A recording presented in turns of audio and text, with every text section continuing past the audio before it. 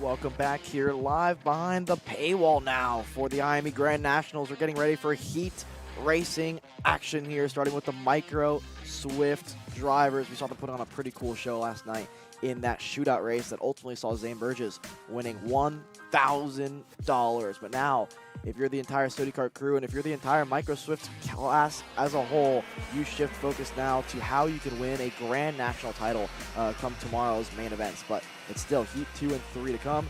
New layouts, obviously, for today's Heat races.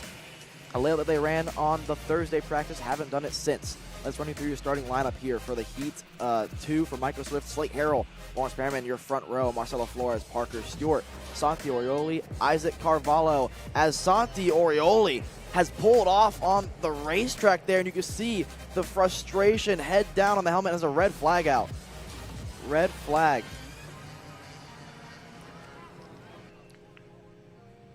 So let's see if we can get an update on what has transpired here. But red flag is, in fact, out for Micro Swift class. We're going to go quiet on the airwaves here for a moment while we can get some more details on what has occurred.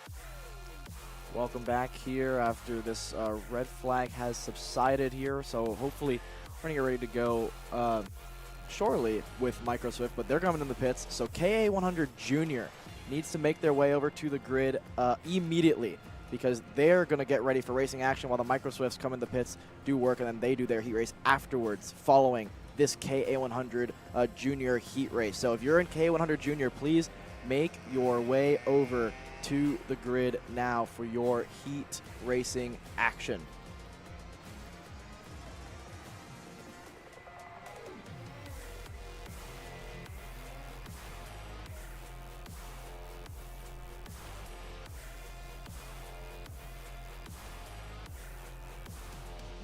USA, a top-level performance team with unmatched hospitality, offering a full-service driver development program with year-round testing available in Miami, Florida, and the official North America racing team of Parallel Racing Chassis. Chassis and parts available at ParallelandUSA.com. So you finally want to get behind the wheel, huh? Yeah, I've been shooting for 3 years and I've never got to drive. Well, you're going to need some more gear than just your helmet. Why don't you go to shopakr.com. They got their inventory online and they'll ship it the same day if you order before 5:30 p.m. Eastern. They got shoes? Yep. Gloves? Yep. Rib protectors? Got those too. Can they make me go fast? No. Here at Acceleration Kart Racing, we've got everything you need to get on track. What happens next? Well, that's on you. Check us out online at shopakr.com.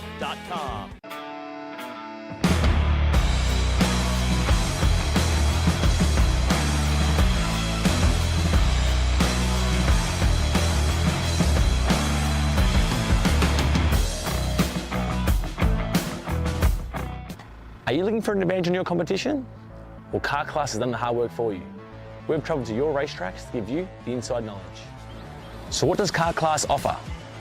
We've got drone footage that captures the racing lines, visual markers for your braking points, acceleration zones, and the best overtake opportunities on your racetrack, pedal cam to show you where to brake and when to accelerate, and 360-degree footage to make sure you don't miss any parts on the racetrack. We've covered 13 racetracks in the United States, and Australia, you're up next. So visit kartclass.com to get your track information. Massive turnouts, world-class venues, and an awesome family-friendly atmosphere. All of these and more are pillars of the U.S. Pro Kart Series, which is gearing up for its biggest season yet in 2023. Orlando, Houston, Newcastle, Cincinnati, and Mooresville. Welcome to the top level of North American karting. Welcome to the U.S. Pro Kart Series. All right, we're back here as the KA100 Juniors Group A versus C hit the grid. Again, if you're in the paddock and you're in Groups A versus C for KA100 Junior, please make your way to the grid right now because your heat race is about to begin. All right, Jerry. Let's talk a little bit about this, right? We got KA100 Junior now getting ready for their heat racing action. This is one of the biggest, actually I think it is the biggest class that we have, this and KA100 Senior this weekend. So they have to split it up into 4 groups that do 2 heat races, A, B, C, and D. So now we saw A versus D yesterday, so now we're at A versus C for our group racing action. We see Ty Fisher, we see Gasket Lead out there on the grid. Ty Fisher was your pole sitter overall yesterday in KA Senior. It was his first pole on the national level for K. He's still looking for his maiden national victory, but I think the shootout's going to count. He beat the same competition that he's going to face later on this weekend. So last night, $1,000 richer for Race Lab TV and Ty Fisher. He got his first national event victory besides a heat race or a pole position. So congrats to Ty. Gasket Lee talking with him as well. Weiland in this group. This is a very strong group, this A versus C. Let's run you through the lineup here shortly while we get ready for the final couple drivers to hit the grid. Fisher, Gasket Lee, Vidmontier, Weiland. Those are the 4 drivers that we have seen throughout the year be very strong. Dupuis and Vanchev, Stody Karts, row number 3. Let's talk about Nathan Dupuis a little bit. He's been pretty solid. He moved over to Stody Kart USA. He's had a solid run throughout the year so far. His best performance to me comes at MCC for the Stars Championship Series, where he was running the top 3 for majority of that weekend. Since then, his confidence has really boosted. So too is Alexander Vanchev. So I think that entire junior package for Stody is something to be very proud of. Jose Halfin, Martin Hamarillo, has been pretty solid throughout this weekend so far. Edgar Rodriguez, Naomi Garcia, another Stody Kart USA junior driver. That's your top 10. Then you have to look back to row number 6 to find PSL Karting's, or Burrell Karting, Isaac Malkwit.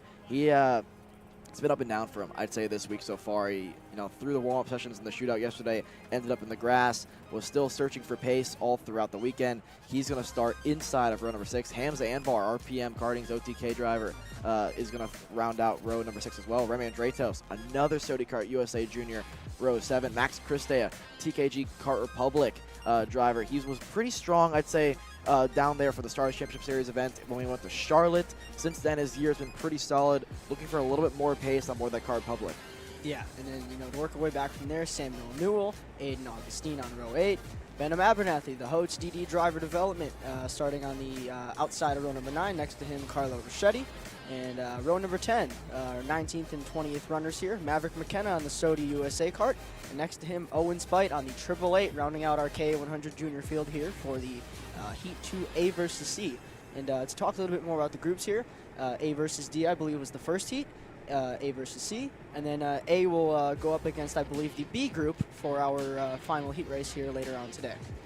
Yeah, well, engines are fired, and they're rolling out onto the racetrack, headed by Chase Gassiet Lee, Ty Fisher.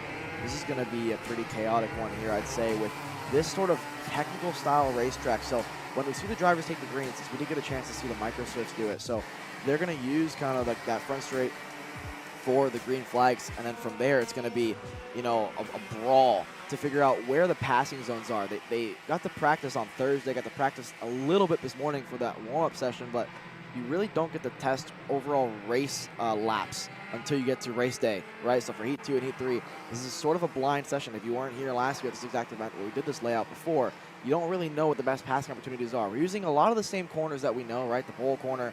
We have this hairpin as well, but the hairpin is no longer a long straightaway into turn number 8. It's actually a tight right-hand hairpin, which is turn number 1 for this layout. So it's going to be a pretty good racetrack, I think, in terms of switchbacks. You're seeing a lot of those. This turn number 1, what used to be 1, is now actually turn number 7. So there's Vidmontien. This is a double right-hander now instead of a long sweeping right-hander. Up the hill towards turn 3, this is identical to what we are accustomed to seeing at Trackhouse Motorplex. And then again, the only corner that really remains the same is this bowl corner, which is still going to be one of the best passing opportunities on the racetrack, but it doesn't lead to the turn 5-6 complex because it's an immediate switchback into a tight hairpin that then goes towards what would be turn 11 on the normal layout. And then again, it's a great passing opportunity up the hill to the final corner to a short run to the line, unlike what we are normally accustomed to seeing with that pretty long run to that checkered flag, to where we see a lot of side-by-side action all the way to the finish. Formation lap is done here, so you see Justin Dietrich. We saw him all day yesterday, begging the drivers to please slow down for the start. We're going to see it more again today. So again, like I mentioned, they're going to use a normal start-finish straight just to get the karts up and running, and then we're going to use the normal cutoff for turn number 1 as Dietrich points towards acceleration cone, telling them do not accelerate before that big blue cone here. Flagman likes it. Green flag in the air. Fisher, great start. Gassiet Lee's going to fall into second. Weiland's going to shut the door on Vidmontien. Move up into third here. Great start for the Magic machine there. Vidmontien slots in the 4th. Dupuis, Vanchev, the 2 Sodi Kart drivers, 5th and 6th, where they started. And behind him is one of the RPG Cosmics, I believe, of Edgar Rodriguez as well. So good start for him from 10th up to 7th already. Yeah, good start for him there. Hamza Anbar and Isaac Malkwit. Oh, Anbar off the track there, just out of frame. Yeah, you see him pulling back on there, going to be about 2 positions down behind him. I believe that was also Benham Abernathy also having issues on the Hodes DD OTK. Now, Max Weiland down the inside of Chase Gassiet Lee, going to get that move done on him. Gassiet Lee holding it rough around the outside. Enzo now down the inside of Gassiet Lee, going to get back in line. And now, seeing this new complex here, this is now what is now 5 and 6. And now the run up here to this long sweeping right-hander, turn 7. And now up the hill they take us, Alex. Yeah, up the hill for the first real time here of racing laps. Ty Fisher's got a pretty solid gap now to Max Weiland, who, like you mentioned, gets around Gassiet Lee up to P2. Vidmontien going slightly defensive on Nathan Dupuis, who looks pretty racy early on in this one. We have a 5-kart breakaway here from 6th, but Vidmontien with a deep dive up the inside of turn number, what would be 10 now on this alternate layout. He's up to 3rd, Gassiet Lee down to 4th now. Then it's a Sodi Kart, group of Dupuis, Vanchev, who's going to go up the inside now of his teammate. the more you race, the more that the drivers in 7th on back are going to start to catch. And speaking of the more you race, the U-Race driver Martin Hamarillo is in 7th. There's Max Christia round the outside of, I believe, is Naomi Garcia. So now move Max Christia up into the top 10. He started 14th in this heat race. Yeah, I see what you did there, Alex, with the U-Race pun there. That was pretty cool. Anyways, back to the on-track action. We have Ty Fisher still out front with about a kart length back to Max Weiland. Enzo just got back past Gassi Lee last time by. That's Gassi Lee there on screen in the Coastal Ink printing OTK there. And behind him, the two Sodis. And then back there, Jaramillo, Halfin, Garcia, Christie, and Rodriguez in the 11th position. Yeah, as we start lap number 4 in the books, Ty Fisher's lead has been erased, and Vin Montien senses it. He wants a chance at that second spot. He wants to be the first driver that gets to the rear bumper of the Race Lab TV go-kart. The more you battle for this fight for 2nd, 3rd, and 4th, the more you're going to let Ty Fisher begin to pull away. But I think right now the pace of TKG and Kart Public seems to be faster than what Ty Fisher was able to do the last couple times around. Look at the lead that this lead group has over that second place of the second group, headed by what is Christia, Garcia, Hamarillo, who actually last time by got passed by a handful of drivers. There's a look at Max Christia just in the background. He has pulled away from that group, so he has no help behind him, no help in front of him. Vanchev up the inside of Gassi Lee. So Gassi Lee beginning to fade here early on in this one. Dupuis wants a chance at the Coastal Link. Tony Kart now here as we begin lap number 5. Something to note, we've said it early on, rounding the final corner, usually it's a longer run to that start-finish line where you can make the crossover work. You can actually defend easier now into that final corner, knowing that even if somebody gets the crossover maneuver attempted on you, the run to that finish line is not long enough to where you can actually benefit more from defending into the final corner. So it's going to be interesting to see if some drivers opt for maybe the Hayden Jones style line where they go around the outside, or McMurray did last year in the junior race. So I think it's going to be interesting to see the different strategies that we see, but nonetheless, like I mentioned, the bowl corner still here, turn 3 still here, so it's really a 50-50 now on passing opportunities that drivers are accustomed to, and then new ones that maybe you're not so accustomed to. Yeah, and now Weiland here behind Enzo, now coming around to turn 12. Now through turn 13, going to take us on our lap number 6 here in the K100 Junior Heat, Heat 2A versus C grouping. And yeah, it seems like I believe that's Vanchev in the 4th position. He's going to be leading that Sodi train there up to the lead group with it's Dupuis in the 6th position behind Gassi at lead. And yeah, it seems like this lead pairing here has been pretty comfortable now that Enzo has gotten into that 2nd position. Not really able to get to the rear bumper of Ty Fisher yet on that Race Lab TV kart. But yeah, slowly working his way there, wiring behind in tow. And yeah, leading us down now to the turn 9 bowl, which, as you mentioned, Alex, is just about one of the only couple of corners here on this new layout that's going to stay the same. Ty Fisher right now doing a tremendous job, just enough to really, maintain that one kart length advantage. It's pretty much been depleted now because Vin Montien all over the bumper with the assistance of Max Weiland and then Vanchev behind him. And there he goes. Deep dive, Vin Montien to the inside and through. It's one of the first moves we've seen in the turn number 1, the alternate turn number 1 now, so we know that move is possible. It takes a deep lunge up the inside, and I will say, we talked about it in the warm-up session here, Jerry. We are curious to see how much grip is down there on the bottom of the racetrack.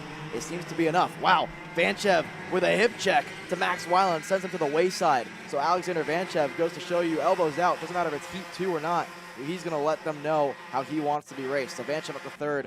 Weiland is going to fall back. He's going to lose track of this lead group and actually fall into the clutches of Max Christia as well. We see Edgar Rodriguez behind him, so that's going to be a pretty solid group, especially if this top 5 continue to race. And wow, once again, Vanchev getting the elbows out early. He moves Ty Fisher up the racetrack, so Vanchev to P2. Gassi Lee follows him through. Smart stuff. As a driver who, listen, if you see the driver in front of you being aggressive early, that's the one that you want to follow. You basically want just the C's to part in front of you, and that's what's happening right now for Gassi Lee. That's 2 moves that he's done that he didn't have to do any work for.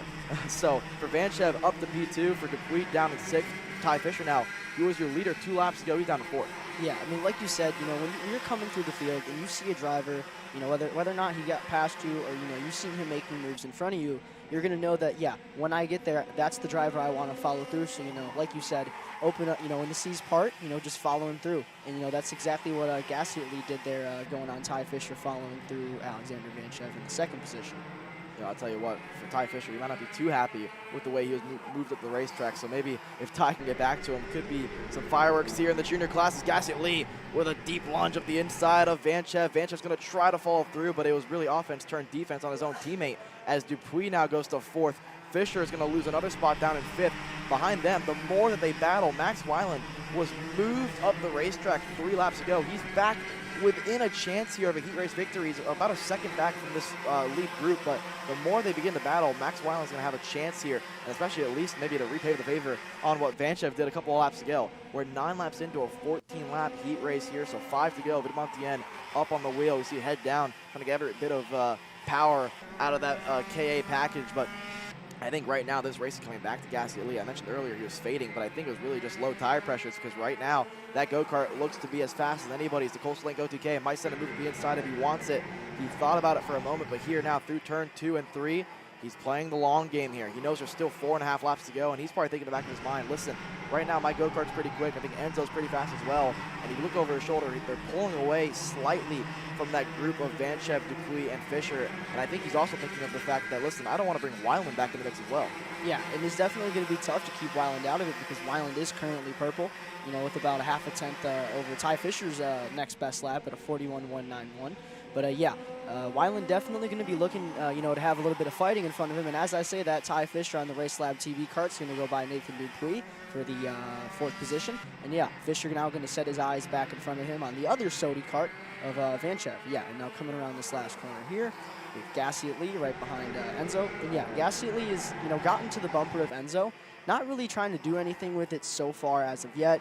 Just trying to, you know, see where Enzo's a bit better than him and, you know, where, you know, he might have a bit of an advantage in, you know, a corner here or there, you know, to try to set up that move coming up 3 to go. Now, Enzo taking a little bit different line there coming out of, I believe, 6 and now into 7. And, yeah, things like that is what Gassit is going to be paying attention to, you know, see where he can get that upper hand to go by Enzo Vidmontien for the P1 position. Yeah, this is some mid-race studying going on, and this is usually what tends to happen. You make a mistake, and they make you pay for it. I think he was content with staying behind Vidmontien, but as long as he kept it clean, Vidmontien makes one mistake, and Gassit makes him pay. And now all it takes is one pass, one bit of fighting, and it brings the entire group back together.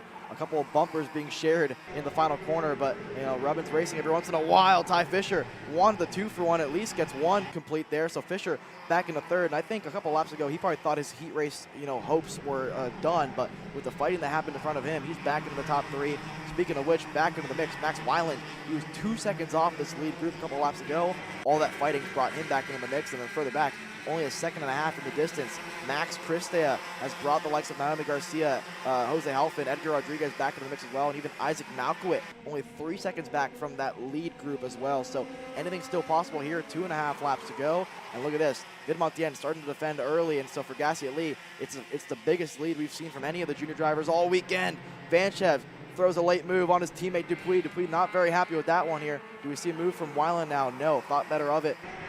That group's probably thinking, listen, the more we battle, the more the likes of Vidmontien and Fisher are going to start to pull away. So for Ty Fisher, he's loving this behind him because he can set his sights forward on Vidmontien and really push him back up to the leader if he wants a chance at a heat race victory. Yeah, let's see. You know, now with 2 to go, Weiland is definitely going to be making the move, you know, going to be looking to make the move at least soon on Nathan Dupuis in front of him to get back to Vanchev, who, you know, he did have that contact with earlier a couple laps ago, and I believe corner 6. And yeah, Weiland going to be looking to get back up there, but that little bit of defending that Enzo did, you know, going into 1 when Fisher made that move, you know, and then 1 and 2, and then defending in 3 gave Gassit Lee about a 7/10 gap. And yeah, definitely chugging away to try to get back to chase Gassit Lee out front in that Coastal Link printing OTK. Yeah, well, last time around, Gassit Lee absolutely flying. The only driver close to the pace that he was able to run is what Max Christea did a couple of laps ago. So for Chase Gassit Lee right now, Vidmontien is basically deciding his fates by defending early. So on the final lap of this one, Gassit Lee has about a 2nd advantage. This is the battle that we're focusing on. Weiland looking to the inside of turn number 4. You can't go around the outside there because it becomes the inside and then the outside once again. So Dupuis knows that. He pushes him out of road. Weiland's going to have to figure out a new way to get around the Stody Kart driver. But these two battling is giving Vanchev a bit of breathing room to really focus on anybody in front of him, which is nobody, because Fisher and Vidmontien have pulled away. Vidmontien to the bottom of the racetrack here to the bowl corner. This is actually turn number 9 on this alternate layout. Fisher is going to try the outside. It becomes the inside for 10 if he wants it. He's going to take it, but a little too much curb. It's going to cost him a couple spots. Vanchev, the opportunist in this one, up to P2 in the final corner now. Gasly Lee crosses the stripe to win the heat race. Further back, it's Vanchev over Vidmontien. Dupuis in the dirt if he had to make that one stick to 4th. Weiland ahead of Fisher. And then we saw some contact further back. Christia takes 7th. Garcia, Halfin, Rodriguez, your top 10. Malquit, 11th. So that group remained the same, but a lot of contact, a lot of argy-bargy here in heat number 2. But for Gasly Lee, ultimately 2 seconds out front because of all the fighting that happened for P2. For Vanchev, he sat in 4th all race long and then took 2nd at the stripe there ahead of Vidmontien, ahead of Nathan Dupuis as well. Yeah, we normally talk about how Enzo's, almost, able to get that upper hand, when the storm starts behind him, he's always the first one out of it. But yeah, that time around for our K100 Junior Heat 2 A versus C grouping, Gasly Lee going to get the upper hand when the storm starts behind him, Alex. P5, Weiland, Ty Fisher in P6, Christian 7th, Naomi Garcia on the Soda USA Kart P8, Jose Halfin P9, Edgar Rodriguez P10. And you want to take us to the rest of our field here, Alex? Yeah, so we got Isaac Malquit, Samuel Newell, Benham Abernathy, Hamza Anbar, Remy Andretos, your top 15. Then it's Carlo Rocchetti, Owen Spate, Maverick McKenna, and Martin Hamarillo unfortunately had to pit early because of a detached rear bumper. So that's going to put him at the back of the grid to finish out heat number 2. Now, engines are fired in the background. Now it's time to go for some Micro Swift racing action. If you tuned in earlier, we have the red flag on the warm-up lap, so they had to go back into the pits, do any sort of adjustments they would like to do, and then they're actually going to go back onto the racetrack now. So it's time now to go Micro Swift racing for heats number 1, and we got a pretty cool grid here. We got Slate Harrell, Lawrence Pearman in your front row. Then it's Parker Stewart behind him, Marcelo Flores, Isaac Carvalho, Dutch Westbrook, your top 6. Then it's Jaden Francisco, one of the drivers that we expect to be in that top 5, maybe even top 3 group and fighting for the victory come Sunday. Zane Burgess, $1,000 richer after last night's shootout event. He qualified 8th. He's going to have to start 8th for all of his 10th for all of his heat races with Wim Gottschalk on his inside. Yeah, and then behind them in the 6th row is Jack Katowski on the J&M Soda USA car. Next to him, the Team Bennett driver of Sterling Mulata, Zev Gottschalk, the brother to win. And then next to him, Axel Garcia. And on our final row is Camden Clay and Kamiya Kanache.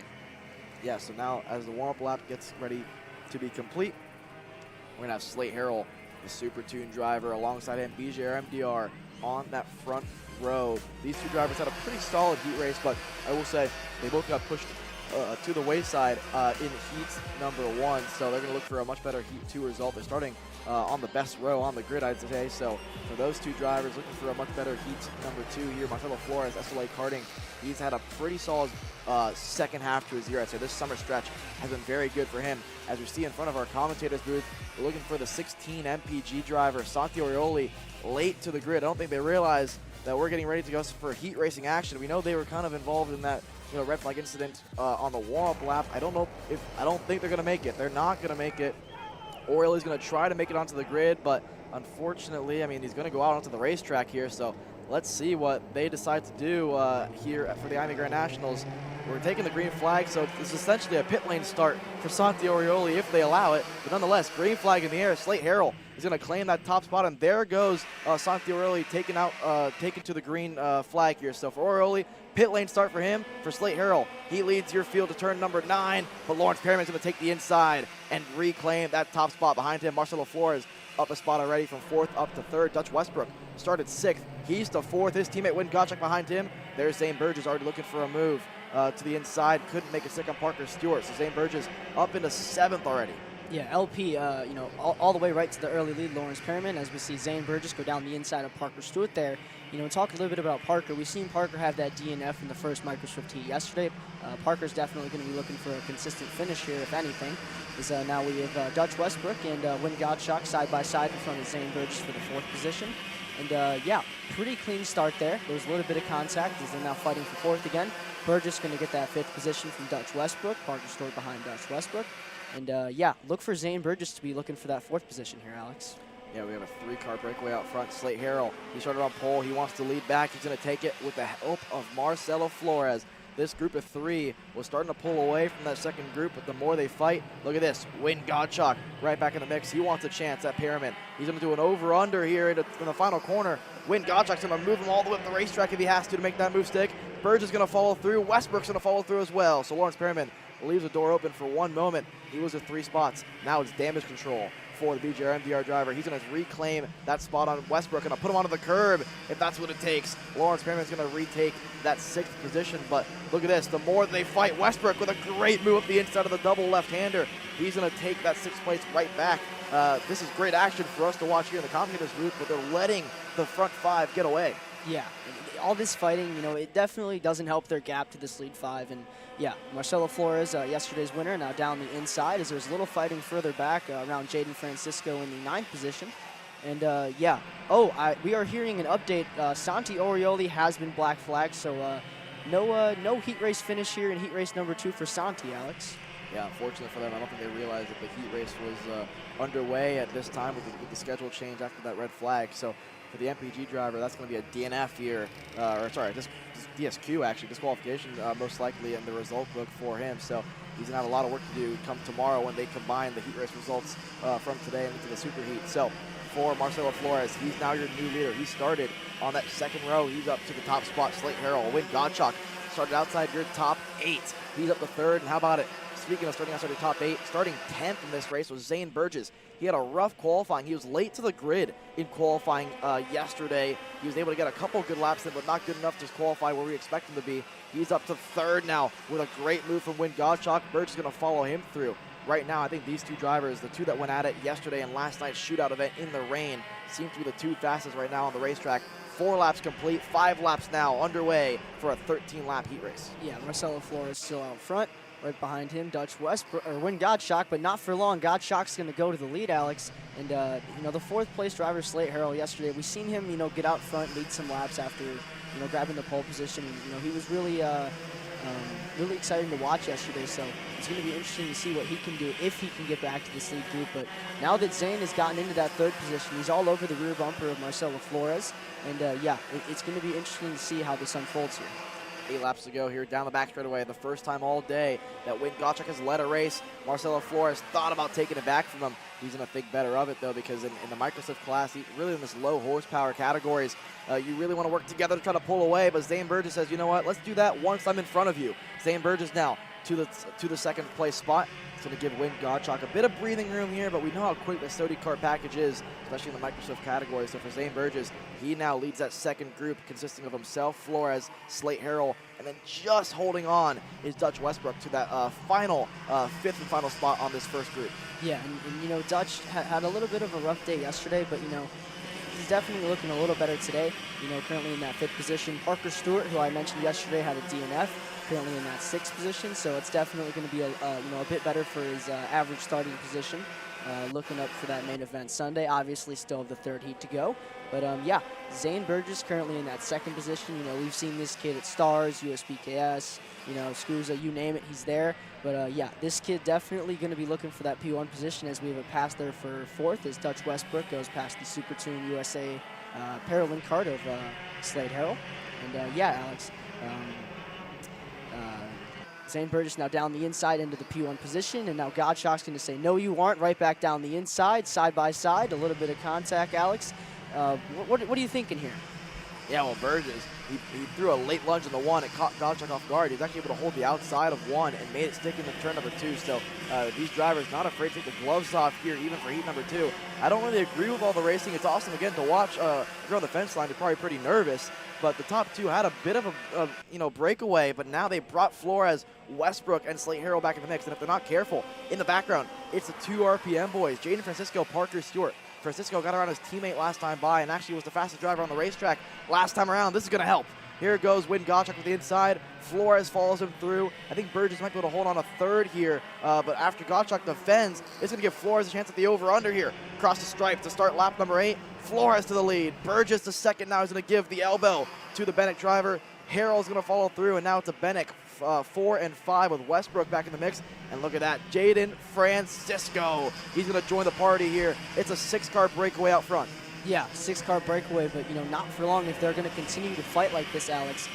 Looking at the times here, Parker Stewart in 7th has slowly been getting up there. Is now Slate Harrell contact with Zane Burgess, looking a little too late there in the entry to turn 7. Now Godshock's going to take advantage of that, go down the inside with his Bennick teammate behind him.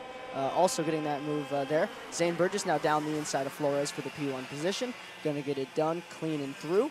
And yeah, this group is definitely going to be getting bigger here very soon, Alex. Well, this has been the story all year long, right? Zane Burgess, even if he doesn't qualify well, he tends to have pretty solid heat races. He's a smart young driver, and he always finds his way at the front of the field. That's where he likes to be, no matter what. He's rarely the driver that's pushing somebody else away. He wants to be the one that controls the pace, as Godshock's going to give him a lot of assistance here for pulling away, because he's going to push Flores to the wayside. Westbrook tries to follow through, can't make that one stick, so now Slate Harrell, he's on the wrong side looking in, but he's going to hold the outside of turn number 5 and make that one stick. So Francisco thought about a move, and behind him, Lawrence Perriman.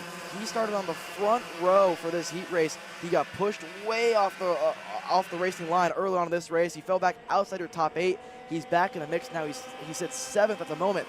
Oh, Flores, he's pushing Westbrook almost into the grass to hold on to 3rd place there. So you see what it means to the SLA driver to hold on that top 3 spot here in the heat race. 4 laps to go here. We're going to start lap number 10 of 13. Win Gottschalk now, the first time all race long where he doesn't have to worry too much about the drivers behind him because Flores is helping him out by defending from Dutch Westbrook. So let's see this time around who the faster of the top 2 is. Last time by, it was Win Gottschalk by 400th of a second. So for the Bennick driver here, the pace is still there for Dutch Westbrook as well. His teammate in 4th, I think, is actually falling to the clutches now of Francisco, who's bringing Perriman with him as well. Behind him, Slate Harrell has fallen down to 7th, but he's still pretty quick and has a chance here if they begin to battle up front.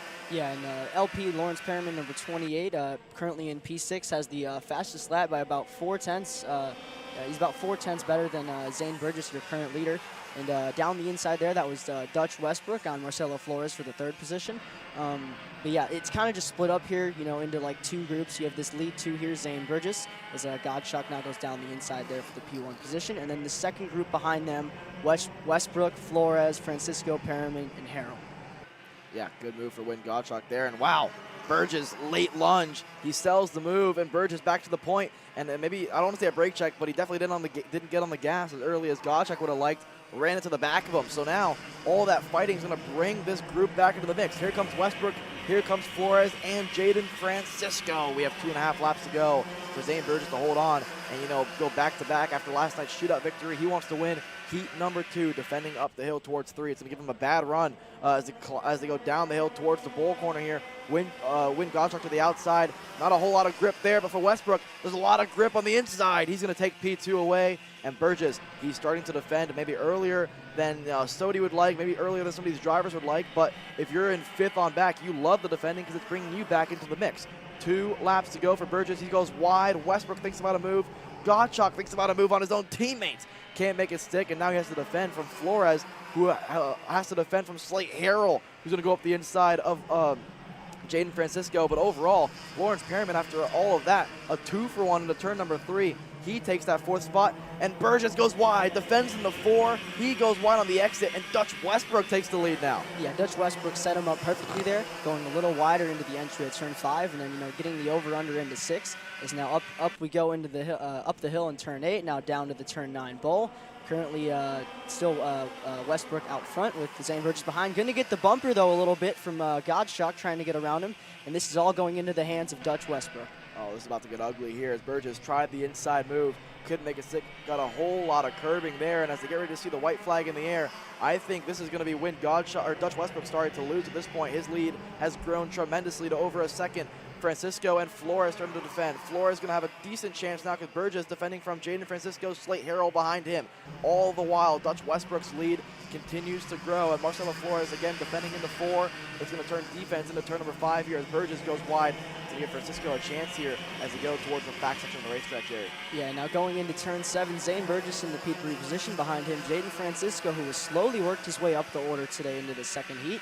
Zane going to block a little bit for the 3rd position. Zane not close enough to Marcelo Flores to look for a move. Marcelo's still going to go to the middle of the track. Zane middle track. Everyone going to follow through. But yeah, Jaden Francisco still looking for that move here to put him up 1 more position. Zane going to half block there into, I believe, turn number 10 and 11. And now taking us into our last corner, Alex. Dutch Westbrook out of nowhere. He's going to see the checkered flag to win heat number 2. Behind him, it's Flores, Burgess, Francisco. Side by side further back, that was Harrell, Perriman, Gottschalk, Sterling, and Mulata joined in on the party at the end of that one to round out your top 8.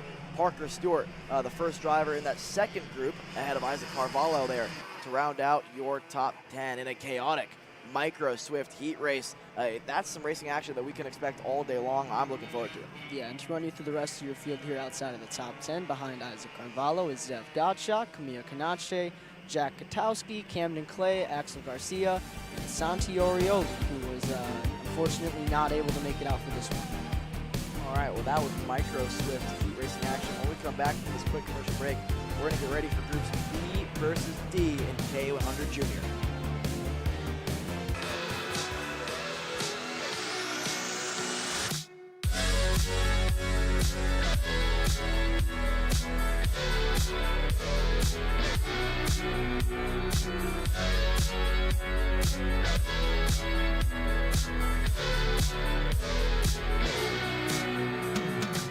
Are you ready to get behind the wheel? From Formula One to NASCAR and IndyCar, all the pros start here.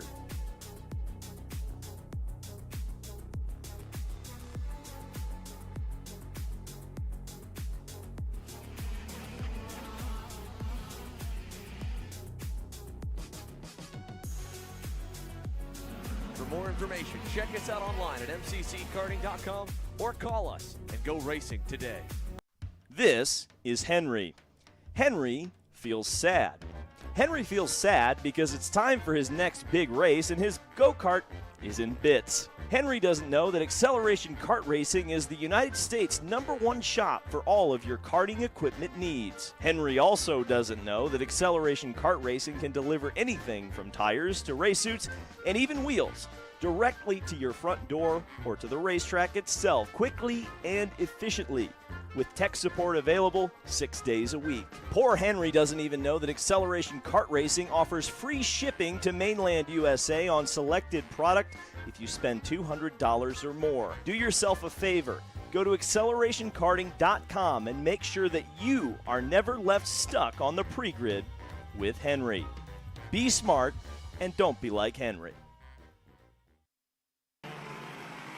Welcome back to the IAME Grand National Championship as we are ready for the next of our heat races in the afternoon on the extended layout for today's action. The KA100 Junior class, much like the KA Senior, split into 4 groups.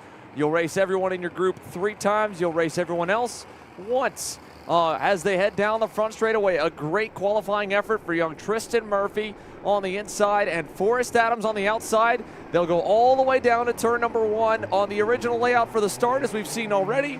And, well, we've got them underway now for heats number 2, B and D groups. And off the bat, Forrest Adams is going to go dirt tracking there up the hill through the cut-through, Jerry. Yeah, Forrest didn't really have much of an option there, but, you know, we kind of just had to go off track there.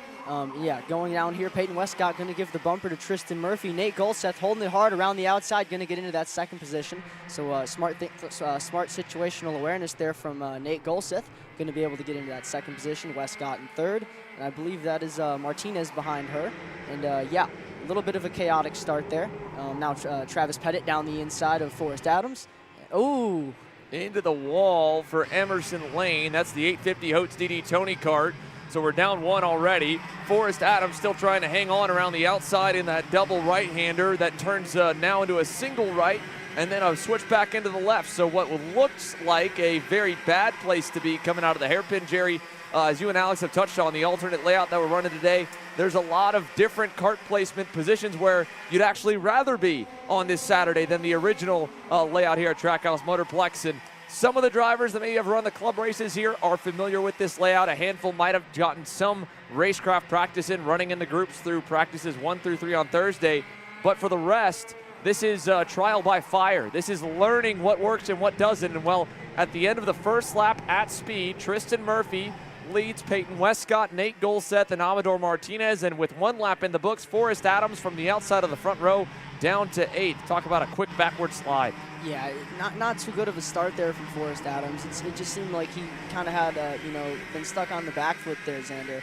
But yeah, Tristan Murphy now leading us through turn number 7. Going to go over this little curb here up the hill into turn 8 with Peyton Westcott behind, Nate Golseth and Amador Martinez. Travis Pettit about a second back from them. And now Peyton Westcott's going to look to get the move here done on Tristan Murphy and the ball going to get that. So clean move there and good for her on the RPG Cosmic. But yeah, taking a look there at Travis Pettit, about a second back. If he can have a little more fighting in front of him, you know, that would give him the assistance he needs, Xander, to get back to this lead group.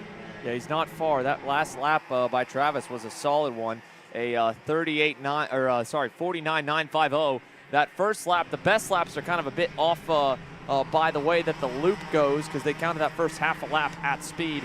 But Travis Pettit at a 49.95, only driver in the 49-second bracket of anyone on the racetrack. He picked up 2/10 on the leaders and as much as maybe 3 to 4/10 on the drivers in front. So he is the quickest right now, and that Race Lab TB is on the cusp of the toe from that main pack.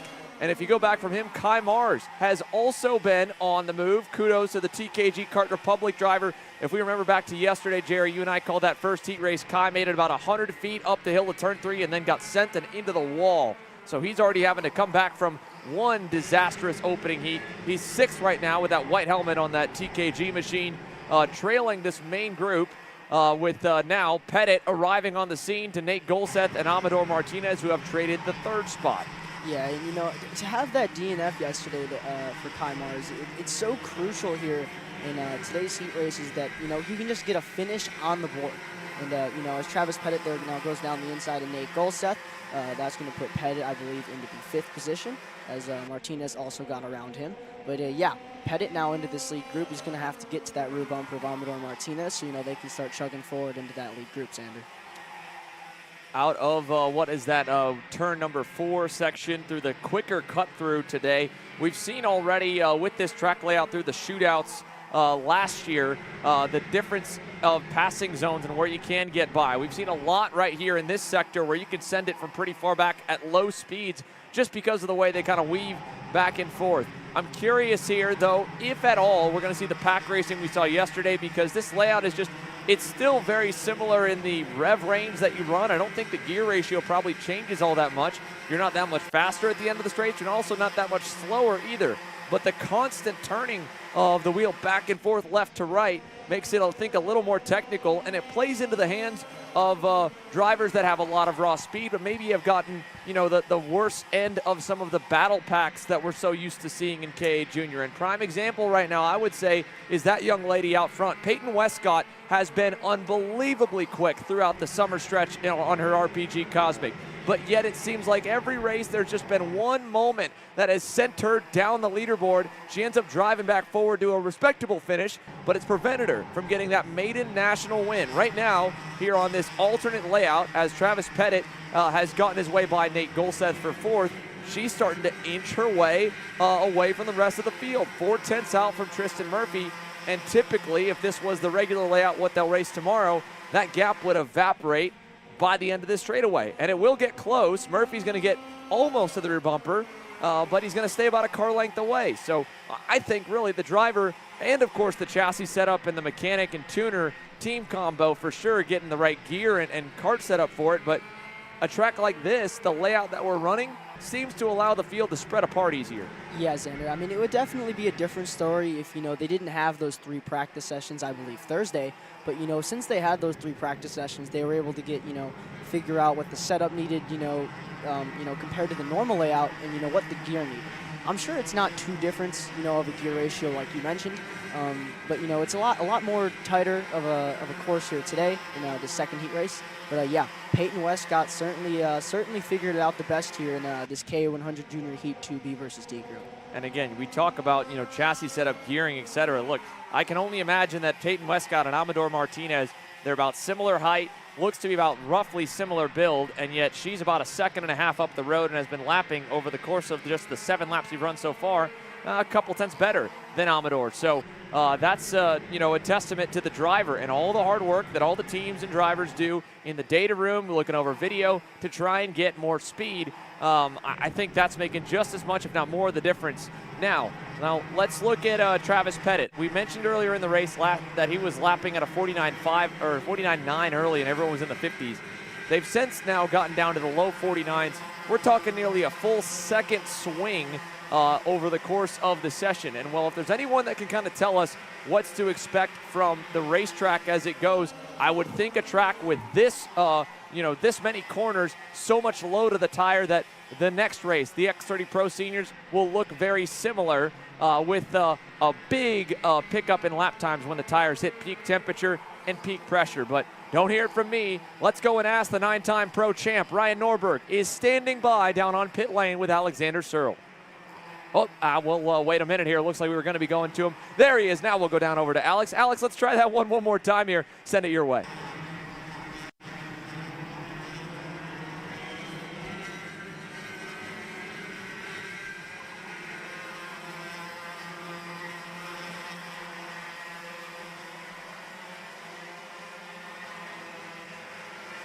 Session, we're all within a half a tenth, and we're just not as fast as some of the other people, so yeah, I mean, we just gotta keep working on it. Hayden's up front. Hayden won the first heat. We've got some good data, and yeah, I think we just gotta, all that matters is tomorrow. Obviously shootout tonight, that's important too, but really, tomorrow's what we're racing for. So yeah, we got 2 more sessions today, 2 more heat races, and then we got all the night to test as well. So yeah, we got enough time. You won this race twice. What does it take to make it happen again? Patience. You got to really just keep, like we're doing, just keep working at it. I mean, right now, the slightest edge is what's going to put you over the top to win the race. We're just so close. So if you can find a half tenth on everybody, that's a lot here. So, yeah, I mean, it's just about our patience and keeping the cart, and just focusing on trying and working on trying to get something faster. This is not a new layout for this event. We ran it last year. You ran this layout on Thursday as well. So do you think you have a decent enough piece for these next 2 heat races? Yeah, it's just it's tough to pass on this layout. There's really only 2 passing zones that are good. And if they defend those 2, it's kind of difficult.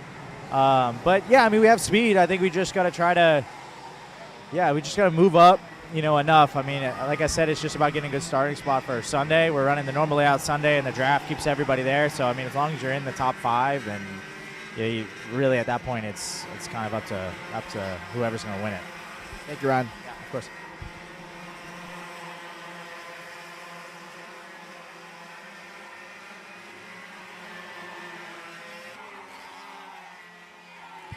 While Ryan Norberg is gearing up for that X30 Pro Heat, this K Junior Heat is about to really come to a head with Peyton Westcott slowly inching her way away from the pack. Well, they have started to settle into a massive group fighting for the 4th position here, Jerry. We've been keeping an eye on it while we were side by side. It's Kai Mars now into the 3rd spot, leading fellow rookies in Travis Pettit and Jackson Gibson, going all the way back to then Nathan Golseth on that Arcane Ryan Perry Motorsport combo entry in the 7th position. Luca Brancati looking on there behind, along with Yago Lempin, Forrest Adams, the off-pole kid, all the way down to Alexander Young on the Ryan Perry Motorsport Tony Kart in 11th.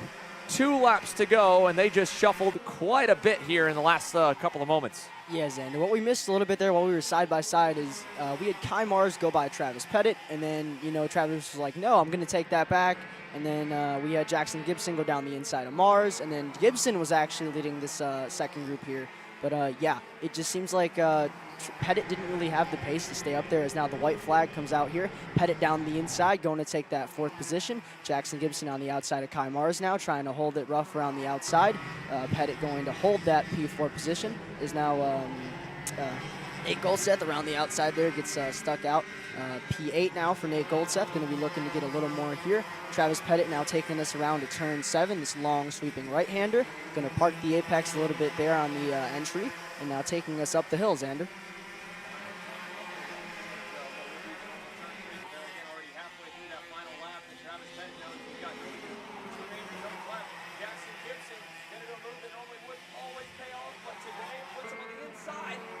Outside in the bowl, Peyton Westcott will win the heat race here for groups B and D, and Jackson Gibson with a big around the outside move will take over the 4th position at the line. A slick move in turn number 4 on the original layout has Jackson Gibson slot all the way to the front of that pack. Nicely done for Jackson, and well, They shuffled a good amount there at the end, but Peyton Westcott ends up as the winner in Heat 2, Groups B and D, with Tristan Murphy ending second, Martinez third, 7.5 seconds back. I think that's another thing to note, Jerry. Not only does this layout seem to spread the field out a little more, getting into a battle costs you a lot more time than the original full course. Yeah, definitely a lot bigger gaps, than we had seen yesterday on the full course.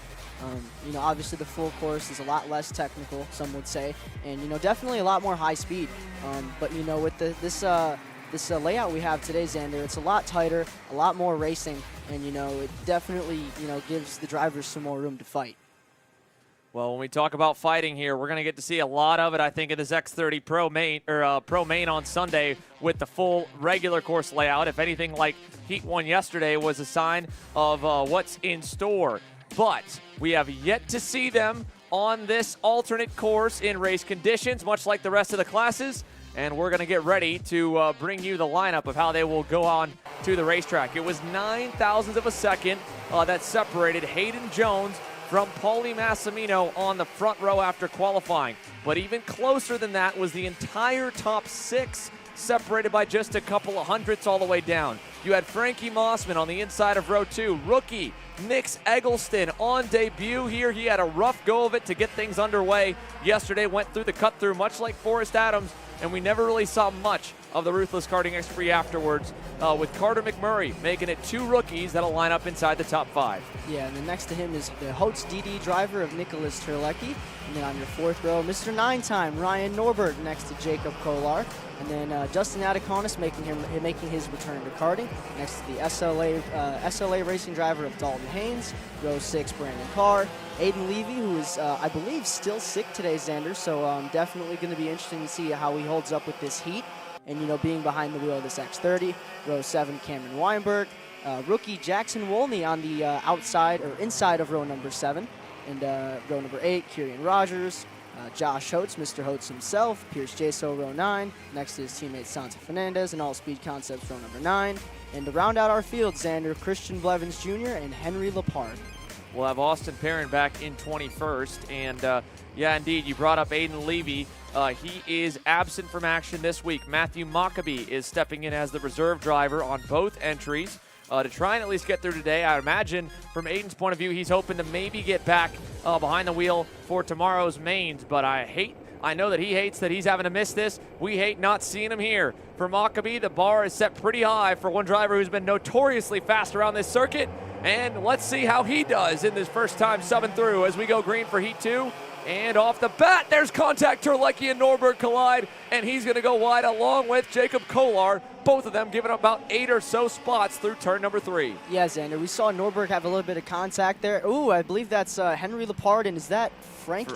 Fernandez, No, it's Fernandez. Santi Fernandez, and Henry Lepard colliding over in the opening chicane. So it's Hayden Jones to Paulie Massimino and Frankie Mossman, the front 3. Carter McMurray with a good jump here into the 4th spot, and then how about Brandon Carr, who drove through the pack yesterday? Dalton Haynes did the same. They're into 5th and 6th as Mossman is quick, and he wants to quickly move his way forward. He's up to 2nd. Yeah, the SCR karting driver, Frankie Mossman, going to take that P2 position on the 2nd lap. Paulie Massimino behind him, our last night's CNCP K100 Senior Shootout winner. Behind him, the rookie, Carter McMurray, into the 4th position with Brandon Carr finally getting into the top 5 for, I believe, the first time this weekend. Dalton Haynes behind him. Nix Eggleston, a lot better start than he had yesterday in our first X30 Pro Heat race. Weinberg P8, Nick Terlecki P9. Is now Carter McMurray looking to go on Frankie Mossman. Not exactly going to get it done in the exit of turn 11. Frankie going to throw a little bit of a half block there into our last corner and take us on to our 3rd lap. Frankie's still going defensive on McMurray. He's definitely feeling the pressure from the rookie. And now Brandon Carr down the inside, contact. Carr going to go down the inside, have a little bit of contact, and McMurray still trying to get back in line. That was big contact right there. I mean, he popped Carter McMurray about 2 feet in the air in that infield hairpin. So talk about some carnage already. Great heads-up recovery from Carter McMurray as he slips in line ahead of Nix Eggleston, behind Nix Eggleston, just ahead of Nicholas Terlecki. Both of them lost out a bit, and while the rookies, they're at least both having still runs inside the top 10, but they have been shuffled down a little bit. Jones to Massimino, Mossman, Haynes, and there's Eggleston taking the fight to Brandon Carr. Carr going back on him for a minute. He defended, and that's going to hurt him, I think, a little more. McMurray still applying some pressure, and Carter, maybe is he going to try and return the favor? Well, Brandon's not going to give him the chance. He'll stay tucked on the inside through the infield, and that's going to back them up to Jacob Kolar and Ryan Norberg, who is still just kind of buried in the pack there back in that 10th position. Nowhere to go right now for the 348, the driver who walked away from everyone on this layout a couple of years ago. Yeah, it's interesting to see how, how Ryan has struggled a little bit here, and how he's a little bit further down the field than he would like to be. Rookie McMurray making the move down the inside of Brandon Carr. Nick Terlecki trying to follow through. Not going to get it done there through the ball. Now into what I believe is now 9 and 10. McMurray still leading this group, I believe, in the P5 position. Nick Eggleston pulling to the side and going to let those three by him. Kolar now on the inside of him going into turn 1. Not too sure why Nick's pulled over to the side there, but I'm sure we'll get some intel later on that. Kolar now down the inside on Eggleston. Norberg going to follow through. And Cameron Weinberg also now going to get into what I believe is that 9th position behind Norberg. Cameron Weinberg yesterday was a part of some fireworks in that KA shootout amongst many. Nick Eggleston is going to have a problem as he exits the infield left-hander. Nick Eggleston, the rookie who yesterday had a bad start, today has a mechanical failure hit of the Ruthless Karting X30. So he goes out. You cross the line back in the 8th position last time by. Nick Terlecki and Brandon Carr now get gifted a bit of a gap back to Jacob Kolar. They're still fighting amongst themselves. Terlecki now ahead of the TKG driver and into the 6th position. So a good march forward for Nick Terlecki. Still, I think I'm more surprised than anything else here, Jerry, that Carter McMurray has not seemingly suffered any damage at all. He is still lapping faster than everyone in front of him. Last time by for Carter McMurray, a 47.527. Hayden Jones, a 47.72. The next closest of that kind of lead quintet was Paulie Massimino, who is, by the way, reeling in Jones as well at 2/10 a lap better. So McMurray pretty fast in the 340 Timmy Tech Comp Card. Massimino really fast right now, and Dalton Haynes as well closing in on Frankie Mossman. Could have a fight on our hands here for position number 3 in a few moments. Yeah, and as everything behind them exploded with McMurray having to block from Carr a little bit and Terlecki getting into that action, Dalton has slowly worked his way up to the back of Frankie, who has seemingly lost the lead too. And we're going to see what Dalton's going to do here in a couple of laps. He's still about 3 kart lengths back, and halfway through, and still halfway to go, Xander. Check out this kind of midfield scrum right here. You got Brandon Carr, who was up and into the 5th spot off the first lap. Looked like he was going to make all that hard work he had yesterday, where he and Dalton charged from 10th and 11th up and into the top 5 easy. And that car might even go all the way to the lead here today. But the two of them that started 10th and 11th couldn't have different stories from the end of that first lap. Brandon Carr now has lost that position to Jacob Kolar, and we got problems for Austin Perrin. The Tony Kart driver for SLA Kart Racing is out. That'll knock us down to 16. And Carr now fending off Ryan Norberg. Can 9-time get around him and pick up another spot? That'll make him go, I believe, 8th and or 7th and 8th here if he can get by Carr at the halfway point in this heat race. So a good little scrum here. More than anything, though, I'm really interested to see if Paulie Massimino can get up to Jones and start to pull away. He was closing in up until that last lap when Hayden was able to turn up the wick a little bit. And through this hairpin we go up to the last turn. You can see 3rd and 4th are close, 1st and 2nd are close. Haynes, last turn, inside and clear on Frankie Mossman for P3. Mossman's going to go right back in on him there in the first corner as well. Yeah, now going into 3, Frankie's still defending from Dalton Haynes. Dalton's just going to have to go back and get in line. He's Dalton there kind of pointed forward, like, what are we doing? Like, we're letting the lead 2 get away, and, at this point in the race, Dalton must feel like he has the kart to get up to that lead group, and, yeah, definitely some frustration out of Dalton Haynes there. Yeah, I mean, if you're Frankie Mossman, you're thinking kind of net point score. You're not thinking race win. Can't blame him at all. He's not got the speed to go and run down the top 2. This late in the going, if someone gets around you, they're not going to, trigger, I don't think, especially on this layout, a big enough fight to bring you back in the mix. So Frankie's just trying to hang on to a P3 result, even if that pace is kind of starting to go away. And if you're Dalton Haynes here, you've got to be really tactical and kind of keep your head on. Meanwhile, there's the leaders through turn number 1, and now as Haynes goes high and low and kind of runs Frankie a little wide, Carter McMurray trying to pick up the pieces. So is Nick Terlecki. All of them are going to get by on fast Frankie Mossman, and he'll go from P3 back to P6. And Nick Terlecki ends up as the big winner. 2 spots gained, and he barely had to work for him. The work was all done with the drivers fighting in front. Nice heads-up driving from Nick Terlecki. Yeah, you can see Dalton there kind of knew they were coming, and I feel like that's why he was so upset, because, you know, he couldn't get around Frankie. But, you know, all rights to Frankie to go ahead and block, you know, that's just what it is. And, you know, if Dalton can't get around him, then, you know, that's on Dalton. But, yeah, good move there from Terlecki. Terlecki was able to get the 2-for-1 there coming out of turn 3. And, yeah, coming into this last corner now, Dalton Haynes in the P4 position, or P3 position, Terlecki in 4th, rookie Carter McMurray on that Timmy Tech Comp Kart in P5, Frankie Mossman P6. They can look on Carter McMurray there. Not going to get the move done into 3. And Jacob Kolar has now attached himself to the rear end of this group with Brandon Carr not too far back. Yeah, Carr might get another shot to at least pick up the pieces and get a few positions if they fight again. But just as we mentioned, this layout, you know, it doesn't lend itself to kind of pack racing so much. They string out like this, but they end up buffered a couple car lengths away just because it's all relatively short braking zones. Not a lot of heavy braking or long braking zones, Jerry. If there were, that would naturally stack the field up, because second place in line, in this case Terlecki, would have to brake earlier. McMurray would have to do the same, and it would back them up, and the driver that was hunting the pack down could eat up 50 feet to 100 feet with the group in front. They're having to unfortunately make your own luck on this racetrack, and while Carter McMurray was significantly faster than Nick Terlecki through most of this race, it took him a full lap and a half to get that move right there done and to move himself back and into the top 5 after that kind of side-by-side deal into the top 4 between himself, Frankie Mossman, and Dalton Haynes sent him back to the 5th position. And as he did that as well, kudos to Jacob Kolar. Had that crazy off-track excursion off the start. He's reeled in this group. He's back up into the 6th position. How about the run for the Vice Racing Kart Republic driver out of Key West, Florida, 4 hours south from Homestead Miami Speedway.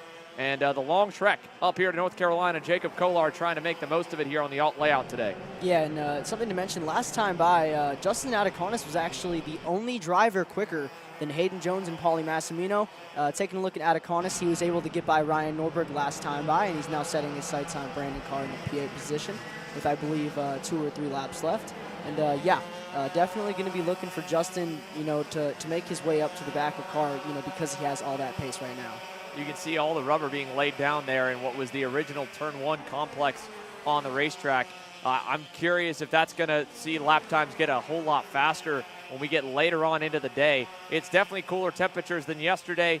We know that there was the pop-up showers overnight that kind of swept a lot of dirt and dust onto the racetrack. But at this point, halfway through the first heat rotation, a full class run through the warm-ups, I think we're starting to get to a pretty good point when it comes to grip levels, and hopefully that will continue, because that's going to allow these drivers to really send it on each other with some confidence under braking and some aggressive maneuvers. And if they've got any confidence as it is right now, now's the time to put it to use, because we've got a lap to go when they hit the finish line at the end of that long straight with the quick switchback 180s, turn 4 on the regular layout, and then going back the other direction.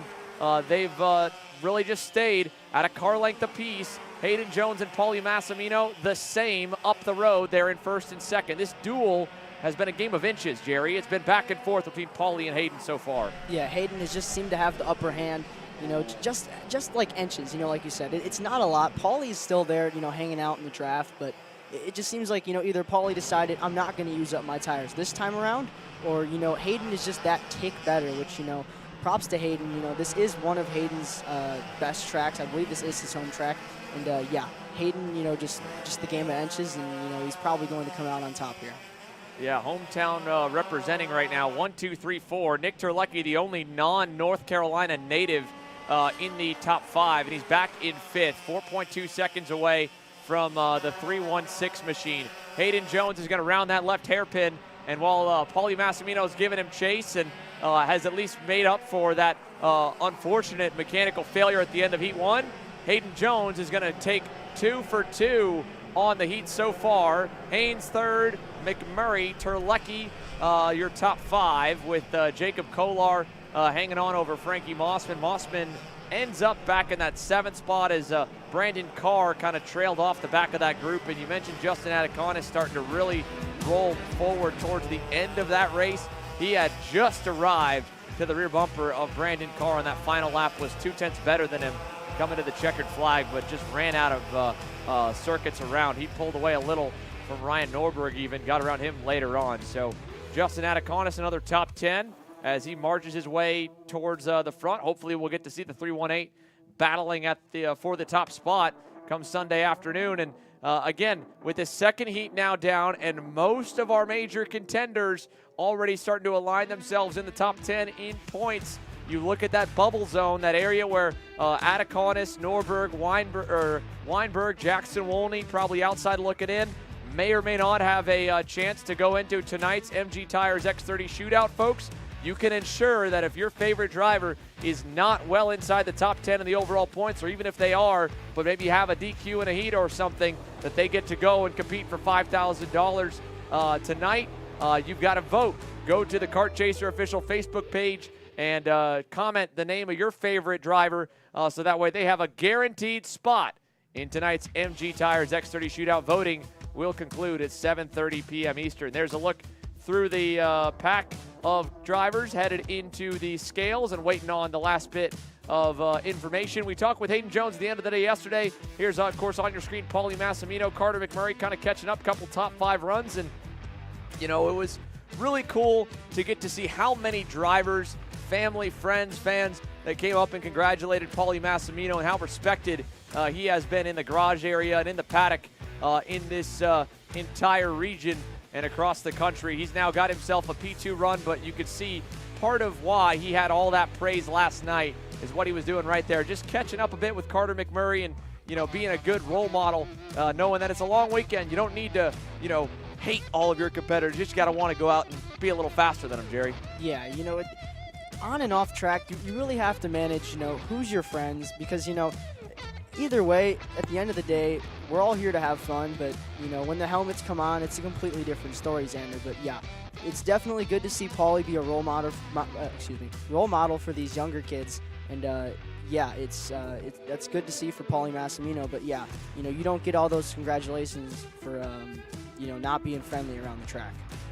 We're going to take a moment to step away while the X30 Pro drivers head through the scale line. When we return, folks, we've still got a handful more classes to roll, including 2 fully packed out KA Senior Heat races later on this afternoon. They're running as the cleanup class in the lineup with X30 Pro, X30 Junior, and Mini Swift on the ticket for tonight's shootout event. So all that, rolling more here from Trackhouse Motorplex. You're watching Car Chasers coverage of the IAME Grand National Championship.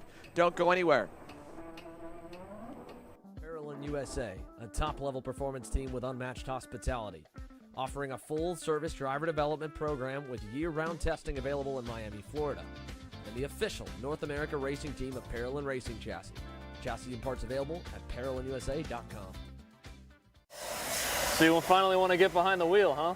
Yeah, I've been shooting for 3 years and I've never got to drive. Well, you're going to need some more gear than just your helmet. Why don't you go to shopakr.com. They got their inventory online, and they'll ship it the same day if you order before 5:30 p.m. Eastern. They got shoes? Yep. Gloves? Yep. Rib protectors? Got those too. Can they make me go fast? No. Here at Acceleration Kart Racing, we've got everything you need to get on track. What happens next? Well, that's on you. Check us out online at shopakr.com.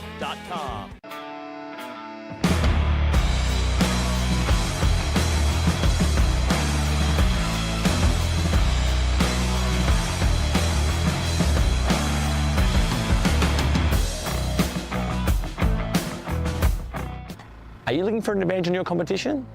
Well, Car Class has done the hard work for you. We've travelled to your racetracks to give you the inside knowledge. So what does Car Class offer?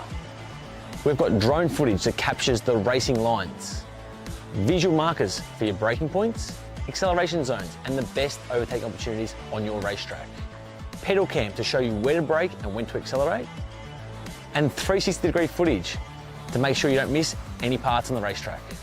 We've covered 13 racetracks in the United States, and Australia, you're up next. So visit carclass.com to get your track information. Massive turnouts, world-class venues, and an awesome family-friendly atmosphere. All of these and more are pillars of the U.S. Pro Kart Series, which is gearing up for its biggest season yet in 2023.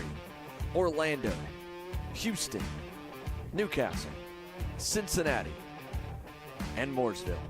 Welcome to the top level of North American karting. Welcome to the U.S. Pro Kart Series.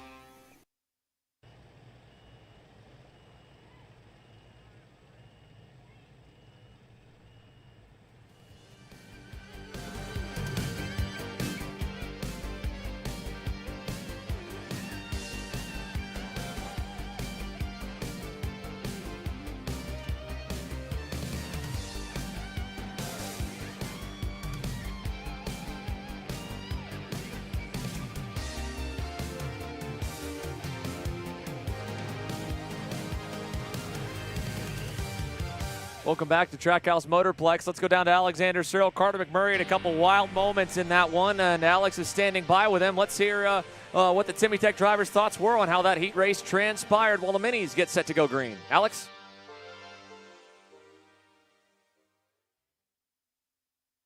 Pretty on, say overall, top 4 for you. How would you kind of describe your weekend to this point?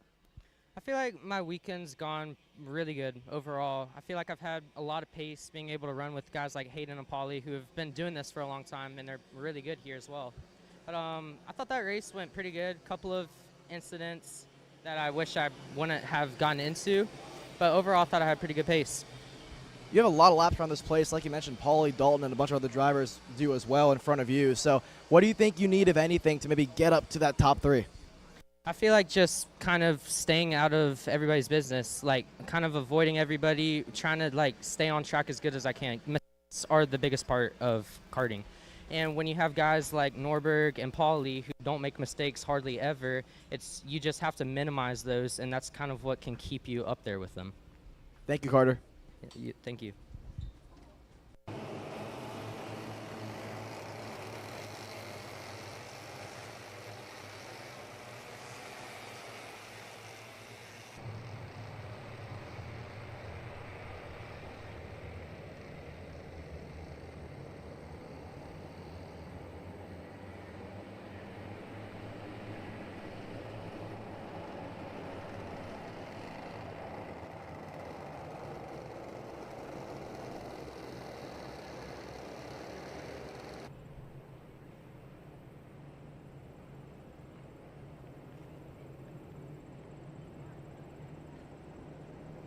Getting ready to go green here with Mini Swift. Let's take a look at it for a good start, and it will be a great one from Cade Wolf on the inside there in the Timmy Tech Comp Kart. He'll lead Katowski through turns 1 and 2, and Royce Vega will slot right on the off the bat into second.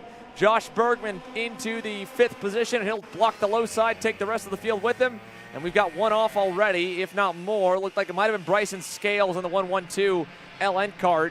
But as the leaders head up the hill, this will cross the timing loop and put half a lap in the books. Technically, it'll put us at 12 laps to go. Cade Wolf leads to Vega, Katowski, Kaysen Hodge on the Sodi in 4th, and then Josh Bergman, who is now trying to get by both Hodge and Katowski, who are going at it.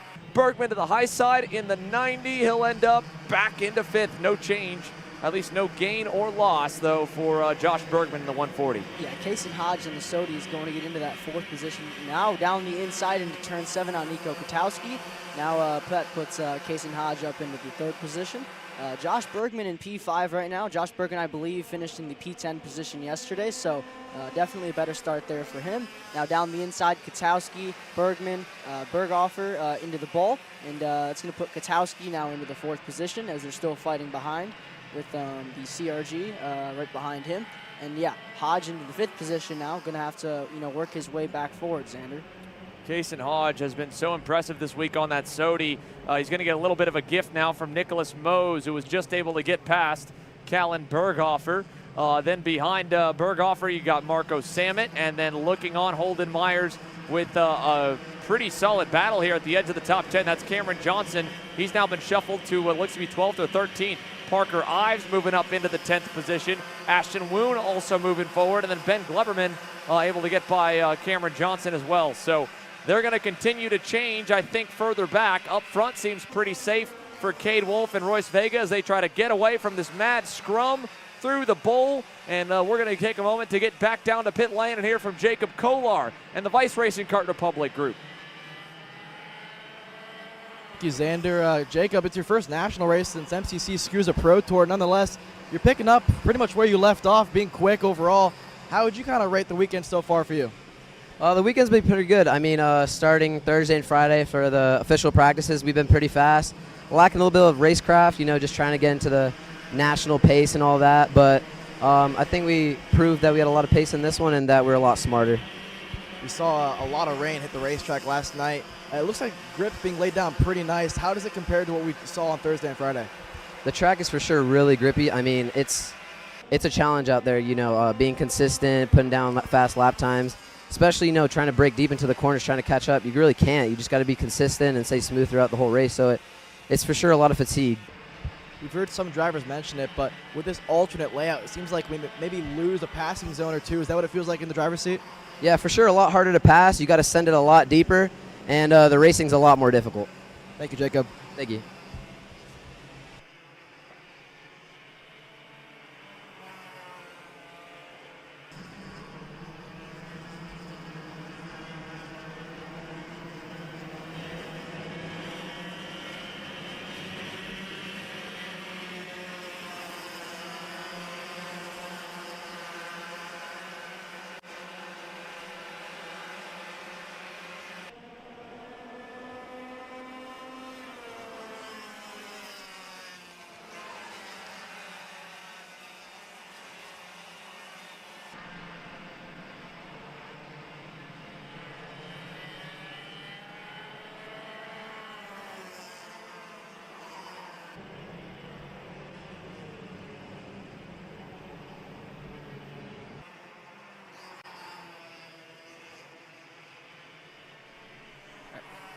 What a battle here, folks, as the pack is headed back through the middle section of the racetrack, the original turn 6, and back over to the original turn number 1. Royce Vega and Cade Wolf, they've broken away by about a second and a half. It looked like for a moment there, Jerry, that they were going to kind of push the whole race. Well, we're still not yet to halfway, and Royce said that's long enough that he's waited behind Cade Wolf. He's now taken over the top spot. Yeah, Royce probably thought that, they had a big enough gap, to fight if he wanted to. But, yeah, Royce choosing to go to the lead here.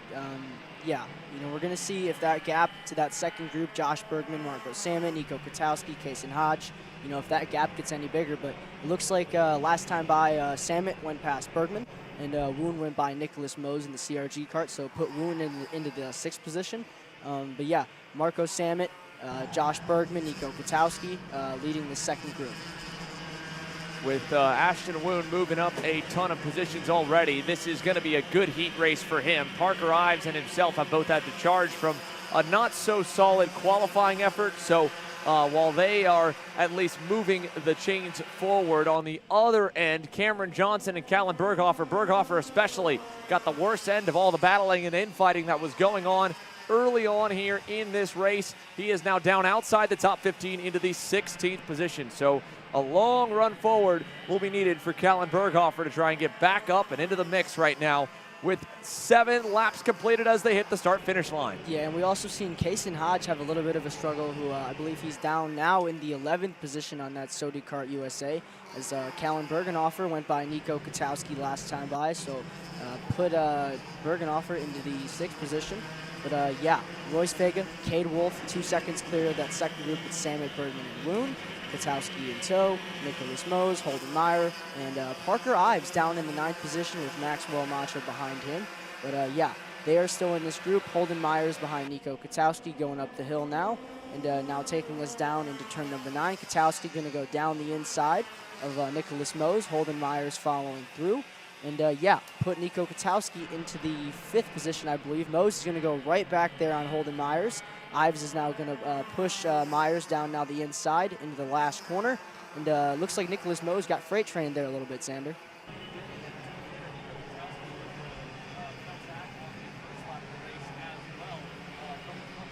So he's got a long way to go. Nico Kwiatkowski does, just like Nicholas Mose. Both of them going backwards. Katowski now moving back forwards at least a little bit on the J&M Racing Sodi. The downside is the top two are now more than 2 seconds out in front. Got to give a big tip of the cap here to Marco Samet. This has been a nice heat race that he has put together so far here, Jerry. Moving himself up into the third spot. He has been running some of the quickest times all session long. Holden Myers a little bit better lap time wise, and he's going to take that momentum to get around Katowski now. But it has been a really solid race for the 175 BJR MDR machine, and he's got about a half-second gap away from this group. If he can get about another couple tenths where they won't get back to him before the double sticks fly, he'll be safe from the infighting. But unfortunately, even though he just picked up 2 tenths on the leaders, Ashton Woon picked up 4 tenths on Royce Vega and Cade Wolf, and he is reeling in Marco Samet for that third position. Yeah, it was a good move there for him to get into that third position, but here currently on screen, Josh Bergman, now that it's Marco Samet and Ashton Woon right in front of them. Bergman is trying to get up to that group with Holden Myers, Parker Ives, Nico Katowski, Maxwell Macha, and Kason Hodge behind. Now Ashton Woon down the inside of Marco Samet. That's going to put Woon into the third position. And yeah, that's kind of been the story all race, Sander. That fighting for that third position hasn't really helped them at all to, get up to that lead group. No, it has not. Every time they've gotten some forward momentum, they've lost a little bit. We touched on it a bit earlier in the day that, you can tend to lose a lot more, it seems like, battling on this racetrack than some of the other option layouts here at Trackhouse Motorplex. But again, I will give full credit here to the fact that Ashton Woon has definitely proven the pace of that Super Tune Parolin. He has been quite a bit faster than the race leaders. Even with that pass last time by, he was still another 3 tenths better. So if the 195 can put another couple really good laps on the board, if he can also maybe bank on a bit of battling like what's going on behind him between Josh Bergen and Parker Ives, but from the lead duo, well, maybe, just maybe, he could get up to the top 2 and fight for this heat race win. But it'll need to start right now. I don't know if we're going to get there. We're going to find out here in a moment. 2 to go at the line, and Parker Ives, Josh Bergman fighting back there. There was a lot of contact. Argy-bargy action for 5th. It's allowed Holden Myers to get by both of them, and now Maxwell Macha is going to go down the inside on Parker, and all that hard work on the 148 RPM Nitro Kart to get up and onto the cusp of the top 5. Just, well, he just lost about 5 spots in 2 corners here, Jerry. Yeah, it seemed like he didn't really get the upper hand there, as, a lot of fighting through the infield there is going to put Ives down to probably around the 8th or 9th position, now in front of Nico Katowski. Nicholas knows behind. But, yeah, just a lot of fighting there and, a lot of argy-bargy through that middle group there. To their credit again, Holden Myers, Marco Samet, they both have picked up 6 spots apiece. Here's Ives and Maxwell Macha, the 2 drivers that fought at the Super Nats and the Micro Swift main event last year. Now they're fighting inside the top 10 in Mini Swift, but the fight for the lead and the win is between Cade Wolf and Royce Vega. Down the inside, back and forth, crossover moves, about 3 turns in a row. Vega's going to get the spot back, and here comes Ashton Woon on that red and white Super Tune machine. Yeah, behind Ashton Woon is also Marco Samet, who has been sitting in that tow of the ultra-fast Ashton Woon in this session. Ashton has slowly made his way up into that 3rd position, and now with this fighting in front of him on the final lap of this Mini Swift Heat 2, he might have a chance to get up and fight with this lead group. Now going down the short chute into the bowl, Royce Vega down to the inside, going to take a look over. He knows he didn't have to go all the way down there, so he was going to go back to the racing line. Now exit of the bowl, going through 10 and 11 there. And now our short chute here to the last corner, Xander. Final time up the hill. Vega's going to cover low. Unfortunately, Cade Wolf can only follow. Ashton Woon's going to get a big run. Who gets it at the line? It will go to Royce Vega with that earlier timing loop. And just barely will he hang on. 800ths over Cade Wolf, who was trying to set him up. And for all 3 of those drivers, that's something to keep in mind in the notebook for later on today and into the evening when they run their final heat race and they get a second go at this alternate layout, that you probably would like to be in the lead going to the last turn, because where that head flagman stands is where the finish line is on this alternate track layout. So we've got still 3 more races to run. Mini Swift Heat number 2 just coming to a close now. Royce Vega again wins out over Cade Wolf, Ashton Woon, Marco Samet. Holden Myers and Marco Samet both up 6 spots apiece into the top 5.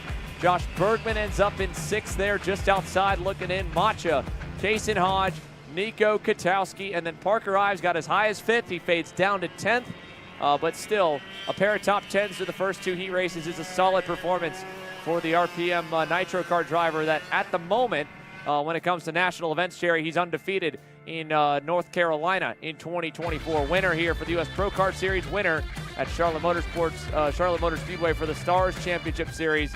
But there's still 2 more events, this one and the Stars Night Fight in 2 weeks that Parker will need to win. And at the moment, he's got a lot of competition still ahead of him if we look at this alternate layout and how things played through that second heat race on the day. Everyone else able to finish, all but Simon Klein. Unfortunately, he did not get that one completed. Ends up with the only driver to not run the full distance in heat number 2. So Mini Swift wrap, X30 Junior on grid. KA Senior has both of their groups ready to roll in a few moments as well.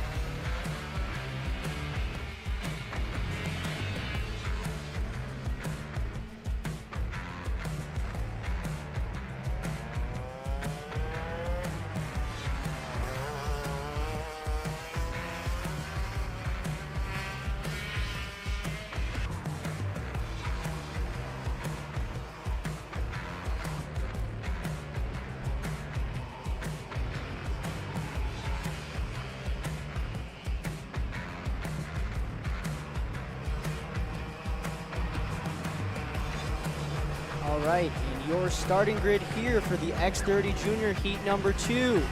Pole sitter Fion Shi next to Alexander Vanchev in the 706 Soda USA kart. Row number 2, Nate Golseth, Davin Roberts, pair of RPM go-karts. Row number 3, Chase Gassiet-Lee next to Max Weiland, Peyton Westcott, Enzo Vidmontien, Tristan Murphy, Lucas Palacio, who was laid off the grid, but they were able to get an external starter on that X30 for Lucas, so he is out there. And yeah, row number 6, Amador Martinez, Jose Halfin, William Kim, Yago Lempin, Ty Fisher, and Jackson Wolney actually moving up to the senior ranks this time around for the IAME Grandmaster this year. So Jackson Wolney on the graphic, but not on the grid for this one. So now rounding the final corner here. Everyone lined up getting into the tram lines. And we will be looking for the green flag this time around. Palacio at the rear of the grid there on the left side of your screen. Now we're rolling in the tram lines. Green flag is out. Fion Shi, Alexander Vanchev into the first corner. Nate Golseth trying to get around Vanchev, not going to get it there. Davin Roberts on the outside of Golseth going up the hill. Gassiet-Lee trying to get around on him. Fion Shi immediately to the inside, as he did not do that yesterday, and he paid the benefits that he did not get for that. But yeah, good start for Fion Shi, better than yesterday. Contact, Nate Golseth, Enzo Vidmontien, Max Weiland, Ty Fisher, Davin Roberts all out there. And yeah, plenty of contenders just went out there. Nate Golseth still sitting in the go-kart, now getting out. And yeah, a lot of contact there, a lot of runners out there. But this all goes into the hands of Vanchev and Fion Shi, who didn't exactly have the greatest X30 Junior Heat race yesterday. But yeah, definitely going to be better here for Fion Shi today, as a lot of front runners got taken out there, including Peyton Westcott, who I think I also missed. But yeah, real crazy action right there. Fion Shi still leading, Vanchev behind, Gassiet-Lee in third, Tristan Murphy in fourth. Palacio actually, big benefactor there from Palacio. Palacio up into fifth. Halfin, Martinez, Lampin, Kim, Fisher, Westcott, Weiland, Vidmonti, and Roberts, Golseth. I believe Golseth is out, so yeah, top of your screen there, Golseth is out.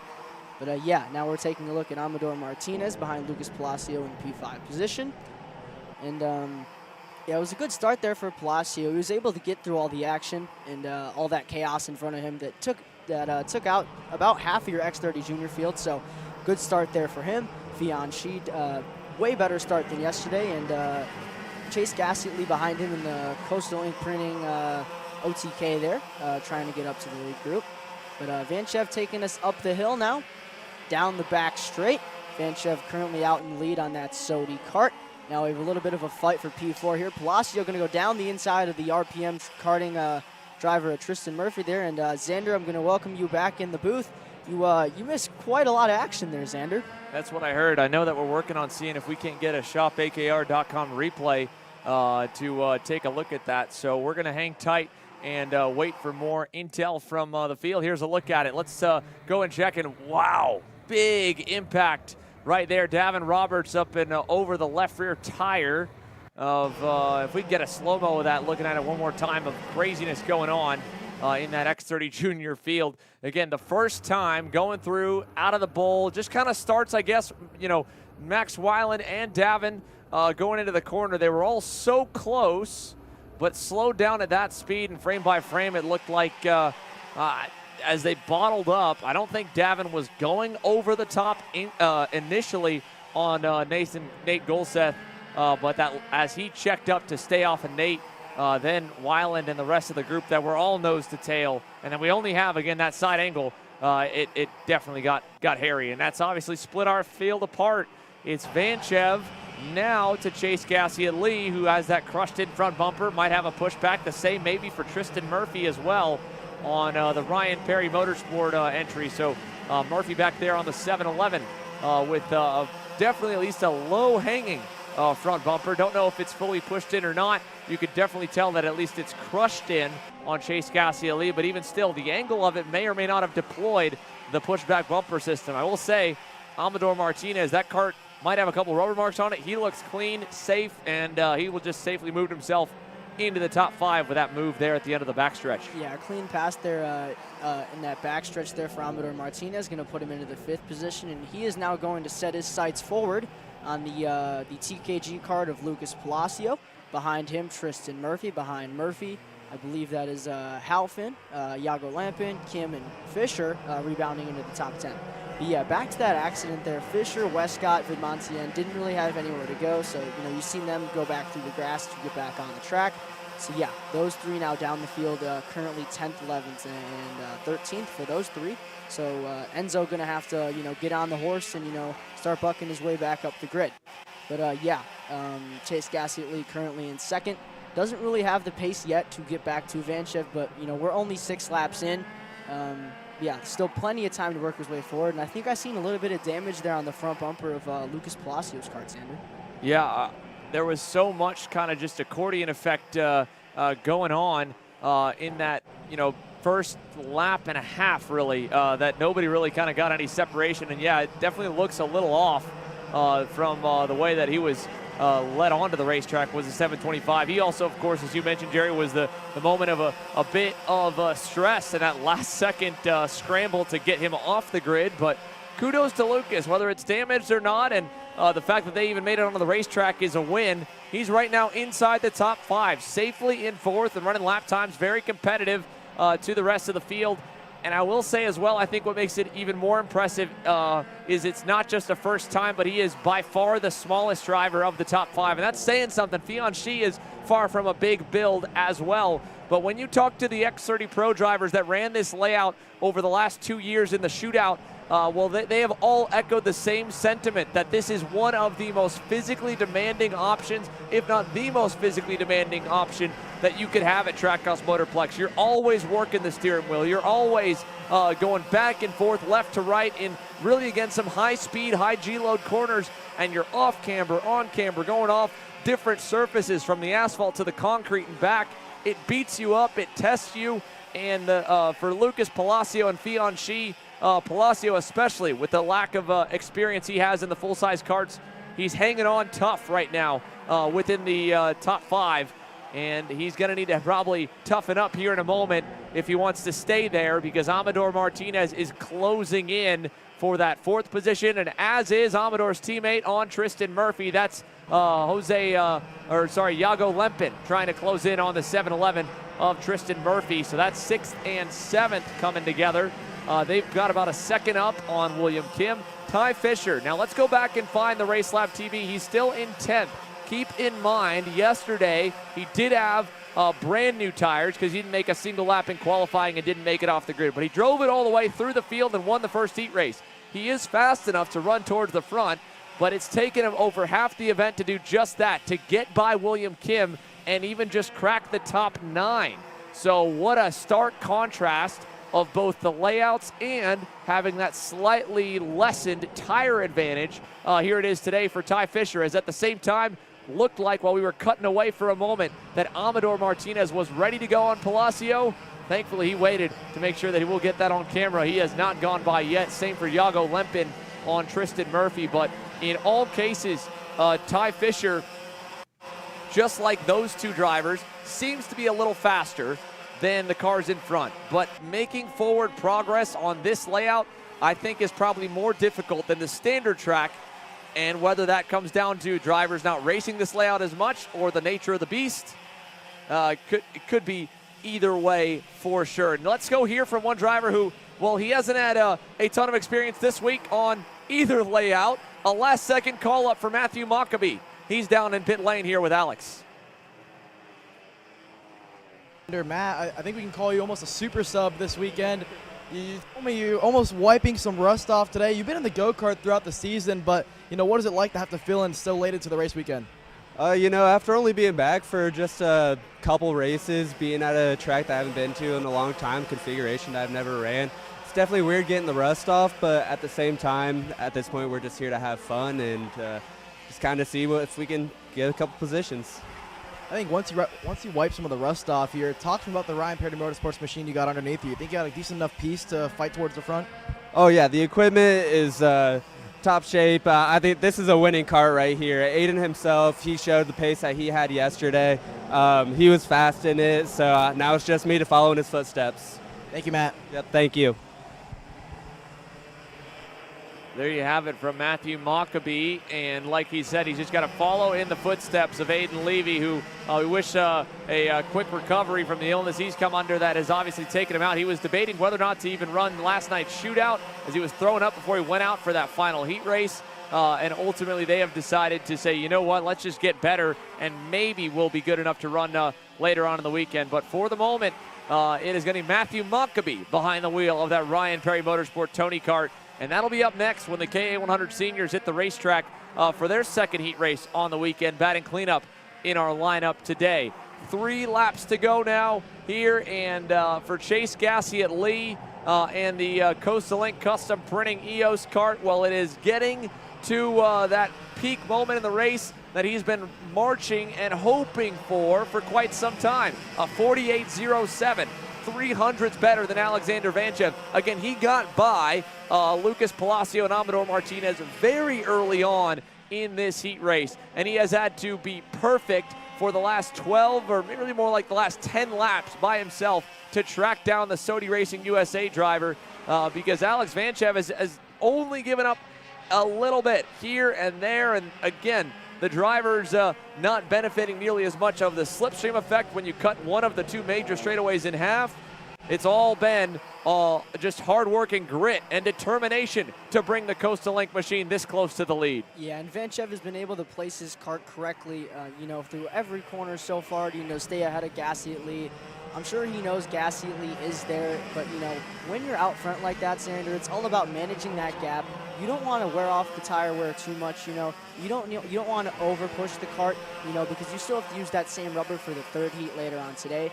But yeah, good for Vanchev to still be out there on that Sodi USA machine. Gassey at Lee behind, and this second group here has turned into Amador Martinez, Palacio, Fianchi, and Jose Halfin there. With Fisher now all the way up into 7th. Westcott followed Fisher through into 8th, and now white flag is in the air. Alexander Vanchev, Chase Gassey in there. Max Weiland has been issued a penalty for the crash early on in this heat race that took out Nate Golseth and Davin Roberts. So the Magic Car driver will be suffering a penalty when the checkered flag falls. But check out this move from Chase Gassie at lead.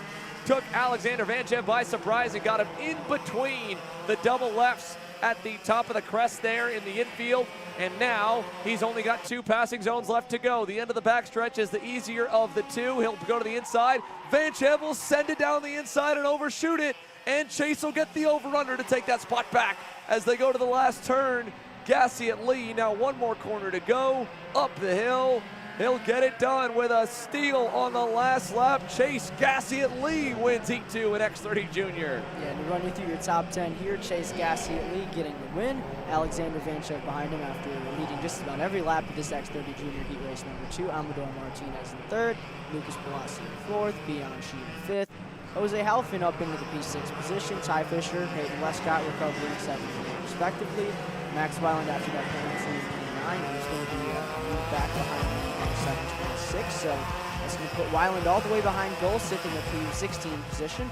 Enzo Vidmontian in P10, Iago Lamp in P11, Tristan in P12, William Kim, Roberts, and Golseth out after that DNF. Again, Max Weiland, that'll be the most frustrating type of penalty you have when, you know, not only does he go all the way to the rear, Roberts and Golseth go ahead, but they've now ran 11 less laps on their tires than Max did. That could pay off in the final heat race of the day, especially when you consider that all those drivers go back to their original qualifying spots for the grid in heat number 3. There's still 2 more groups to run in heat 2's rotation, though, folks. KA100 Senior, groups A, B, C, and D have 2 more heats on the docket in this second rotation through before a short break in the afternoon, and then another run through the final round of heat races before the super heat tomorrow morning. Frankie Mossman, Speed Concepts Racing on the CS55, the Carlos Sainz OTK manufactured machine, will lead us when we return. Brandon, why are there all these charges for just over $200 from Acceleration Kart Racing's website? That's because AKR gives you free shipping on orders of $200 or more within the continental US. Okay, but I thought you were just getting a pair of gloves. That's what, 70 bucks? But if I'm getting a new pair of gloves, I might as well get a new pair of shoes to match. And then on top of that, I'll get a neck brace because with the shipping, it's basically free. Yeah, I do not think the math checks out on that. Everything you need, all in one place and shipped to your door for free for orders of $200 or more. Exclusions apply. Spend responsibly. Shop AKR.com. I'm David Serra, 18-time Australian karting champion, and we're launching Kart Class. Kart Class is an advanced digital training program that suits the driver who's just starting out in the sport, all the way to the driver looking to win a national championship. In this program, you're going to be learning about how to find the ideal racing line and what an apex is, braking and throttle markers, wet weather racing lines, and how to overtake other competitors. We target how to brake in the wet weather, and we look on the mental side of kart racing as well with our mental skills coach. At the completion of this program, you'll be lighting up purple sectors in qualifying, know when to defend on the opening laps, and how to pressure your opposition into mistakes. We teach you the tools to be resilient and how to get in the right frame of mind before a race. We look to complete the whole package by getting a strong mindset, a driving style to suit all conditions, strategizing your race, and getting the last 1% from your team. We'll teach you how to win the final lap of a race, driving the wet like Max Verstappen, and creating the perfect bubble for yourself to mentally be in the zone. To find out more, click the link below.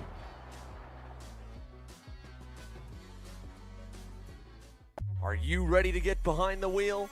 From Formula One to NASCAR and IndyCar, all the pros start here.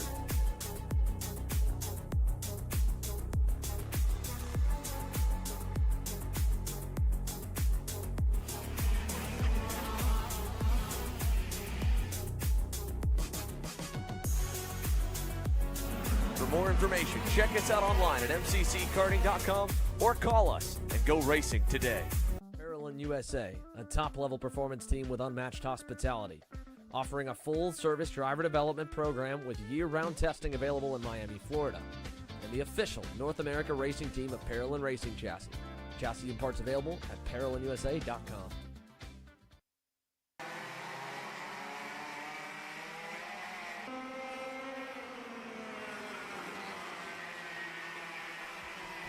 Welcome back to Trackhouse Motorplex for the IAME USA Grand National Championship.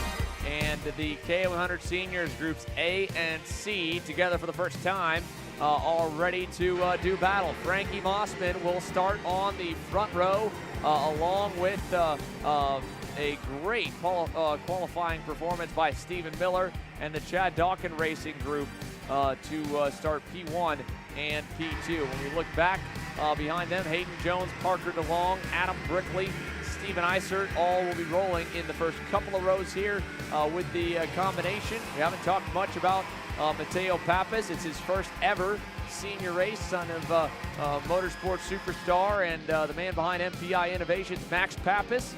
And you saw at the end of the group as they all shuffled by that Matt Mockabee will be starting tail end of the field in the gear, helmet, suit and all from Aiden Levy per the substitute reserve driver policy. So he'll go to the rear. That'll move everyone else up one, and it won't affect all the way up the grid. It'll still be Frankie Mossman and Stephen Miller on the front row, as they will be for their final heat later on tonight also. But for Frankie, it's another inside lane starting position. Stephen's going to get the inside later on tonight when Groups C and D go at it. So A and C, KA100 Senior, just shy of 20 drivers in total in this combo. 19 on the board, ready to go green for 14 laps as they hit the start box here. Mossman on the inside, the black and white, and the blue black and white CDR Kart Republic of Miller on the outside. We've got them under power now as we go racing down to turn number one. And look at Hayden Jones, who's already got 2 X30 wins and a solid run in the KA opening heat. He's trying to get through on Miller, and he does through turn 3, move the 915 into position number 2. Yeah, now Parker DeLong behind him in the Ruthless Karting entry, going to slot into third position. Oh, contact. DeLong, Max Pappas. Mateo Pappas, Adam Brickley, Seamus McKendry, a ton of cars collected. Brickley got absolutely hammered there into that left 180, and now look who's been moved up into 4th and 5th. Finnegan Bailiff now to P4, Chris Harrower into 5th, and that quick hairpin off the bowl has already claimed a few victims today. It just claimed about another 7 or 8 more on the opening lap of KA Senior Groups A and C. Yeah, Xander, that right there really seems to be the trouble spot here. Yeah, let's take a look back at that one more time, the shopakr.com replay, and see if we can slow-mo it down a little bit. First here, the start, you saw Hayden Jones right off the bat was trying to kind of bring the fight to Stephen Miller and take second place away.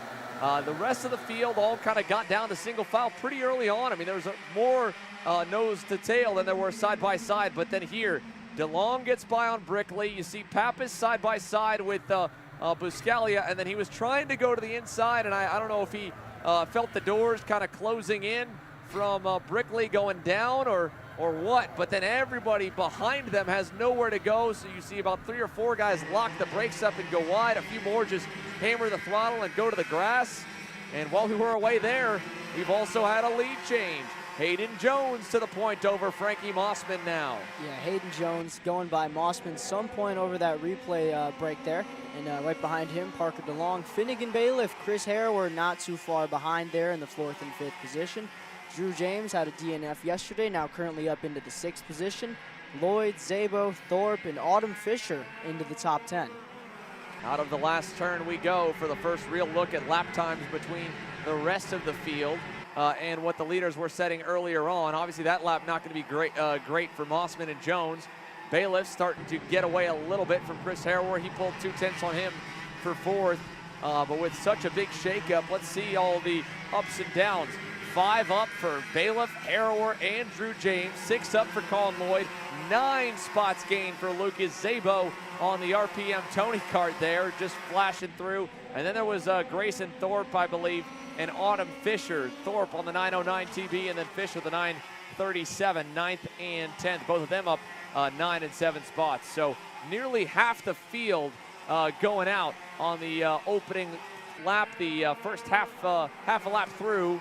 And we've lost about probably 8 out of our 10. Sadly, the only one unable to continue after it all was probably the most innocent of them all, Adam Brickley. I'm sure Peyton Phillips doesn't want to be a part of any of that. He's standing by down with Alex and kind of nervously looking on, I'm sure, from what this layout's going to race like in his group with B and D.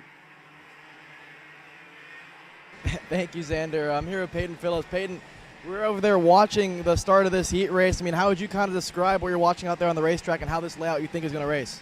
Well, I think I'm going to race quite hard. You know, you see all these drivers, they're doing a great job keeping it on the track. You see a couple mistakes already in the turn. I think that's 5. You know, that's too many on the track. I think 4 is quite enough. You know, if Dale was here today, I think we'd be proud of everything we've accomplished in this sport. You know, I love him. I miss him. All right. Thank you, Peyton. Thank you, brother. Well, I think if there was any doubt as to why Peyton Phillips did not win the fan vote last night, that might be your answer right there, folks. He needs to work on that impression a little bit. But if nothing else, this track is definitely a bit more of a NASCAR 4-turn super speedway when it comes to the mile an hour, less so when it comes to the actual back and forth racing action. Hayden Jones doing the same as what we saw a little bit in that last junior heat, just kind of inching away from Frankie Mossman and Parker DeLong. They had traded positions once, and that was where DeLong got close. But now Hayden taking a bit of that knowledge from that X30 Pro Heat race and putting it to good use. A full 10th better than Mossman last time, and a full 10th and a half faster than Parker DeLong. Colin Lloyd, though, on the move on the T1D Racers machine. The 902 just got by on Drew James. He's up to 6th, and he's still well close enough to put some pressure on Chris Harrower over the next few laps as well.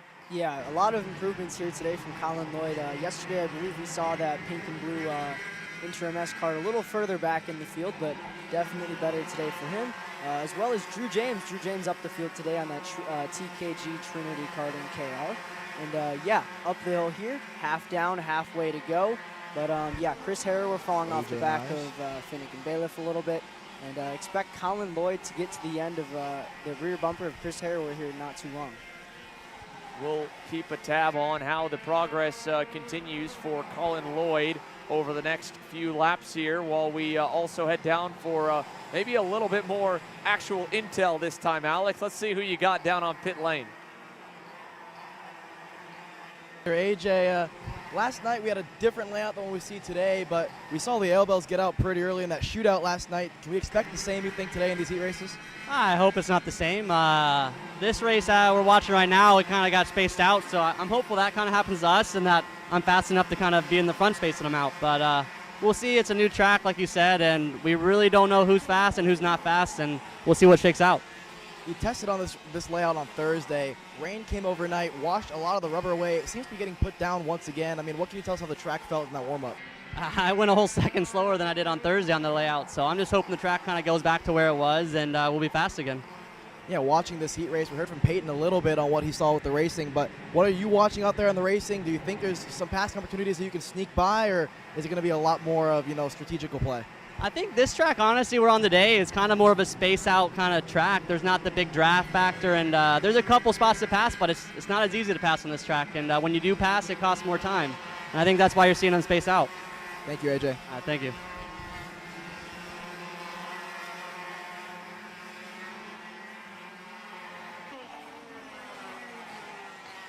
9 laps on the boards when they get back to the finish line, this time by Parker DeLong, another 10th and a half slower than Frankie Mossman. If he's not careful, Finn Bailiff might be able to hunt him down. Like AJ Myers said, this track was starting to spread the field out. We had to go search there to find that moment with a bit of contact between Anthony Rivera and Steven Iser. That's back for the 13th spot. They've been in quite a bit of a battle back there. And you saw Matt Mockabee on the RPM Tony Kart subbing in for Aiden Levy. All, again, fighting in the mid-teens. This duo, I shouldn't say pack, this mano-a-mano battle between Colin Lloyd and Chris Harrower is well up the road from them, battling for that 5th position. And I think that's about as high as either one of them is going to get. They're 2 seconds back from Finn Bailiff with 4.5 laps to go here, Jerry.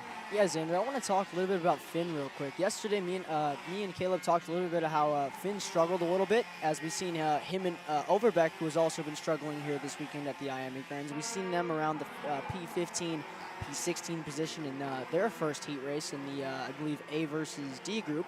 But yeah, definitely a lot better here today for Finn Bailiff. Overbeck still on the struggle bus a little bit. Not too sure if he was involved in that accident earlier with Brickley, Gaunt, Warren, and Mateo Pappas, and everyone else involved there. But yeah, Overbeck still something amiss, and something he still needs to find going on for that 3rd heat race today, Xander.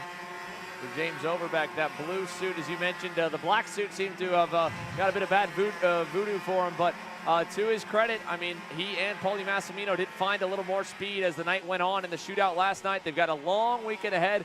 Even if you're still struggling for pace today, it's not the end of the world. You've got that super heat tomorrow, so these heats are still really just fun practice sessions, I think, for some of the most experienced drivers, because you've got 3 chances to try and make up some spots, and then all of that work sets the grid for the super heat. Oh, wow! Well, I mean, you don't want to do that in the heat races, that's for sure. Colin Lloyd and Chris Harrell were colliding. And both of them are going to fall back behind Overbeck and Stephen Miller, who now move up into 8th and 9th. So I was just trying to say that you've got a lot of chances and to maybe try some setup aggressive maneuvers or maybe work on your driving, but I don't know if I would group crashing into that kind of mulligan, group. So you've definitely not wanted to have anything like that happen, regardless of the session, but you still can't really afford to throw the race away in any of these heats. Yeah, Xander, I'd say that was a little bit of commentator's curse there. You were just talking about it, and, contact, and, both of them now into the 10th and 11th position. But, yeah, a little bit of a gift there as Zabo now goes up to the 5th position, and everyone, picking up those positions as the ticker updates, as we are now 2 laps left to go in the KA100 Senior Heat 2 A versus C group. I believe we still have another group to come. But, yeah, Hayden Jones has slowly extended this gap out to Frankie Mossman. Hayden Jones last time by 49.137, and Frankie last time by a 49.241, extending the gap out another 10th in between those two. And back here now, Stephen Miller, James Overbeck, P8, P9, and they're about a second back from, I believe, Drew James and Grayson Phillip. 6th, 7th, 8th, and 9th, closest pack of the karts on the circuit as the white flag waves for the leaders across the line. Hayden Jones able to put it on cruise control now. Frankie Mossman the same, and Parker DeLong probably also. Jones did a 49.0 last time by, but Mossman has slowed down the pace a little bit. So has DeLong a little bit. Finn Bailiff is still charged, and he just ripped a 49.18, but I don't think he's going to get anywhere this late in the going. For Hayden Jones, this is probably the best kind of combination layout and venue for him. He knows what this surface does from experience, but might be a little bit rusty on the racecraft side. He obviously got that heat race win at X30 Pro yesterday, but to be fair, that one was a little bit of help from Paulie Massimino braking. In KA, well, he just dominated that heat for groups B and C, and he'll cruise through the opening few hairpins on the cool-down lap with a 1.5 second margin at the end. And check out the battle further back, Overbeck versus Miller. He just barely was able to steal that spot away. I think that was the first over-under we've seen really work. James Overbeck, 11.5, just 300ths better than Stephen Miller at the line. With 1 spot gain there is really a net gain of 2 when you consider the field's cut in half. And when you look at how many drivers like Mateo Pappas, along with Colin Lloyd, who went all the way to the rear there. Chris Harrell was in the top 5, now down to 10th. I mean, that was a huge haul in points for Finn Bailiff, for Parker DeLong. That's going to leapfrog them probably into the top 15 overall. So as they head into the pit lane, Hayden Jones goes 2 for 2 in his heat races so far today, but there's still one more to go before we take our afternoon break for the hardworking Trackhouse Motorplex staff and IAME Grand National Championship officials. It'll be the second group of KA seniors. They've already got the engines fired next to us down on pit lane. And you can see Colin Lloyd, Chris Harrell were coming into the pit lane. Neither one of them happy, and I don't think they agree on who was at fault for that contact down in turn 1. Jerry? Yeah, it's definitely not an agreement there. You've seen all the drivers sitting there in their carts as they pulled in, just watching on, and those two, talking it out. But yeah, definitely not going to get anywhere with that. As the anger is going to get the best of them. AJ Myers has opted into a different suit here today. Maybe part of that is to try and, reverse a bit of luck as well. When we talk about how Overbeck was superstitious. AJ with different colors. He's back on the red and black Magic livery. Still same go-kart and still that mighty fast veteran. But the driver right behind him, Kai Hunter, like AJ, you heard Alex kind of prodding a little bit, and I don't want to add any more fuel to the fire. I think there's more than enough frustration there. That'll happen after you put thousands of dollars up for grabs and nothing else on the line for some of the star drivers on a packed track. But there was definitely some contact between Myers and Gaffera and Cameron Weinberg and Kai Hunter. Those four names all had at one moment or another a very, very hot spark in that KA shootout yesterday evening.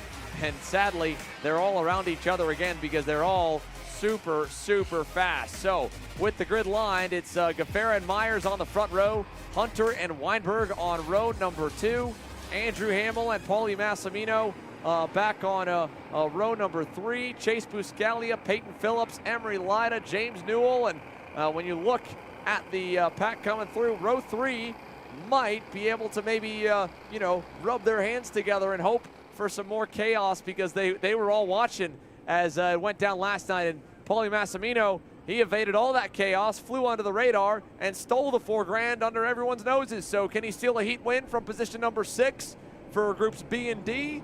Let's see it in the box in green. Caleb Gaffera leads us down to turn number 1. Yeah, Caleb Gaffera going to get the jump on AJ there. Kai Hunter sliding into 3rd, Weinberg in 4th. Hamill looking on Massimino going up the hill, not going to get it done. And Weinberg now on the inside of Hunter. And Massimino going to push him through to get that position. It looks like he kind of pushed Hunter up the track there a little bit. Yeah, he cleared himself, and now there's contact. A lot of drivers going on. Dalton Haynes, Chase Buscalia, Emery Lida, and I think Peyton Phillips got a piece of it too. In that infield that left 180. I think I seen Kai Hunter, Xander. I think he was also in it. 100% indeed. Kai Hunter, Dalton Haynes, Emery Lida, and looks like Chase Buscalia and Peyton Phillips all collected there, almost identical to the moment that happened in the previous group heat race. So while the leaders got away scot-free, that all really started to bottle up, because up the hill off the start, Hunter for the he tried this in heat 1 yesterday. It didn't really pay off, and I don't know if it was heat 1 of the afternoon on the dry track, as you see Paulie go by there into the bowl, but then that kind of grooved the pack back in as the outside driver had to give way. Kai got stuck on the outside, put him on the inside for the 180, and then they all just, again, piled on in. Let's take a look back at that. ShopAKR.com replay. See if we can break down a bit of this. So, again, Hunter gets put on the outside by Weinberg and Massimino. You mentioned Paulie kind of ran him a little wide to get clear. Emery gets stuck in the middle. Haynes on the bottom. That's still not a great look at it, but, I don't know if Dalton got help or if he just locked it up. I would be surprised to see anyone in the top 8 there kind of making a mistake without any contact. Either way, for the 2nd race in a row, 5 or more contenders shuffled outside the top 10. Yeah, it's definitely going to be a talking point today, Xander. Throughout all of these second heat races on this alternate layout, we've seen it in X30 Junior, we've seen Weiland, we've seen Westcott, we've seen Vidmontien go off. And, the first heat race, first heat race of today, the first group of KA100 seniors, and now we've seen it here. That turn 10 and 11 really seems to be the trouble spot as Jared Clark down the inside of, I believe, Newell there. Yeah, so now we've got new faces up there. Seamus McKendry made it through in the 911 BJR MDR machine. Now he and Jared Clark are trying to close in on the top 5. Clark up and into the 6th spot. Next up will be Andrew Hamill's Ruthless Karting X-Prix. Raheem Alabai right behind Seamus. He runs in the 9th position on the Rocket Racing Company Cosmic. And then Nick Eggleston on that black and orange X-Prix as well. Tails off that group before there's a big gap to Azier Torres Jr. And then Kai Hunter was the first of the drivers involved in the incident to kind of continue. He leads the charge back in 12th. He should be able to get up to a few, but I don't see him or the rest of that group making it back up to the leaders, as there is a waved black flag for the 988 of Max Saga. So Max Saga getting fully flagged off the racetrack. Don't know what that was for, but that was not a meatball, Jerry. That was straight up, you are done. Yeah, it definitely gonna see if we can get any intel on that at all. But I don't think we've seen that yet this weekend, Xander. As looks like Paulie Massimino on the BJR MDR OTK LN card has now gotten to the back of AJ Myers. So your order right now, your top 5 is Caleb Gaffera, AJ Myers, Massimino, Weinberg, and Hamill. There goes Pauly. He'll change that order right as you finish saying it. Talk about commentators' curse there, Jerry. P2 for the 908. He was 0.3 better than Myers and Gaffera last time by. Pauly Massimino was keeping Hayden Jones honest in that X30 Pro Heat. We saw Jones win his heat race on the other half of the KA grouping. Pauly is now tracking down the race leader, trying to do the same thing for our top 2 drivers really through this whole weekend. I mean, both of them were, class of the field in X30 Pro qualifying. You throw Frankie Mossman in the mix of it with a great quality effort in both divisions as well. But the hometown heroes, Pauly Massimino and Hayden Jones, are looking like they might be the ones who win both KA heats this afternoon. Pauly now through on Caleb Gaffera, and he has marched his way from 6th to 1st here in the first 6 laps. Yeah, Xander, and something to mention is, Gaffera and I believe Weinberg took both of those heat wins yesterday on their CDR KR go-karts. So, Gaffera doesn't necessarily need to win this one. He's already sitting pretty comfortable up front. Same with Weinberg, but Weinberg is currently leading in this lead group as Weinberg was 49.213 last time by, Pauly 49.0, Gaffera 49.5 as he got passed by Pauly, and AJ 49.3. So Weinberg on the move, going to slowly work his way up to this lead group. Jared Clark P4 yesterday, currently in P5. It's a good run for him so far. Andrew Hamill P6, James Newell P7. But it seems to be calming down here at the halfway point. This time by, like you said, halfway, and it'll give us a moment to maybe, while things calm down, look back again on the progress from the drivers marching up the grid. There's McKendry under fire from Nick Eggleston. They are just ahead of Raheem Alibi. Raheem's trying to get by on Seamus as well, and you can see Kai Hunter moving into frame. Peyton Phillips as well. Both of those OTK drivers last time by. Hunter at a 49 flat was faster than every single driver in front of him. Peyton Phillips a little bit slower, but still both are significantly faster than the back half of the top 10 with still a lot of racing left. So the Brit is needing every position he can to make up in this race. At the moment, there have been no penalties assessed for any of the contact that went down, and that makes me think that if they were going to place any blame, that maybe it would have gone to the 922 Dalton Haynes, because he's the last driver that has continued and seems to have probably the most damage from the incident back in 15th. It did hurt most in the group, but considering that Max Weiland got away scot-free in the X30 Junior Heat from all the bottling up, and he got dinged with a massive penalty, it doesn't look like they've given anything out yet to the drivers that were collected in this KA Senior Heat with groups B and D. 6 laps left. Hunter has, I think, enough time, Jerry, to maybe get these 3. I don't know if he's going to get much higher than that. There's another 1.5 seconds to get to position number 7 with James Newell. Yeah, so Hunter, he should have enough time to roll through McKendry, Alibi, and Eggleston. But yeah, like you mentioned, Newell, Hamill, Clark, that group might be a little too far out of reach as Hunter goes down the inside of McKendry there. So that's going to put Hunter now back into the top 10. But yeah, some more work to do for Kai, but it's going to be tough because it seems like he's going to run out of time if he wants to get up to that next group. Well, I appreciate Kai Hunter making it interesting for us here by giving us a lot to talk about. As AJ Myers kind of called the shot down on the grid, this track layout spreading the front runners away from each other a little bit has made it a bit less entertaining, a little less sparks flying in the front pack. But with Hunter having to go to the rear, well, he has definitely started marching back forward and given us moments to shine the spotlight on. That being said, got to give a lot of kudos to Cameron Weinberg. I mean, we have been slowly watching that CDR Kart Republic close in on the top 3. Last time by, another 0.2. This time by about 1.5 tenths maybe on AJ and on Caleb. So can Cameron Weinberg get up and into P2? I don't think anyone's got anything for Massimino at this point in the going, and I don't think you'll see that pace change.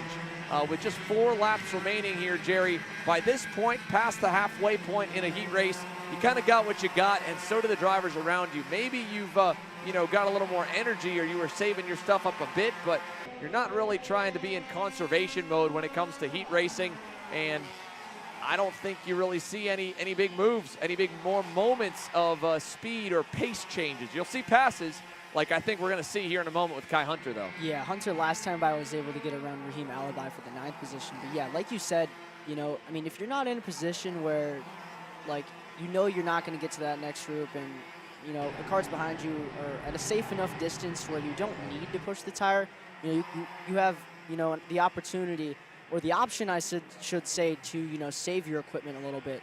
But, you know, if you're in a position like Kai Hunter here where, you know, you're in 9th and you know you need those positions for your, to help your starting spot on Sunday, then, you know, then you're in that position where, you know, you get to Nick Eggleston, you're like, okay, I gotta go. You get to Newell, okay, gotta go. But, you know, yeah, if you're in a position like AJ or even Caleb, you know, where he had that heat win yesterday, or, you know, Weinberg, you know, you don't need to go. You know what the points are looking like, you know, going up towards Sunday. But, yeah, Kai Hunter there down the inside, going to get that move done on Nick Eggleston. That'll put Kai Hunter now at least into the top 8. He might, just might, be able to get to Sam Newell or James Newell by the end. But he would need Newell to kind of get backed up by Andrew Hamill. So move him through this group of 3 that we were kind of following with a lap and a half remaining. It may end there. This pack, though, has only inched closer since we last looked at them. AJ, Cameron, Caleb, a car length apart there through the bowl. White flag will wave this time by. Weinberg gonna look low for 3rd. He's got it. Get Mark Cameron through on the Magic Man, and Chad Dawkin Racing will move to 2nd and 3rd now out of the last corner with 1 lap to go. Yeah, white flag in the air. Something to mention, Xander. Pauly has ran a 48.9 the last 2 laps, going purple on lap 13 and lap 14. So they definitely have a missile underneath the seat of Pauly Massimino. But yeah, white flag out now. Weinberg able to get by AJ Myers for the 3rd position, so now it's CDR 2-3. But, yeah, AJ's going to see if he can get close enough to plan an attack. AJ Myers at the helm of the 928 Magic Kart has already fallen back about 3 or 4 car lengths. He just looked over his shoulder. He's got a massive gap back to Jared Clark in the 5th spot, who has marched up a number of positions on his own. But I think it's all going to end there and stay the same. So Pauly Massimino will get the roses. Heat 2 winner in groups B and D. Caleb Gaffera, Cameron Weinberg, and AJ Myers and Jared Clark, your top 5, with a phenomenal rebound charge by Kai Hunter to get to position number 8 at the end. Peyton Phillips' forward progress ends right behind Seamus McKendry. And you can see the net gains and losses. Dalton Haynes and Emery Lida spending their race around each other. Peyton Phillips down 5. Asia Torres Jr. got up to the top 10 for a moment. He ends up fading down to 15th. Nick Eggleston in the top 10. Again, Alibi as well, but a solid heat race and much needed for Jared Clark in the 916 to move himself up the heat points tally. And I think at this rate, we've started to gather a bit of an idea of what our lead pack will look like come Sunday afternoon. I have a feeling, Jerry, it's going to include your top 4 finishers here from this heat, and probably you can mark Kai Hunter in that group to make it 5 from this combo. Massimino, Gaffera, Weinberg, and AJ Myers, they were nearly an additional 5 seconds up the road from most. They were a couple of seconds from the next best, with Jared Clark in position number 5 after the end of this 14-lap heat race. So let's see if we can't hear from some of these superstars as they head into the scale line right now. Again, Pauly Massimino, 1.5 seconds, the margin back to Caleb Gaffera by the end. He finally slowed off that 48.9 pace. Jerry did a 49.007. Couldn't stay perfect to the end, but in all seriousness, that was an old-school clinic from Pauly in the 908. Yeah, it was definitely good to see Pauly absolutely flexing that pace. You know, I would see if we can get a word with Pauly, because, you know, we talked to Pauly last night before the K100 shootout, and Pauly wasn't feeling too confident, but, you know, the slicks went on, the track started to dry out, and, you know, Pauly was able to get that $4,000 straight into his pocket. But yeah, Pauly Massimino with the heat win, Gaffera behind, Weinberg, Myers, Clark, your top 5. And that'll round out your 2nd round of heat races here at Trackhouse Motorplex for the IAME Grand Nationals. Don't forget, folks, during this break in the action, you will be able to vote still, with the voting still open for a few more hours on our Facebook page. to get your favorite X30 Pro driver into the MG Tires X30 Pro Shootout tonight. Thousands of dollars up for grabs. The top 10 in points after the heats, plus promoters picks, and the fan vote winner. We'll all be racing later on this evening. We've got a short break for the hardworking staff, and before that shootout, before the support class shootouts for X30 Junior with the Fast 5 plus promoter picks. Before the Fast 5 plus promoter picks with the Mini Swift shootout, we've got one full round of heat races. Heat 3 going back to the top of the lineup with Mini Swift when we come back later on this afternoon.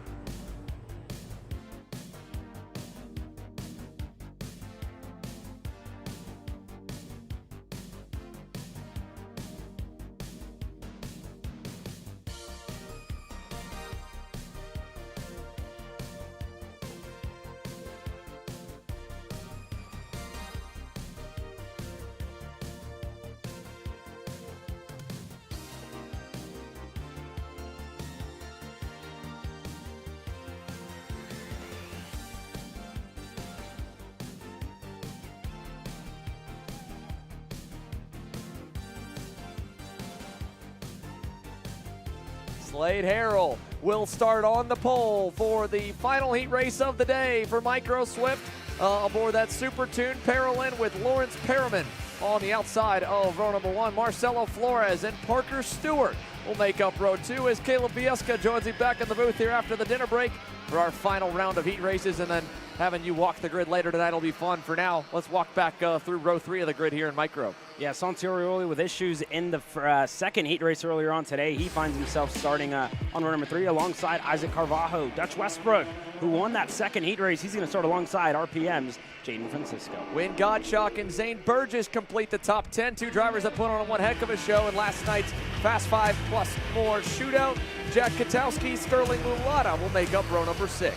Go back to Zev Gottschalk, brother of Wayne Gottschalk, starting further back in the field. Axel Garcia for the Saudi Racing USA team. Camden Clay and Camilo Canache for the Orioli Kart Performance team as well, starting on rows number 7 and 8 respectively. So that's going to be your field here, and we have one laid off the grid. It seems like that's Axel Garcia. Unfortunately, the kid from Trinidad and Tobago, he's going to have to work his way up to the field, but everybody's getting stacked and packed now in double single file lines, and we'll see what it looks like when they get to the last corner.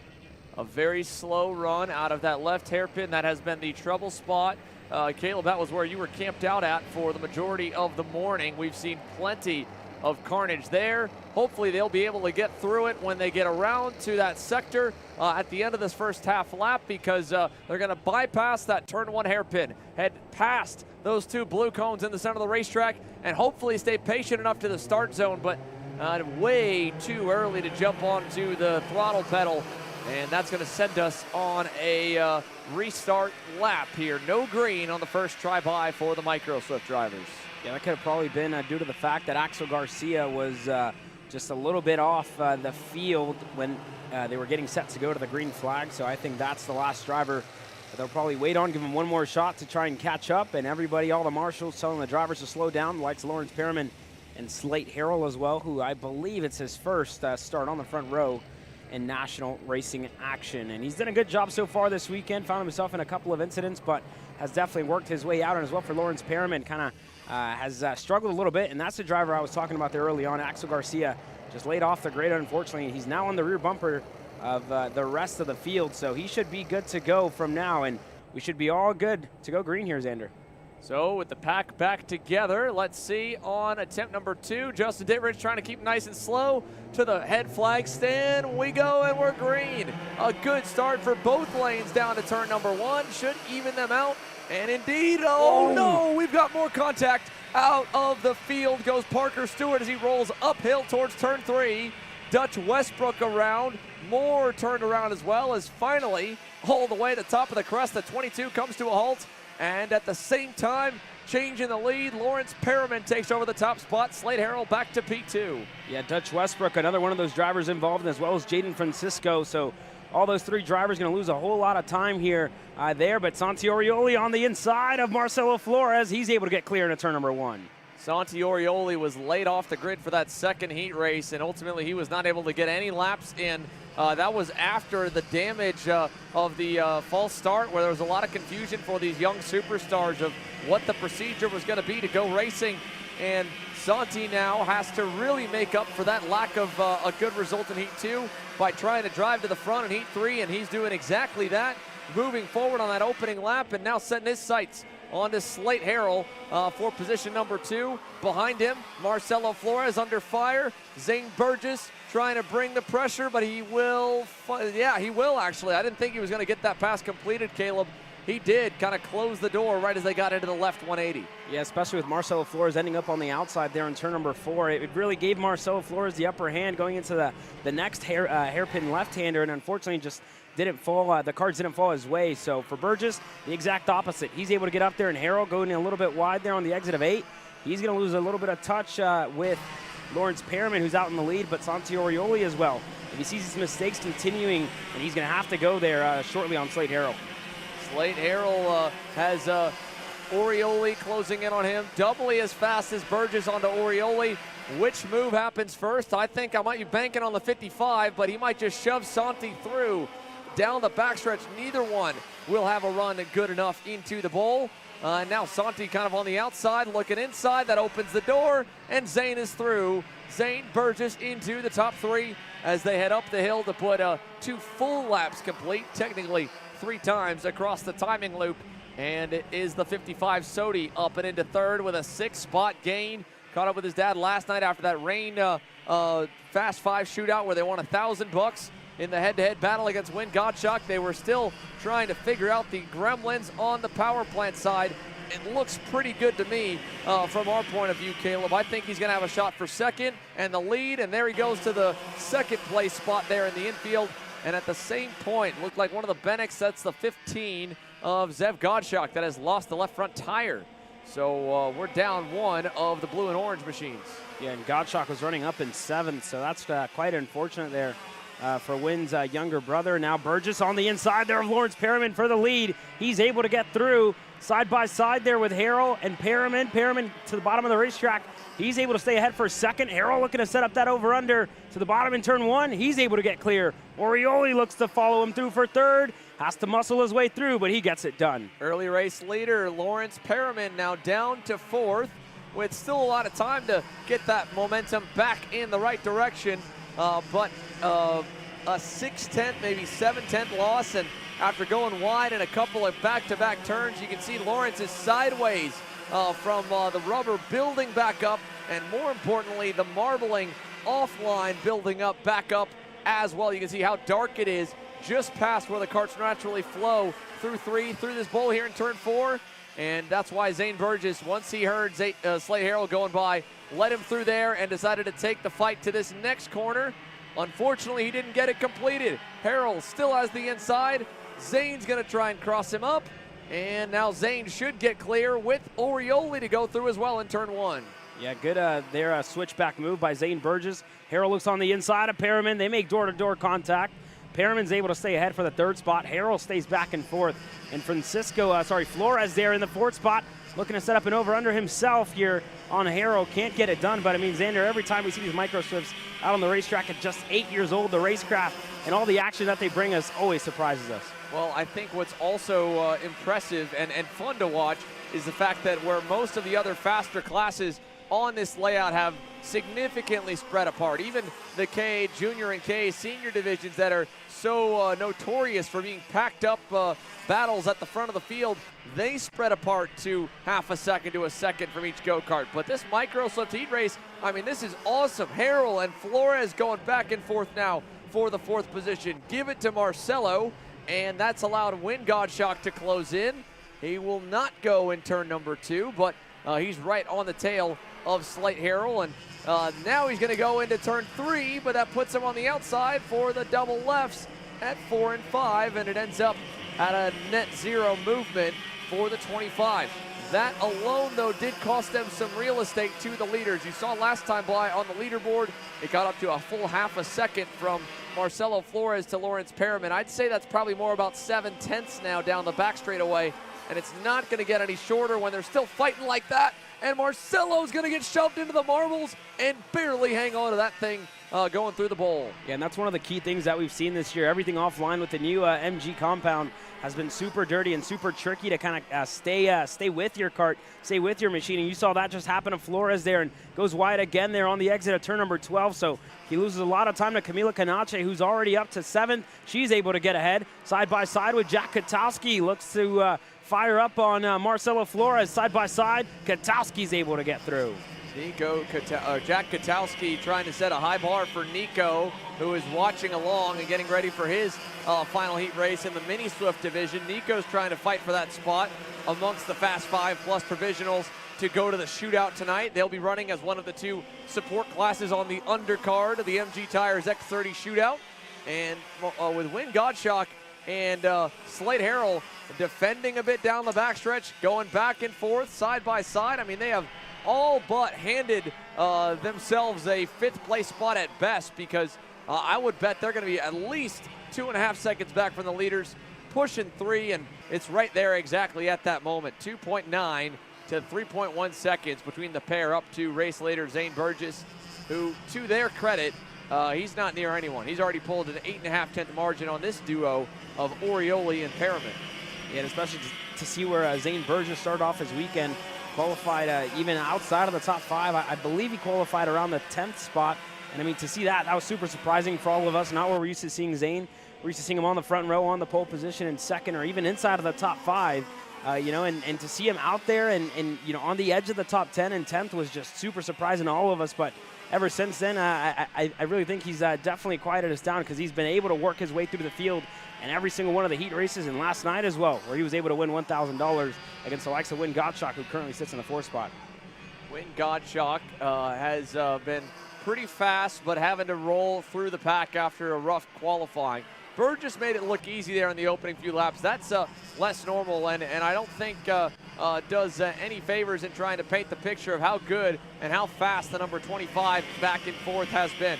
Last time by, Wynn Gottschalk knocked a 52.371 on the time charts. Caleb, that was 0.3 better than Zane. That was half a second better than Santi, and that was 0.6 better than Lawrence Perriman. The Bennick in 4th is moving, and with a pass here for 2nd, he might get there a little bit quicker now. Lawrence Perriman through to P2. Yeah, good move there by Lawrence Perriman to get through on Santi Orioli. He's up to 2nd. Going to look forward now to Zane Burgess. That gap currently sits about a second in between the Sodi Racing USA driver and the BJR MDRLN Kart of Lawrence Perriman. So a lot of work to do for him, and it's definitely going to continue to ramp up here, Xander. They still have about 3 laps to go left in this race. Yeah, just a little bit of time left, but they have spread back apart. It gives us a moment to keep a tab on it and get some more information from Alexander Searle down on the grid. What you got for us, Alex? Thank you, Xander. I'm here with your winner in heat number 2, Chase Gassiet-Lee. Chase, what did you learn from that second heat that we could take into the 3rd one here? Wait, which class are you talking about, K or X? K. Okay. We'll just hopefully just stay in the pack, make sure same pace, and just keep it up front, and just hoping just keep up there and get in the right position at the right time and get to the lead. It's been a pretty strong weekend for you in both classes. I mean, kind of just describe it to me for you. Yeah, it's been really good. The engine package, P1 engines and Speedlab motors have been giving me a really good power this week, and go-kart's been really good. Thank you, Chase. Thank you. Cool to hear there from Chase Gassiet-Lee. He was able to take the winner in X30, caught Alexander Vanchev by surprise, and you talk about catching people by surprise. Wynn Gottschalk able to catch your what was your 2nd and 3rd place drivers there in Perriman and Orioli, caught them by surprise. Gottschalk now is up to the 2nd spot. He's able to get clear, so the Bennick machine now going to look forward on Zane Burgess, and to think Gottschalk was going to defend a couple laps ago, it's all changed. Orioli's able to get through on Lawrence Perriman. He's back up to the 3rd spot. And the MPG Academy OKP driver is back up into the 3rd spot here.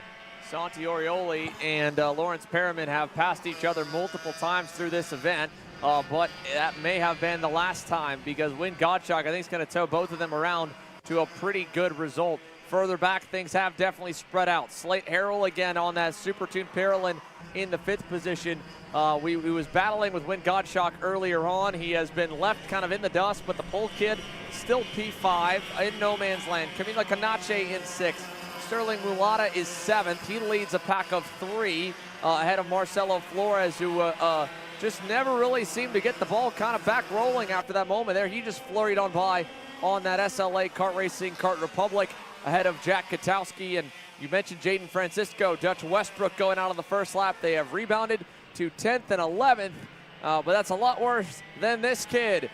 Zane Burgess will notch another checkered flag in the belt. He wins Heat 3 for the Micro Swift division over Gottschalk and Orioli. And credit where credit is due to Wynn Gottschalk for marching through the field. He and Zane Burgess pick up 8 and 6 spots respectively. 9 spots gained for Camila Canache. And on the last lap, Parker Stewart is going to get at least 1 back from his opening lap carnage, getting around Camden Clay in the number 82 machine. That was right coming down to the line. So Zane Burgess, 1.2 seconds out in front, but to be fair, the fast drivers are still close behind. Wynn Gottschalk looked to be probably the strongest of them all, and with runs like that through the heats, he will be looking to probably, I think by my math, roll off from at least 3rd or better tomorrow morning in the Super Heat. And again, that's going to be 50% against the weight of these heat races. Zane Burgess as well, making up for that qualifying effort that put him down the grid in 9th. He'll start from a pretty safe position on Sunday morning. That still is one last kind of precursor before the main gets going in the afternoon. We crown our 2024 IAME Grand National champions. But with one heat race in the books, we've still got 7 more left to roll with 2 groups for KA Junior, 2 groups for KA Senior, and of course the other divisions on the docket. Beginning though, again, with our first of 2 KA Junior Heats. It'll roll when we return. Brandon, why are there all these charges for just over $200 from Acceleration Kart Racing's website? That's because AKR gives you free shipping on orders of $200 or more within the continental US.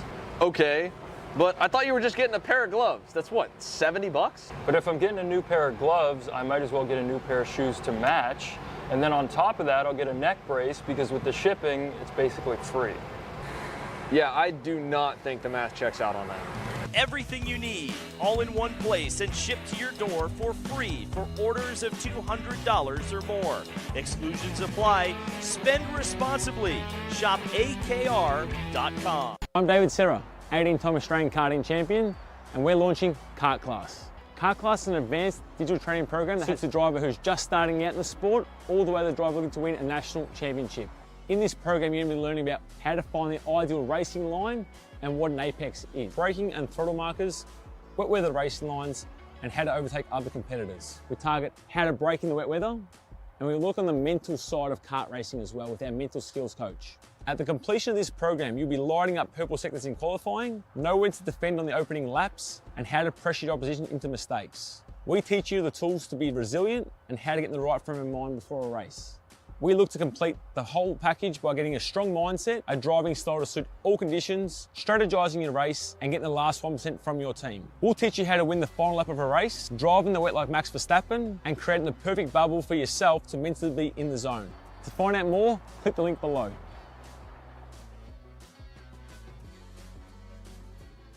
Are you ready to get behind the wheel? From Formula One to NASCAR and IndyCar, all the pros start here.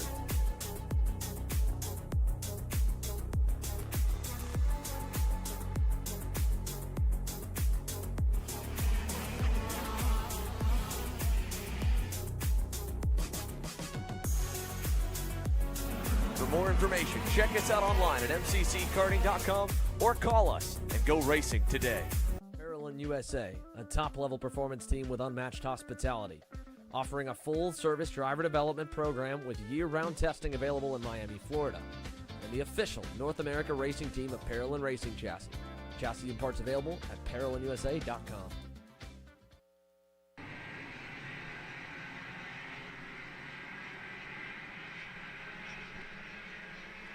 Karts are on to the racetrack for KA100 Junior, Groups A versus B. The top 2 qualifiers from Friday afternoon will be leading us to green here in a few moments. So with KA Junior on the ticket, let's look at Tristan Murphy and Ty Fisher for your front row, and Enzo Vidmontien, Peyton Westcott, the Heat 2 winner for the RPG Cosmic contingent, rolling from P4. Nathan Dupuy and Nate Golseth both starting alongside each other on row number 3.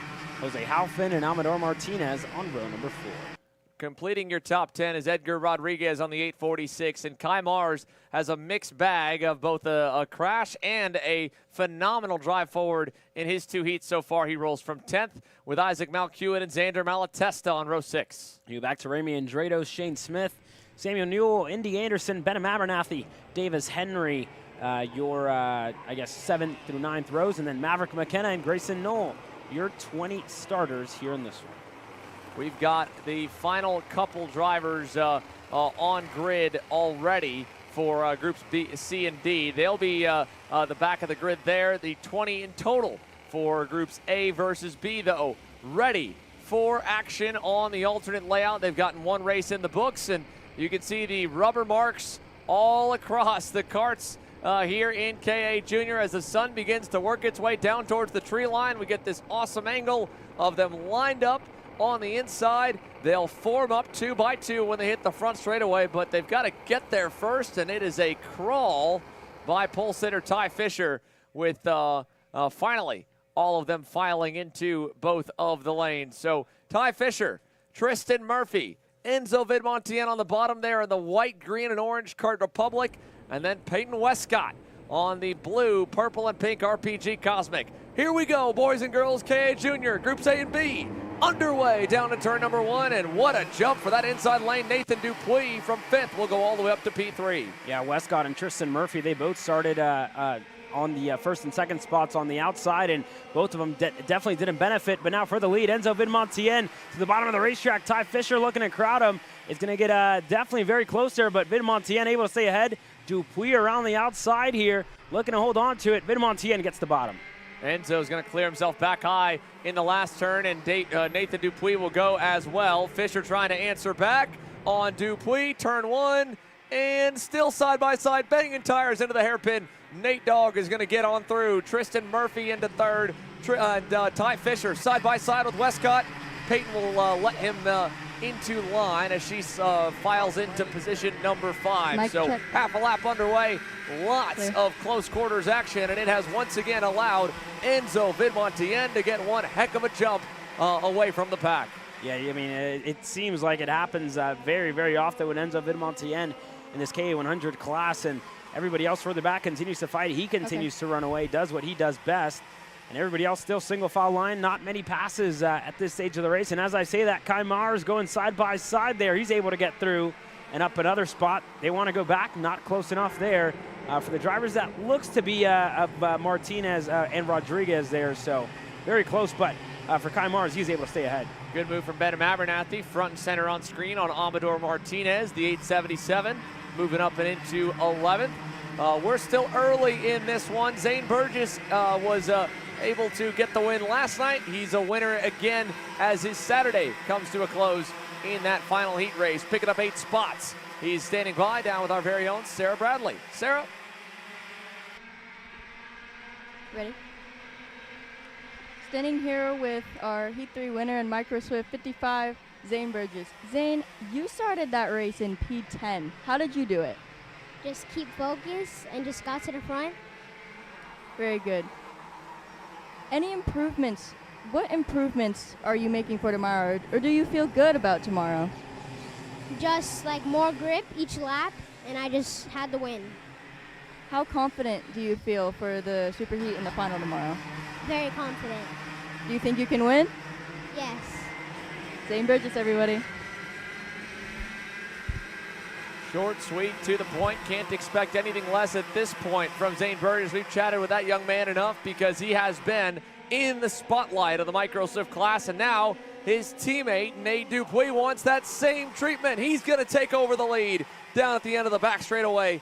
And you mentioned it, Caleb, before we went down to pit lane with Sarah, it looked like a typical Enzo Vidmontien, get him to fight behind and drive away, hit your marks kind of race. But they tracked him down very quickly. I mean, only about 2 laps was it for Nathan Dupuis to catch and get by our previous race leader.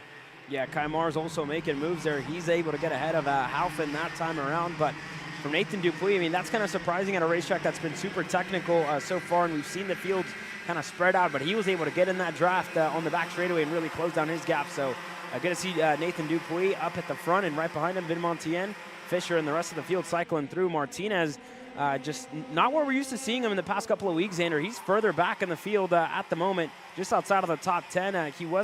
He's been a race-winning contender for the past couple of months, especially it all started at Wisconsin where he was able to break through after Vidmontien got a DQ and the win went to him. So for Martinez to be that far back, kind of surprising at this stage of the race, but it all mixes up here when we come to the IAME Grand Nationals. Another move to the inside for Benham Abernathy, but sadly, it looked like he was going to lose it there in the very next turn, but Isaac Malcuit kind of cut him a bit of a break, and now Ike's going to get turned. Maverick McKenna. Sorry, mixed up one of the Sodis. Maverick McKenna up and onto the left rear side of Isaac Malcuit as they try to get dislodged. And I think by the time that they get separated, well, it might as well be game over regardless. Let's take a look back at that here. Again, this slow-mo action moment side by side with Amador, and I don't know if Maverick just kind of misjudged. Maybe Ike was trying to break early to get into line, but the angle, I guess, the way that he was climbing up and onto the rear bumper of the Beer Lard, it just sent him straight over the rear tire. Takes those two drivers down the boards. They'll fall all the way to the rear with Indy Anderson picking up a couple. Indy will move up into 18th, Grayson Nolan to 17th. Meanwhile, for the lead, check it out, for a track that they were saying was going to spread the field apart, and it did in the first heat. It is packed up here in heat number 2 on the day, 3 overall. Dupuis, Vidmontien, Fisher, and Peyton Westcott, who drove away in the afternoon, is right there, but not able to make too much forward progress in 4th. Yeah, everybody else seems pretty dialed in at this stage of the weekend, especially with what's going to be, the last time that they race his actual layout. When we go to tomorrow, it's going to be the normal layout for the main events. And for the super heats, if I'm not mistaken as well there, Xander, going to be the normal layout. So it's all going to change. And this is really the last shot you got, so like earlier on today, it was very spread out and everybody was, kind of, inches away from each other. But now it's very close, bumper to bumper all the way through inside of the top 5. That's what comes down to really heat racing versus practices.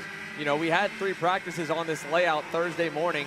Granted, A.J. Myers, when we chatted with him earlier, he said it was nearly a full second slower in the warm-up when he went back out on the racetrack for the first time this afternoon. But when you're racing against other fast drivers like this here, you're getting to gauge gearing and driving lines and setup, and sometimes you end up a little bit too close as Enzo and Peyton kind of get hooked up together there in the infield hairpin, and now Peyton's going to go down the inside and get by. This is going to spread the top 2 a little bit further away. Vidmontien's going to at least answer back on Tristan Murphy to reclaim 4th, but back to what you were saying, Caleb, yeah, the progression through the day has been pretty rapid to go from Heat 2, where, we seem to definitely have some contenders and then probably pretenders, if you will. This heat, a lot more drivers close to the limit. And that's providing some interesting moments here where corners that we haven't seen some major passes in over the weekend are now being the major places you want to make a pass on in this specific configuration at Trackhouse Motorplex. And that could change, as well as the dynamic, the evolution of learning this track and learning how it races rolls on through the night. For now, though, with 5 to go, I don't know if you'll see this group get back to the top 3. The gap is about 1.7 seconds from Enzo Vidmontien up to Nathan Dupuis and Ty Fisher. Yeah, and a lot more drivers also joining that, I guess you can say, front pack, as Rodriguez there goes on Nathan Golseth, and they were closing in quite a bit, but they started to fight Rodriguez going side by side with Benham Abernathy, Smith in that group as well, so they're starting to fight just on the edge of the top 10, and definitely not going to give each other any room to hold on to it around the outside. So Abernathy's able to get through. Rodriguez was able to get through on Golseth that time by. Now Tristan Murphy on the inside of Enzo Vidmontien looks to go back. He's clear for P4. Enzo has not had that Enzo level pace in this heat race, and now he's backed up all the way to his teammate Kai Mars, who has once again put on an impressive run forward from that kind of so-so quali effort. The rookie has been on the mark, I think, speed-wise through all of the heats and different configurations. Just didn't get any love in that first heat race yesterday afternoon. Check out Amador Martinez as well. Speaking about not getting too much love here in this heat, the 891's outside the top 10 behind his teammate in Jose Halfin in the 836. So 10th and 11th. 11th again for one driver that led laps yesterday, that won a heat race about a month and a half ago in Wisconsin for the U.S. Pro Kart Series and fought against Enzo right there for the main event win, tooth and nail to the checkers. He's now not just 11th, but again, really more of a 20th to 22nd average when you figure that the field is cut in two. Ty Fisher, though, top of this half, and he's trying to hang on because he knows Nathan Dupuis is close, and so is Peyton Westcott. But she got in a bit too hot there in turn two. And can she get the spot away from Dupuis? They're going to make contact. Nathan's going to have the inside. He'll take that spot back now. Yeah, and I bet you that Race Lab TB Kart team definitely rubbing their hands together on the fence line, watching all these drivers fight for second on back, and that's given their driver and Ty Fisher a bigger gap. It's about half a second now with all the fighting that went on. It could be even bigger than that at this point. You see how much space there is in between that Saudi Racing USA machine as Kai Mars looking on the inside of his teammate and Enzo Vidmontien. Mars not able to get through, but this is probably the best heat race that Kai Mars has had. Finally getting the luck and finally getting to keep his nose clean for once. Got to give kudos as well to Edgar Rodriguez, who's going to send it on Kai, man. That'll put him up to 6th. Edgar Rodriguez getting into the fight here in this main group. He's now closing back up to Murphy, who just got passed once again by Enzo Vidmontien. And Nate Golseth there in the 8th spot, a little bit further ahead of Benham Abernathy. Amador Martinez has finally gone around Jose Halfen for the 10th position, but they're going to be too far back really to make any noise. The question now becomes, can Peyton Westcott finally get that position away from Nathan Dupuis? She's been working him over for the last couple of laps to get back up to him. And with Enzo Vidmontien defending a bit low at the end of the back straightaway, she should have some breathing room to try to go to work with the white flag waving this time. Let's see, is she close enough in the last turn? I don't think so. She won't go there. No one else behind will either. And we'll see 1 lap remaining here on the alternate course for the KA Juniors A and B groups. Yeah, 1 lap left. Enzo Vidmontien definitely wants to see Westcott and Nathan Dupuis fight at this point because the race win definitely very, very far away as Westcott all over the bumper here of Nathan Dupuis coming down the hill. Can Westcott, can she get on the inside here on the right-hander? Not close enough, so her best shot's going to be up into turn number 4 up the hill, Xander. Nathan knows it as well. He took a quick look over the shoulder. You'll see him probably cut to the low side. Westcott going to follow. Nowhere for her to really make any charge there, and one more real hairpin to kind of block low in. Nate's got that covered as well. Meanwhile, up front, Ty Fisher got $1,000 last night. He's going to end tonight with a heat win in KA Junior with a nice and healthy gap. Dupuis to Westcott, Vidmontien, and then Edgar Rodriguez, a top 5 result, his best so far on the weekend here in Heat 3 for groups A and B. Again, the fast 2 lines of cars with Ty Fisher backing up that top result in qualifying. Another strong performance here in the heat races for the Race Lab TV machine. He ends with a 1.5 second margin, and while there was some fighting at the end, really, it was a good, 8/10 to a full second that he had started to build on Nathan Dupuis and Peyton Westcott before that. So credit where credit is due, and the Canadian ends up with a perfect score at the end of half of his efforts so far. We'll see him on track again later on tonight in the X30 Junior Heat races, and he's, I believe, in contention to maybe get into that Fast 5 shootout. Last night we saw the event promoter provisionals add a few more drivers into those Fast 5 shootouts. Well, KA Junior had theirs last night. X30 Junior will have theirs tonight. So for the drivers pulling double duty like Fisher and Vidmontien and Tristan Murphy, I believe, Westcott as well. Golseth, Peyton Westcott, they'll have another chance to compete for one big prize this evening. The other half of the double duty drivers, the other half of the full 40 car class in KA Junior is lined on the grid. Chase Gassiet-Lee's already got a couple of heat wins today. He's going to try and back that up. And you heard from him, similar to Zane, just, quick, short, happy about it, happy with the go-kart. Feels like he's got a pretty good piece overall, and 2 more heat races to try and punch his ticket to the pole, or at least a very solid starting spot in that super heat tomorrow when the field gets put all together. These KA Juniors, they have not seen each other, at least all 40 of them on the racetrack yet this weekend, period. They were split apart for practice, split apart for qualifying. They've been split through the heats. Tomorrow in the warm-up and then the super heat will be the first time that there'll be double as many karts on the racetrack and the entire class close and racing against each other. And then, of course, again, with all 40 of them for the final. That'll be on the regular layout. I would have loved to see if it maybe would have tightened the field up and had more pack racing on this layout, but ultimately, I think this just kind of continuous flowing mid-range configuration that we end up on, cutting some of the top straightaways in half, really lends itself to be a bit of a breakaway track if you're driving good enough, if your kart's good enough, and if you got the horsepower to make it on your own. Let's take a look at how the group C and D stack up, folks, for heat number 3.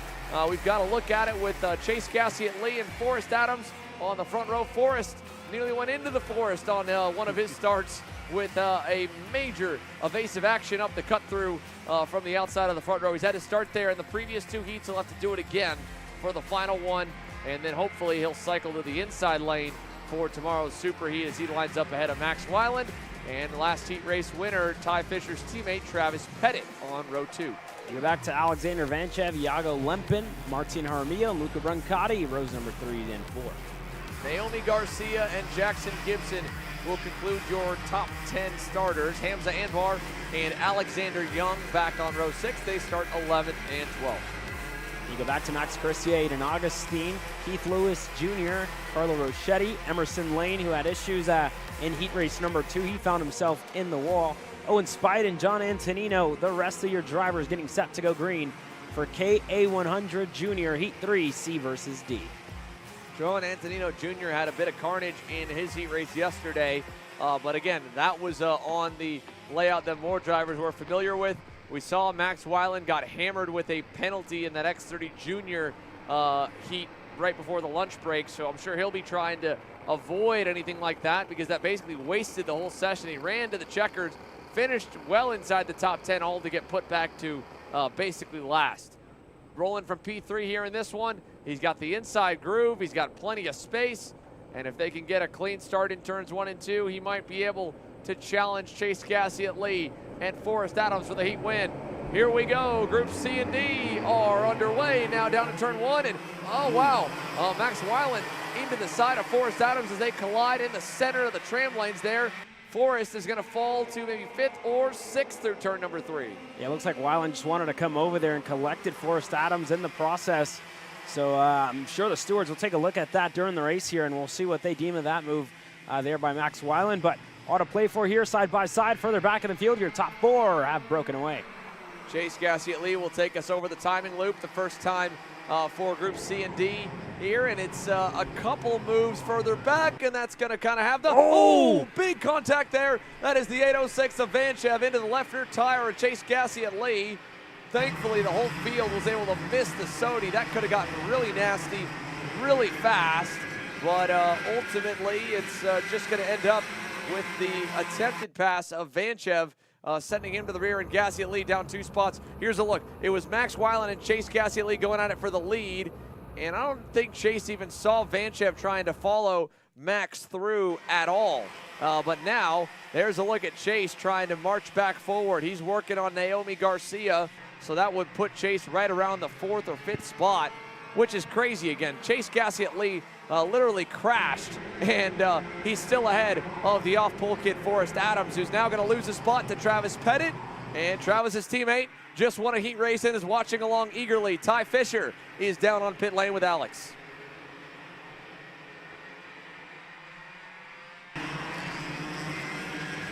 Describe the day and that race. Yeah, the day's been pretty good. 6th in the first heat and 1st in the second heat. The race was good. Enzo and Alex, or Enzo and Nate, passed me at the beginning, so I fell back a bit. But I was able to catch up, pass Enzo, push Nate for a few laps, and then pass him with a few to go, and had a gap for the rest of the race. Ty, I mean, it's something that we've talked about all year long. You know, you haven't been able to get that national race victory, but last night you got the shootout win. Does it feel like some weights lift off your shoulders now? Yeah, definitely. The shootout, it felt really good. It was like just a ton of relief. So now I feel like I can do it again this weekend, hopefully tonight and tomorrow.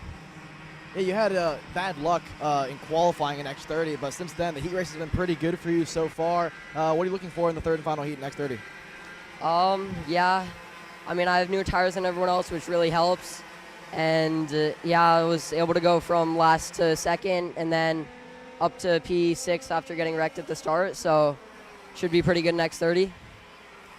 Thank you, Ty. Thank you, Alex.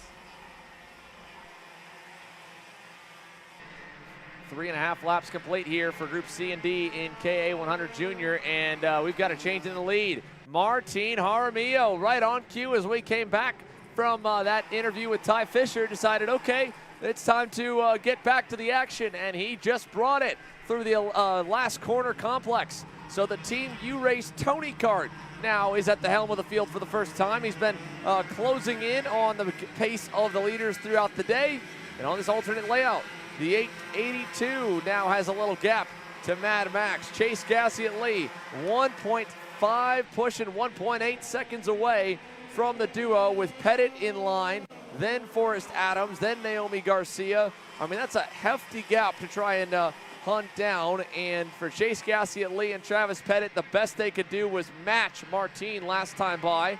Let's see if this time's any better. A 49.53 for Jaramillo was the time before. This time a 6.7. Gassiet-Lee can only do a 6.4, and it's a 6.3 for Travis Pettit.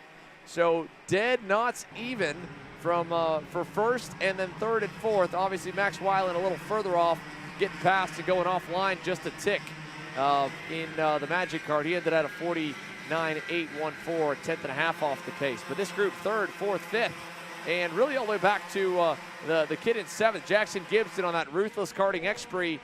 They are not making up time. They're also not losing much. Well, actually, no, take that back. Max Weiland just pulled a rabbit out of the hat and got around Jaramillo. Yeah, not bad there from Mad Max Weiland. You know, he's definitely going to have a fire in his belly after how that shootout ended for him last night, losing it in one of the final corners there to Ty Fisher. So going to really want that cash at the end of the weekend whenever we get into that main event, and this is the way to do it. Get a heat race victory under your belt against the likes of Jaramillo and Chase Gassiet-Lee, who, again, a good recovery for him. It's been damage limitation since the start for Chase after contact in between himself and Alexander Vanchev put him on the back foot, and he had to work his way up. He was just outside of the top 5. He's now back inside of the top 3, so good for Chase Gassiet-Lee there. He's up to third, and again, I mean, yesterday when we spoke to him and interviewed him before the race, he found himself in the grass and out of that heat race. And again, in this one, Alex spoke to him before, and he found himself with issues in contact. So I think from here on out, we need to stop talking to Chase before the heat racing action gets set to go underway. Halfway this time by, 7 laps down, 7 laps to go in Group C and D for KA Junior. At the moment, though, while it hasn't gone great for Chase Gassiet-Lee, it doesn't look like he's at least been assessed a penalty of any kind. Neither is the case for Alexander Vanchev, which, again, for Vanchev, if they would have deemed him at fault, it won't make a difference. He still ends up last place result in this heat. Big front-rear shove there from Jaramillo to Weiland. That'll hurt them a bit on the times. Let's watch them down the backstretch. And indeed, Martine wants to take the position back. And this back and forth kind of movement, even though it's going into probably the easiest corner to pass into, that end of the backstretch hairpin, what's allowing the rest of the pack to close up. Chase Gassiet-Lee was 1 second away from the leaders last time by. He's now within about 1 car length. 6 laps to go right now. And Martine Jaramillo has only a tenth to Weiland, 4 back to Gassiet-Lee, and half a second further away, we'll find Travis Pettit and Forrest Adams. Yeah, this is exactly, what racing's all about for Chase Gassiet-Lee. Found himself up in the air. Now he's been able to close down his gap, and with a lot of laps still left on the plate here, he definitely has a chance to get himself in heat race contention. The same thing goes for Travis Pettit and for Forrest Adams, who as well had issues right off the line at the start of this heat race. So for Forrest Adams to be inside of the top 5, when all these top 3 start to fight, everybody's going to get stacked and packed here, Xander.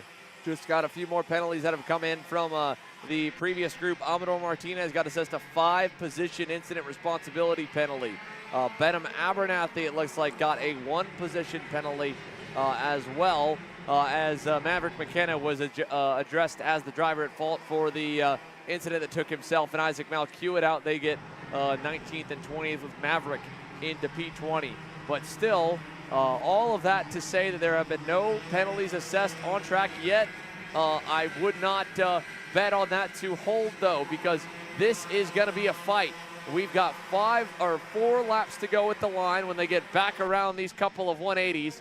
And the draft on the backstretch seems to be a little bit stronger now with the gearing that the drivers have ended on for the final heat race. Martine Jaramillo, Max Weiland, Chase Gassiet-Lee, 1, 2, 3, and all pretty close as they climb the hill towards the last turn. 4 laps to go. Can Martine Jaramillo get his first U.S. heat race win on the national tour? Yeah, Gassiet-Lee had about half a car length in between himself and Mad Max Weiland. For Weiland's even closer than that, and for Travis Pettit, he's still 2 car lengths back from Chase Gassiet-Lee. So everybody's starting to close in, and again, the lap times for everybody, a 49.4 for Jaramillo, a 49.419 for Max Weiland, and a 10th off for Chase Gassiet-Lee at this point. But that draft down the back straightaway going to help him so much here, Xander. That's where I think he was struggling to adjust to the different marks that he needed to hit to stay close to the drivers in front of him. As down the back straightaway, here goes the leaders through turn number 4. Martin Jaramillo, Max Weiland, Chase Gassiet-Lee, and Travis Pettit still single file, but closer than they've been all race. It'll be 3 to go at the line, and you could even mark Jackson Gibson in this pack officially now 6 deep as they head down to turn 1, and there's our first move. Gassiet-Lee through on Max Weiland for position number 2. Yeah, Chase definitely wanted to go. Max was just sitting patient behind Jaramillo, and Chase doesn't want to wait around. He wants to go through, so he's up to second now. Pettit right in tow as well, so 6 drivers in this train, all the way back to Gibson in the 6th spot with Forrest Adams right ahead of him. Travis Pettit still in tow, but still with that move from Chase Gassiet-Lee, that definitely opened up the gap just a little bit and could be even out of touch here for Chase Gassiet-Lee if he doesn't get a move on. Down the inside for Travis Pettit. No. Tried that move on Max Weiland, got the door slammed shut. Now Forrest Adams was looking. Ultimately, Jackson Gibson's going to be the one to make up a spot out of them all. He'll get into the top 5 with a heads-up drive there in the left-hander. To the line, 2 to go. Chase Gassiet-Lee needs to make up about 3.5 tenths if he wants to get to the rear bumper and try to make something happen with Martin Jaramillo. Behind your leaders, Naomi Garcia still rides along in no man's land or no woman's land in 7th. Luca Brancati leads the next pack. It's a duo of himself and Max Christia, and then Alexander Young rides about a second further away. One other thing to note here before we go back into talking about the leaders. Big shout out to John Antonino Jr. rolling from dead last on the grid to 11th. He's picked up 8 spots. Might pick up a few more if there's any more attrition with a lap and a half to go. And Chase Gassiet-Lee bearing down on Martin Jaramillo. Yeah, Chase definitely getting a move on now. That gap sits at 2 car lengths when they get onto this short main straightaway. So Gassiet-Lee definitely going to have to start to hit his marks as Gibson looking on Pettit, who's going to fade low there and try and cover off from Gibson. He's still doing so. Gibson looking to set up that over-under. He's able to get through and on clear on Travis Pettit that time around. Forrest Adams able to get clear on Pettit as well. That was a sweet heads-up move by Jackson Gibson. Move Jackson now up and into 4th. And for Jackson Gibson on that ruthless karting X-Spree, that's going to be a net gain of 5 if it holds to the checkers. Over the hill now through 3. Down the backstretch. Weiland's giving a big shove to Gassiet-Lee, but now he started to look low and force Chase to block the bottom. That's going to give enough of a gap, I think, for Jaramillo to be safe out front. And out of the last 180, they climb the hill to turn 13. Martin Jaramillo gets his first career U.S. National Heat Race win here at the IAME Grands in Group C and D for KA Junior. Gassiet-Lee to Weiland to Gibson to Forrest Adams, your top 5 as he hangs on after slipping through on Travis Pettit there on the final circuit. Naomi Garcia, Luca Brancati, Max Christia, and Alexander Young, once again your top 10. And a photo finish at the line that just crossed there moments ago for Iago Lempin and John Antonino Jr. less than a full tenth of a second between the pair. They end up just at Hamza Anbar, Aiden Augustine, Keith Lewis Jr., and the final couple of drivers from this heat here, Rochetti, Spite, and then Emerson Lane. The bad luck, sadly, has not vacated the number 850. He ends up with a DNF in Heat 3. And Alexander Vanchev, we watched that crazy moment back on the opening circuit, battling with Chase Gassiet-Lee. He gets credited with a 19th place result in KA Junior Group C and D. They've got to clear the circuit, and then it'll be time for X30 Pro action. Nix Eggleston hoping for at least the Kart to make it to the finish. He was running solidly inside the top 10 for a mechanical failure, took him out. And the rookie is ready to try and see if he can't crack the top 5 and make it through the opening few corners, because that's what you got to do to start it. And then from there, race your way through the 15 laps here. It's the final time we'll see them in this order. Again, 15 laps on the books for the X30 Pro drivers, and they will be racing again tonight, just not in accordance with the rest of the weekend's plans. They will be the headline division of our shootout all-star events this evening, the MG Tires X30 Shootout. Ryan Norberg's won that before. He's also won the overall main event when he went head-to-head against Justin Ataconis 2 years ago. They both roll from deep in the field because it was a close quali, but a quali that saw Hayden Jones and Paulie Massimino end up best of the rest, going to the front row. And this will be the third heat race we see them there. It might be the fourth race on the weekend we see them there, because they have been so impressive here this weekend with both divisions that they're competing in, X30 Pro and KA Senior. They split the two heats in the KA second round and went 1-2 in that second heat race from the X30 Pro division. They'd be 1-2 overall on the weekend if it were not for Paulie Massimino blowing a read on the final corner of that opening heat race yesterday. They roll again from row 1 with Frankie Mossman, and then that rookie Nick Eggleston, who's looking for his luck to turn around from position number 4. Back to Carter McMurray, Nicholas Terlecki. Both of those drivers have been impressive so far this weekend. Ryan Norberg and Jacob Kolar. Norberg just missing a little bit of pace so far in the heat races. We'll see what he's got in store for us in heat 3. Beyond them, Justin Atakonis and Dalton Haynes completing the top 10. Haynes has driven forward in both heat races. So has Brandon Carr. But that second heat didn't seem to be as strong for the TKG Kart Republic driver. And then on row 6, it was slated to be Aiden Levy. Matthew Maccabee's relieving him as Levy's actually in the hospital for the illness that he has come under the weather with. Sending a best wishes to Aiden, was texting with his dad earlier this afternoon. They'd love to be here, and I know that Aiden would love to be behind the wheel. The rest of them are already formed up and ready. So here's one last look at how they will line the grid for the heats in X30 Pro. Heat 3 with the sun beginning to work its way down behind the tree line. Hayden Jones, Paulie Massimino, green, flag in the air down to turn 1, and a slow start with a good jump has brought a couple out front, and it's got Ryan Norberg turned in front of the field. Yeah, Justin Atakonis was really slow there on the exit of turn number 1 as well, and a lot of other drivers found themselves going through the grass. A lot of dirt kicked up there on the outside. McMurray's up to the 4th spot. He's falling under fire from Nick Eggleston. Kolar's up a spot, so a good start for some, but an atrocious start for a couple of other drivers, Xander. Again, the good news is they have that super heat to kind of reset tomorrow morning.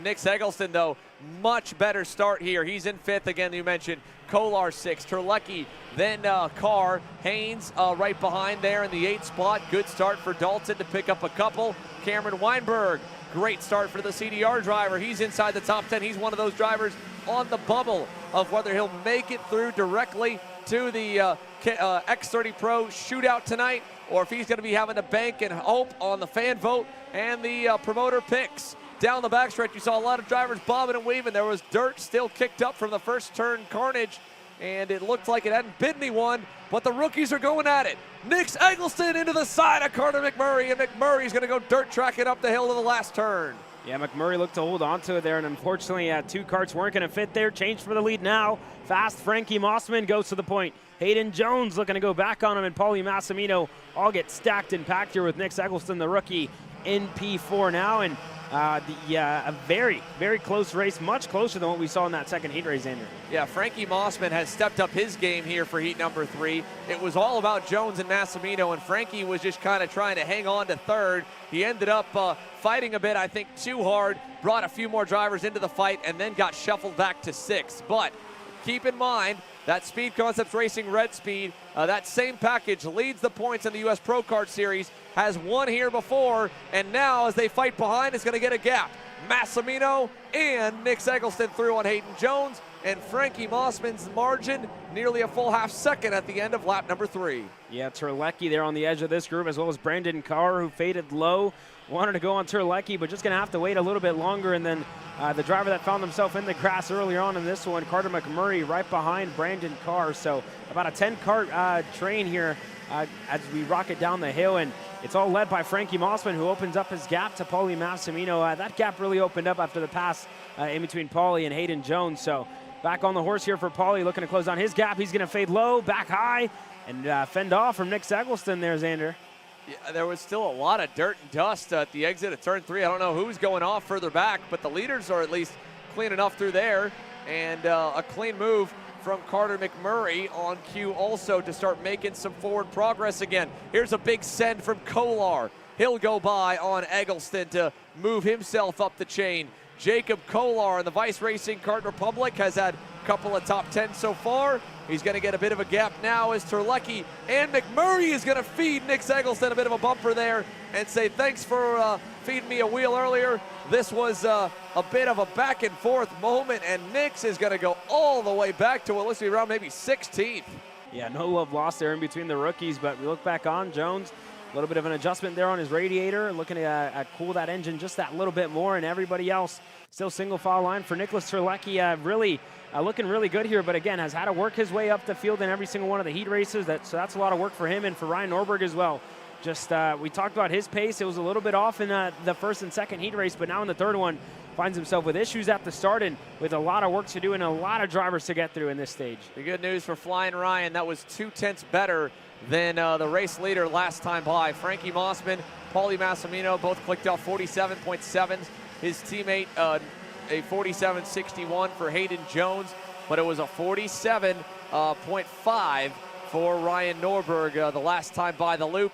He's just about caught up to the back of the pack now and can start to really make some spots up as they're still only spread by about 5 seconds from 1st to 17th. And it might even close up more if the fighting up front begins to unravel, as there's two drivers together. Santi Fernandez is on to the left rear tire, and Josh Oates there in the infield, left 180, and they are both trying to get dislodged. And a quick moment there for those two will give Norberg 2 free spots. He'll go from 17th to 14th on that last lap. Keep an eye as well on Justin Ataconis marching back forward. He's gotten himself back to 10th and is knocking on the door of Brandon Carr for the 9th position. He looks to be pretty good based on where his pace is rebounding from that start as well. But for Frankie Mossman on that 301 SCR Red Speed, he's holding the gap. I thought for a moment Massimino and Jones were going to charge back up to him. Frankie's keeping him pretty even right now at about a 2-car length gap because he is so good out of that back hairpin. Yeah, Kolar there looking to go on Hayden Jones into the final corner. Not close enough that time around, but we'll see into this hairpin. Can Kolar throw a send? He's not going to go for now, being really patient for Jacob Kolar. But again, this racetrack has really promoted and prompted a lot of drivers to kind of send it in there into turns number 1 and in turn number 2 as well. So you really have to get in there and really rub your elbow grease on another driver to kind of try and get through with how tight some of these corners are, Xander. Dalton Haynes now up into the 7th spot on the bumper of Carter McMurray. That completes kind of the main group. Cameron Weinberg up as well. He just got by his fellow Kart Republic driver in Brandon Carr moments ago. They are 8th and 9th, about a second away. So for the drivers that have started outside the top 10, the forward progress has been good. It's not been great, but this will help. Kolar on Jones, Terlecki on Jones as well. Can McMurray also go? Nowhere for the comp cart to get by. He stays back in 6th, and Haynes now closes in a little bit more with 7 laps still remaining on the boards, just past the halfway mark. 8 down, 7 to go. Lots of racing left, and if they're smart about it, they could all still be well within reach of the leaders. They just got to hope that Paulie Massimino can hang on to the coattails of Frankie Mossman, because Fast Frankie right now is living up to the name. He added a couple hundredths last time around. Yeah, it was pretty much the same scenario last time around in heat race number 2 for Paulie Massimino. He was chasing down Hayden Jones that entire time, and unfortunately in the end couldn't get it done. But now he has another driver, a Speed Concepts Racing driver ahead of him in Fast Frankie Mossman. A lot of times this time, Paulie was a 10th slower, Frankie was a 10th quicker, and there goes Dalton Haynes on the inside of the rookie. He's able to get clear on Connor McMurray. Dalton Haynes now, that puts him at a net gain of 5. Let's take a look at the rest of the drivers up the boards here. Dalton Haynes on the SLA Kart Racing up 2. Started a little better than where that first lap kind of shuffled him back to, but has driven forward. 4 up for Cameron Weinberg. Down 5 again for the pole man Hayden Jones, but up 4 for Jacob Kolar from 7th. And last time by, Jacob Kolar fastest of the top 5 by half a tenth or more. That black and blue Vice Racing Kart Republic is rolling, and I think Paulie is as well here as we get to the final stage of this heat. They both just knocked a full 10th off the lead of Frankie Mossman. Yeah, that was a much, much better lap by Paulie Massimino, that time by a 47.3 compared to the 47.9 of Fast Frankie Mossman. So definitely slowing down here a little bit in the closing stages of this race for for Mossman, and the exact opposite for Pauly and Jacob Kolar, who still continue to push, and that gap looks to have opened up here once again through the technical section of the racetrack. Every time we think it gets closer, it kind of opens back up away. Frankie Mossman's got some great drive off of some of the slower corners, especially right here in this left-handed hairpin. This is where I think he's got Pauly beat a little bit. You can see he's able to be a little narrow, get the cart pointed quicker, and I'm not sure, again, the difference is in setup, but because of the limited track time, they're all just kind of guessing, and I think based on the estimated guesses, I'd give maybe the nod in Heat 3 to the SCR boys. Now, with 4 to go, that lead was up to 4/10, and I think with even a bit of a bobble in the opening hairpins, Frankie Mossman has stretched that out. Look at this, maybe 7 car lengths, if that, through the turn 1, old school turn 1 complex. I mean, he's just about outside the drafting window now down the back straightaway. Yeah, so Jacob Kolar in good striking position here. Not going to fade low for now. When they come across the line next time around, should be 3 laps to go. And there's Kolar on the inside. He's able to get clear finally of Pauly Massimino. Terlecki looked to go as well. Pauly's going to answer right back into the final corner. He looks to get through 3 wide all the way to the main straightaway. Terlecki thinks better of it and going to slot back into line. That was some smart driving from all 3 of them to think big picture here again. Hayden Jones now closing up. He needs just to kind of keep Pauly within reach, and Frankie as well to clinch the pole for tomorrow's main. He's already got 2 heat race wins.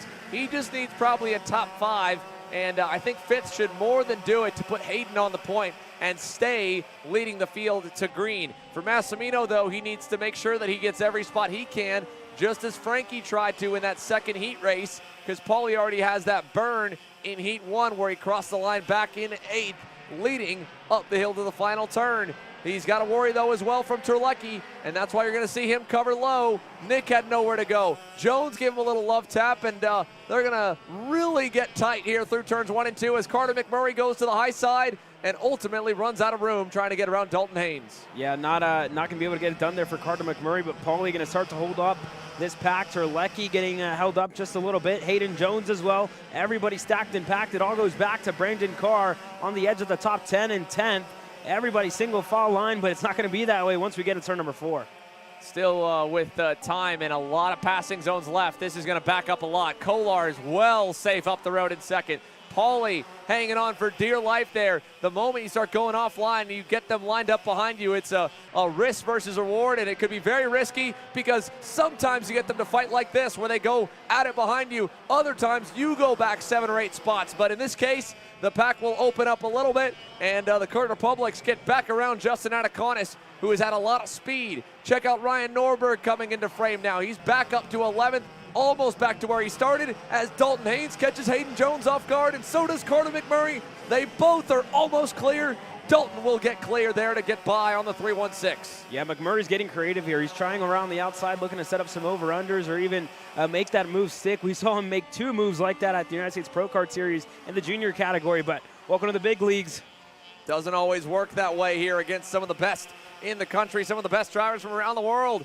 And as they head through the last couple of corners, it'll be Frankie Mossman to the line. The fight for third up the last turn. Massimino to the bottom. Mossman, Kolar, and Pauly, the top 3.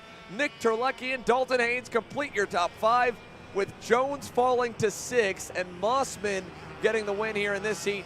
It would be really close, but I think they'll still have, again, with that first heat race win, going the way of Hayden Jones. But I think depending on the last couple bits, it should be Dalton Haynes in the first couple rows. Massimino should be probably around 3rd to 4th. And I think it might be Fast Frankie on the outside of row 1 for tomorrow's Super Heat. But that is all still unofficial, and we'll have to wait to see if there's any other penalties to be called. It looks like that one was clean, green to checker. Let's run it back for you with our Coastal Ink custom printing race recap here from the final heat race of the weekend for X30 Pro, setting the grid for their Super Heat tomorrow. First, a jump off the start for Hayden Jones, and it did not pay off for his teammate Ryan Norberg. Ended up sideways, staring down Justin Ataconis, and then right off the bat, the contact continued. The rookies getting into it. Nick Eggleston and Carter McMurray. Carter kind of answering the call a little back there to Nix, and that sent the Ruthless Karting XP driver back so far. We never really got to see much of Eggleston later on in the heat race. There was this moment here with Santi Fernandez and Josh Holtz kind of colliding in that left hairpin. And then still, for the majority of the midsection of this race, it looked like it was Mossman leading a train of 7 or 8 that at any moment could start to mount a charge. But very good driving from Frankie Mossman, and a little bit of battling behind allowed him to open the gap, and then it really just started to work its way down. First in the fight for second, and then this crazy fight to the line. It ended up being down for third on back there. Even Norberg and Atakonis drag racing, two drivers that have given us a lot to talk about over the years with their battles. But with the X30 Pros parked, they'll get set now. Don't forget your favorite X30 Pro driver that, if you're not sure, is going to be in the X30 Shootout presented by MG Tires tonight for a chance at thousands of dollars in cash and one heck of a show under the lights at Trackhouse Motorplex. You can still vote up until 7:30 p.m. Eastern, 4:30 p.m. Pacific time by commenting your favorite driver. Only one vote per account on our official Facebook page. The Mini Swift drivers now onto the circuit. It's one of the bigger divisions on the weekend. And for Cade Wolf and Royce Vega, they have been phenomenal at getting jumps off the inside lane with all of the heat starts so far, including the alternate layout here. They both were sporty. A big credit here to Nico Katowski for how strong he's tried to hang in there. And alongside Vega on row 2, Callan Berghofer had that fantastic qualifying effort yesterday, had a good opening heat, did not have the best second heat. He's trying to rebound with another top 10 to put himself back up the order for heat 3, or the super heat, sorry. And you go back to Kason Hodge, Nicholas Mose on row number 3, Josh Bergman and Parker Ives on row number 4, Cameron Johnson, Ashton Moon running up your top 10 starters on row number 5. Back to row 6 has Marco Samet, who made up a ton of spots in that heat race this afternoon. Holden Myers did the same on the Timmy Tech Comp Kart. They rolled from 11th and 12th. Maxwell Macha and Isaac Payne, pair of Kart Republics, back on row 7. You go back to row number 8 with Simon Jack Klein and Ben Gleberman, Maximilian De Guzman and Bian Bindi on row number 9. Nolan Carney and Riley Dobelier running up your top 20 starters in your top 10 rows. Still a few more rows to go, so we'll show them to you as they file towards the last turn. Lash, Thompson, Scales, Arguion, and Valentino Santillan, your 25 on the grid for the Mini Swift class. So ages 9 to 12 years old. The bright yellow comp kart of Cade Wolf will lead us, and we're racing on the first try down to turn number 1. Royce Vega once again able to get into second, and Katowski side by side with Kason Hodge is Sodi for third. Hodge will get through on the 198. Yeah, neither of them wanting to concede, and now Hodge going to go to the bottom of the racetrack, looking to hold on to that position from Katowski, Berghofer, and Josh Bergman, who has worked his way just on the edge of the top 5. Everybody going side by side through the hairpin. There's Parker Ives, Nicholas Mose. Ives able to get ahead. Ashton Moon right behind him. Carter McMurray, I believe, has been assessed a penalty for the contact with Nick Eggleston back in that most recent heat race. 5 positions, it appears, for the avoidable contact and incident responsibility for Carter McMurray. That'll knock him down a few positions for tomorrow.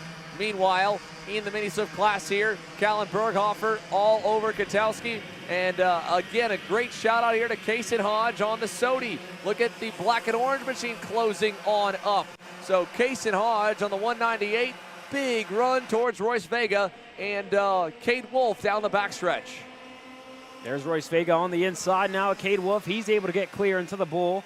And then for Kason Hodge as well, he continues to close down his gap, sits in third. Katowski in the 4th spot, looking to close in as well. As we got problems for Holden Myers. The 136 has gone around in the left hairpin. Holden Myers spins out here in the middle of the field. He was 10th last time by. He'll go all the way to the rear.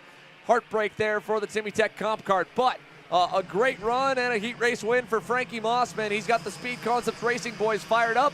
As we keep an eye on our Mini Swift drivers, let's go down and hear from Fast Frankie.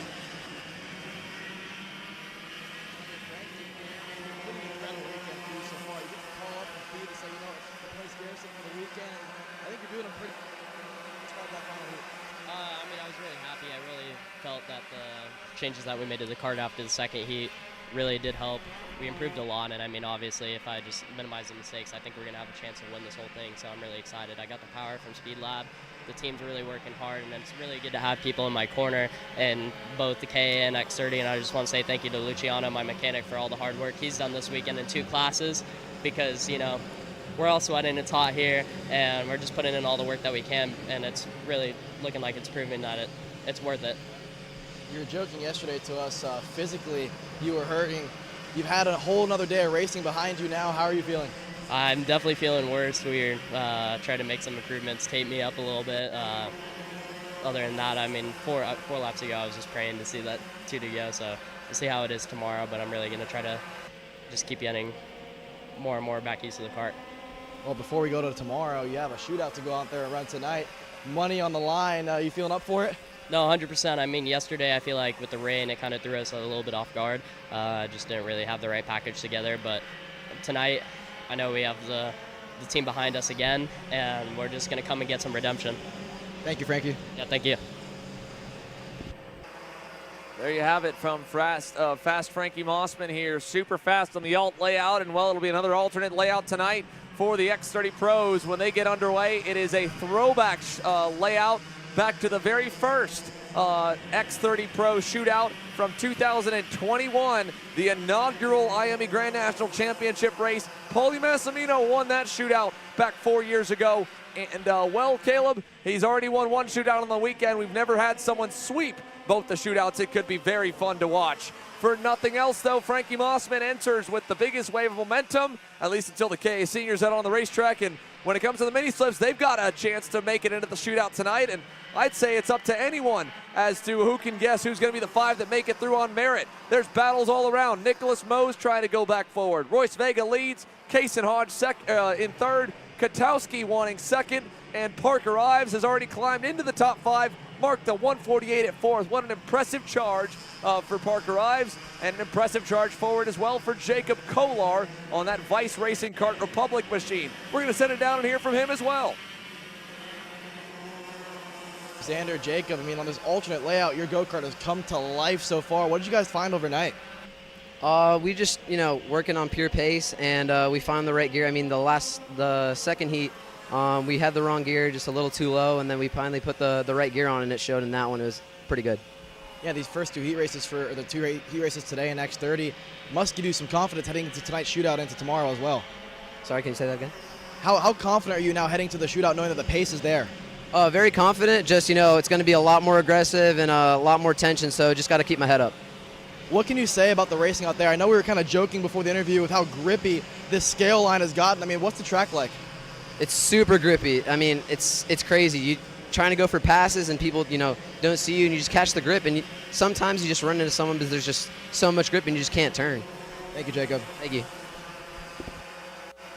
Great bit of intel from Jacob Kolar, and it kind of, I think surprised not just him, but us as well. I mean, Caleb, that was some heavy storms that we weathered last night. For the track to be looking as it is, you'd have almost no idea that any rain came through Mooresville, North Carolina. But we had some major showers, but in just one day, the rubber has returned, the marbling has returned, and the racing has been elbows out since we dropped the green this afternoon. And check it out here, one little hiccup, and you lose 1, maybe 2, maybe 3 more spots. Ashton Woon taking advantage of it all. He'll pick up a bunch right there over Katowski and Kaysen Hodge. Berghofer in the pack. Bergman in as well, but let's take a look at the biggest movers too. Caleb, 5 spots up for Parker Ives. Yeah, Parker Ives definitely rolling here in this one, and the exact opposite for Cade Wolf, who started at the front. He's down 3 spots from where he started. Hodge has been stagnant so far, and I believe he just lost that spot to Woon, so Woon's going to gain another 5 spots gained for him. And talk about Nicholas Mose, he's lost 10 spots so far in this race, and Parker Ives now, he goes to the lead of the race. Royce Vega looking to go back. He's able to get through, and Josh Bergman goes up and over on Callan Berghofer. The 2 of them get together for P7, and Josh Bergman not happy. Berghofer out of this one early. Wow, Callan Berghofer is trying to hop in the seat and get that AKT energy back up the boards. Bergman is still slow with that motor completely bogged down right now. Nolan Carney is by. That's all the way back for position number 20. I mean, mark them all the way down the board. So it's Vega, Ives, Wolf, and, well, now actually no. New leader at the same time. What a race in Mini Swift. Parker Ives leads the way now, up 6 spots on the session so far. and he can't get any higher than that. That's P1 for the 148, but it will only be for a moment. Vega wants it right back, and he'll take it away at the end of the backstretch. Yeah, Royce Vega able to get clear that time by, and everybody else single file. Ives in second. They're going side by side. Cade Wolf, Ashton Woon was able to get through that time by, and the Sodi of Kason Hodge right on the rear bumper of these top four. Down the front straightaway. It'll be 9 complete now. 4 laps to go. Parker Ives, Royce Vega, Ashton Woon, and more all trying to fight it out here for the last heat race in Mini to try and get into the top 5 on merit to the shootout. Let's go down side by side one more time while they continue to battle to Alex Searle from Nick Terlecki in the X30 Pro field.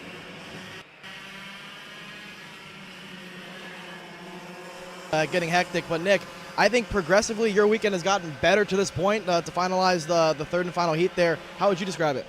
Yeah, it's definitely going good. I mean, yesterday in the first heat, I mean, I drove, not the greatest I could, made some mistakes, could have finished better, but learned from it going to the, the 2 heat races today, and I mean, I'm just going to keep progressing that going into the weekend, and got the shootout tonight, so that should be really good.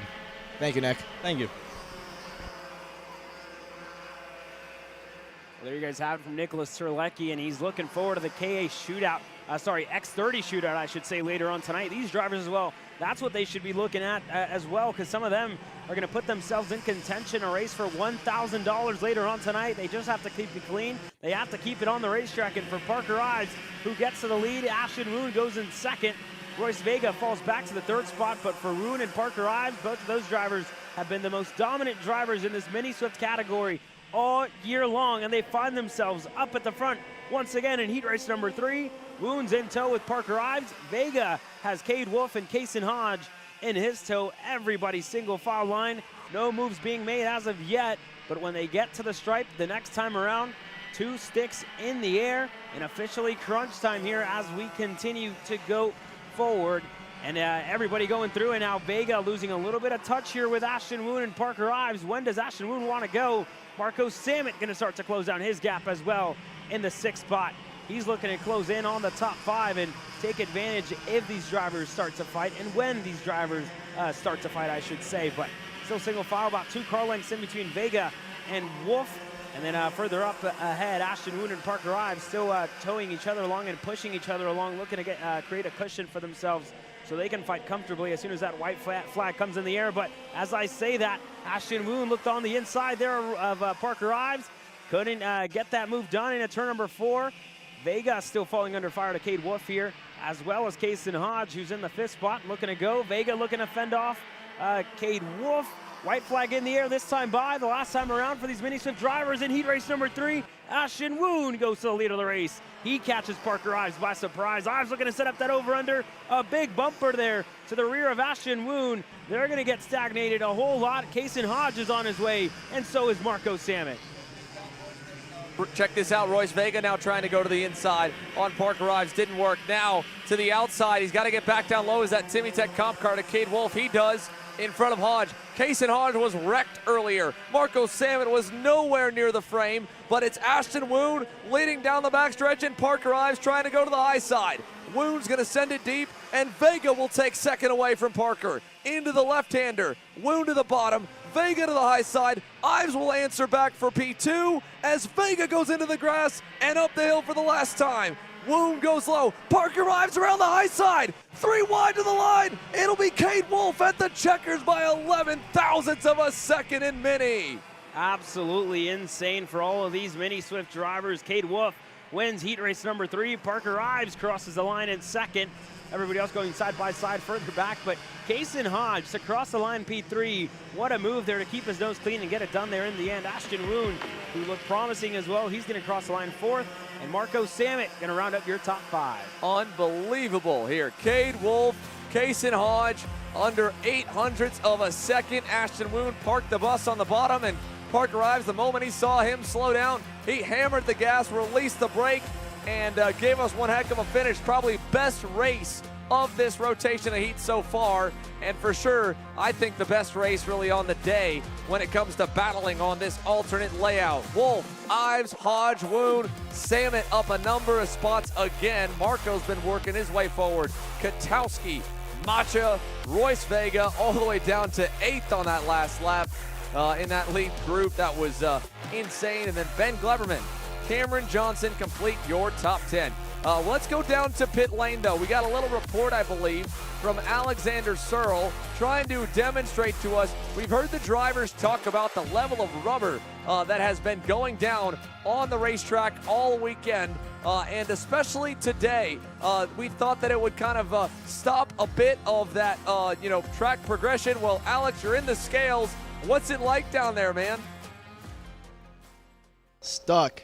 The amount of times that I've been on the scale line and my shoes have actually come off my feet are too many to count. So it's interesting. I talked to Kohler. Obviously, you guys heard it in the interview as well. But before the interview, he said, listen, yesterday it wasn't this bad, and I can attest to that. Today, with the new layout, with how many corners you have to do, with how hot it is on the racetrack, the tires are starting to burn up pretty good, and they're just getting stuck to the racetrack. Actually, funny enough, some of the Micro Swifts came in for their third and final heat and just got stuck, so I had to push them into the scales with how hot it is down here on the scale line. So for sure, grip is getting put down on the racetrack. Rubber is obviously getting put down on the racetrack as well. So you can get a good view at some of these tires right now and just see it's not degradation. It's just how much rubber is getting stuck to the surface. And then if Kendall can zoom out here, you can actually get a pretty decent idea of the amount of black lines we have here heading to the scale line of go-karts getting stuck. So it's a decent idea of what you can expect out on the racetrack as well. Well, thank you very much there to Alex, and how about it there for Alex, helping out the younger drivers, a man to the people, seriously, from Alexander Searle. So good to see him getting his hands dirty and pushing a couple of the drivers along. But we look back onto the grid, and our X30 Junior is getting set to go green, and this is going to define who goes in to that X30 shootout later on tonight, where they're going to race for a chance to win $1,000. We've seen a couple of these drivers already that were in the KA100 Junior shootout yesterday and last night under the lights and in the rain.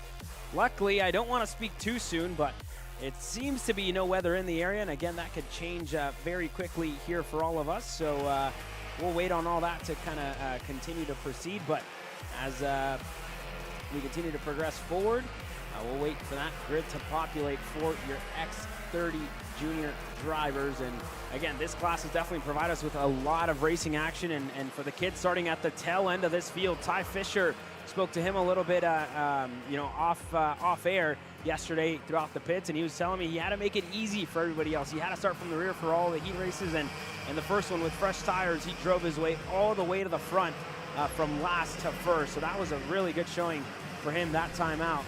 So Ty Fisher going to start from the tail end of the field once again, but for Fion Shi and a couple of other drivers, Alexander Vanchev in the second spot. Roberts as well starting in the third spot. Going to be really good for all of them. But again, a couple of these drivers were involved in that incident in heat race number 2 just at the start, and that put them all out of contention as the race continued to progress. But Alexander Searle joining me in the booth, and I was just talking good about you, man of the people, helping out the younger drivers, pushing their go-karts, and I know it's probably not hard. I bet you could still probably fit in a cadet cart nowadays, huh? Oh, that's funny. I mean, I know some drivers have. I've seen Diego Ramos do it. I probably could too, to be honest. I mean, I'm not the tallest person in the world. I'll be honest, when I was pushing some of those go-karts to the scales, I got worried that I couldn't do it. Yeah, but it's tough. Nonetheless here, Caleb, we're getting ready to see the green flag wave for some X30 Junior racing action. It's been some pretty solid racing so far. Let's see if the flagman likes what he sees. He does. Green flag in the air. We're green for X30 Junior. Clean start all the way throughout the field. Side by side further back is the battle between Westcott and Tristan Murphy as Weiland's going to go off-roading here. And he's going to go to tail end of the field. Yeah, that's not what Max Weiland needed in this heat race. He's going to find himself all the way in the grass on the exit of turn number 3, but Fion Shi going to lead your X30 Junior field away, and issues for another driver there further back in the field. That's another one of the RPG Cosmics there who finds himself off the racetrack there, and that seems to be the 736, which is indeed Jose Haufen, who's out of this one early, or out of contention, I should say, as Davin Roberts, Peyton Westcott going side by side. Roberts on the inside. He's able to get clear on Peyton Westcott. She's going to lose a spot and now fall under fire from Enzo Vidmontien. Yeah, good defending there for Westcott. Lost the one spot, but at least able to maintain her 6th position out there on the racetrack. But all this battling He's going to allow the front 3 to get away. We've seen this throughout a majority of the heat races so far on this layout, where if you begin the battle further back, it's going to allow a pretty big field spread as Vidmontien's going to throw it down the inside of the bowl corner. Westcott, being smart about it, decides to let him go early. Only 2 laps into a 15-lap heat race. No need to race too hard for positions this early on. You want to let your go-kart come back to you. So across the stripe now to finish lap number 2, start lap number 3, and Davin Roberts is feeling racy early on around the inside of Nate Golseth. Now Vidmontien's going to go around the outside of Golseth there. 2 for 1 there for Enzo Vidmontien. So Nate Golseth right now on the back foot looking in. There goes Westcott defensive on Tristan Murphy trying to get around her. Yeah, unfortunately for Golseth, he's been down on power in both classes this weekend. So he qualified well, but since then it's definitely been a negative slope ever since.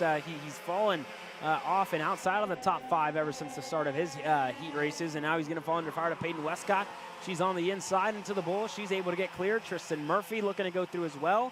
But yeah, unfortunate for Nate Golseth here, who's just falling down the order, unfortunately. And Ty Fisher now going to join this party. He's right behind Tristan Murphy. Fisher looking on the inside. He can't get clear. Going to have another chance into the first turn.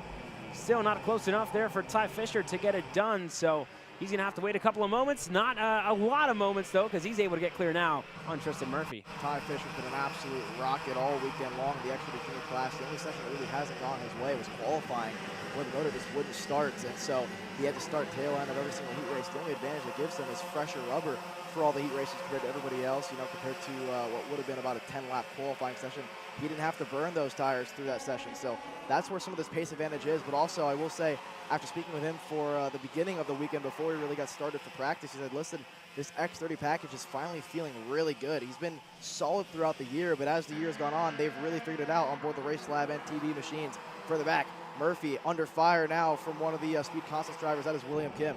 Yeah, William Kim falling under fire there. Lempin looking to go through. Max Weiland goes through on Tristan Murphy. He's going to go through as well on one of the SCR red speeds of Kim, and he can't get through. But for Max Weiland, finding himself all the way out in the grass on the exit of the 3rd corner to now being up there and fighting just on the edge of the top 10 is very impressive here for Max Weiland. So what can he do on William Kim going up the hill?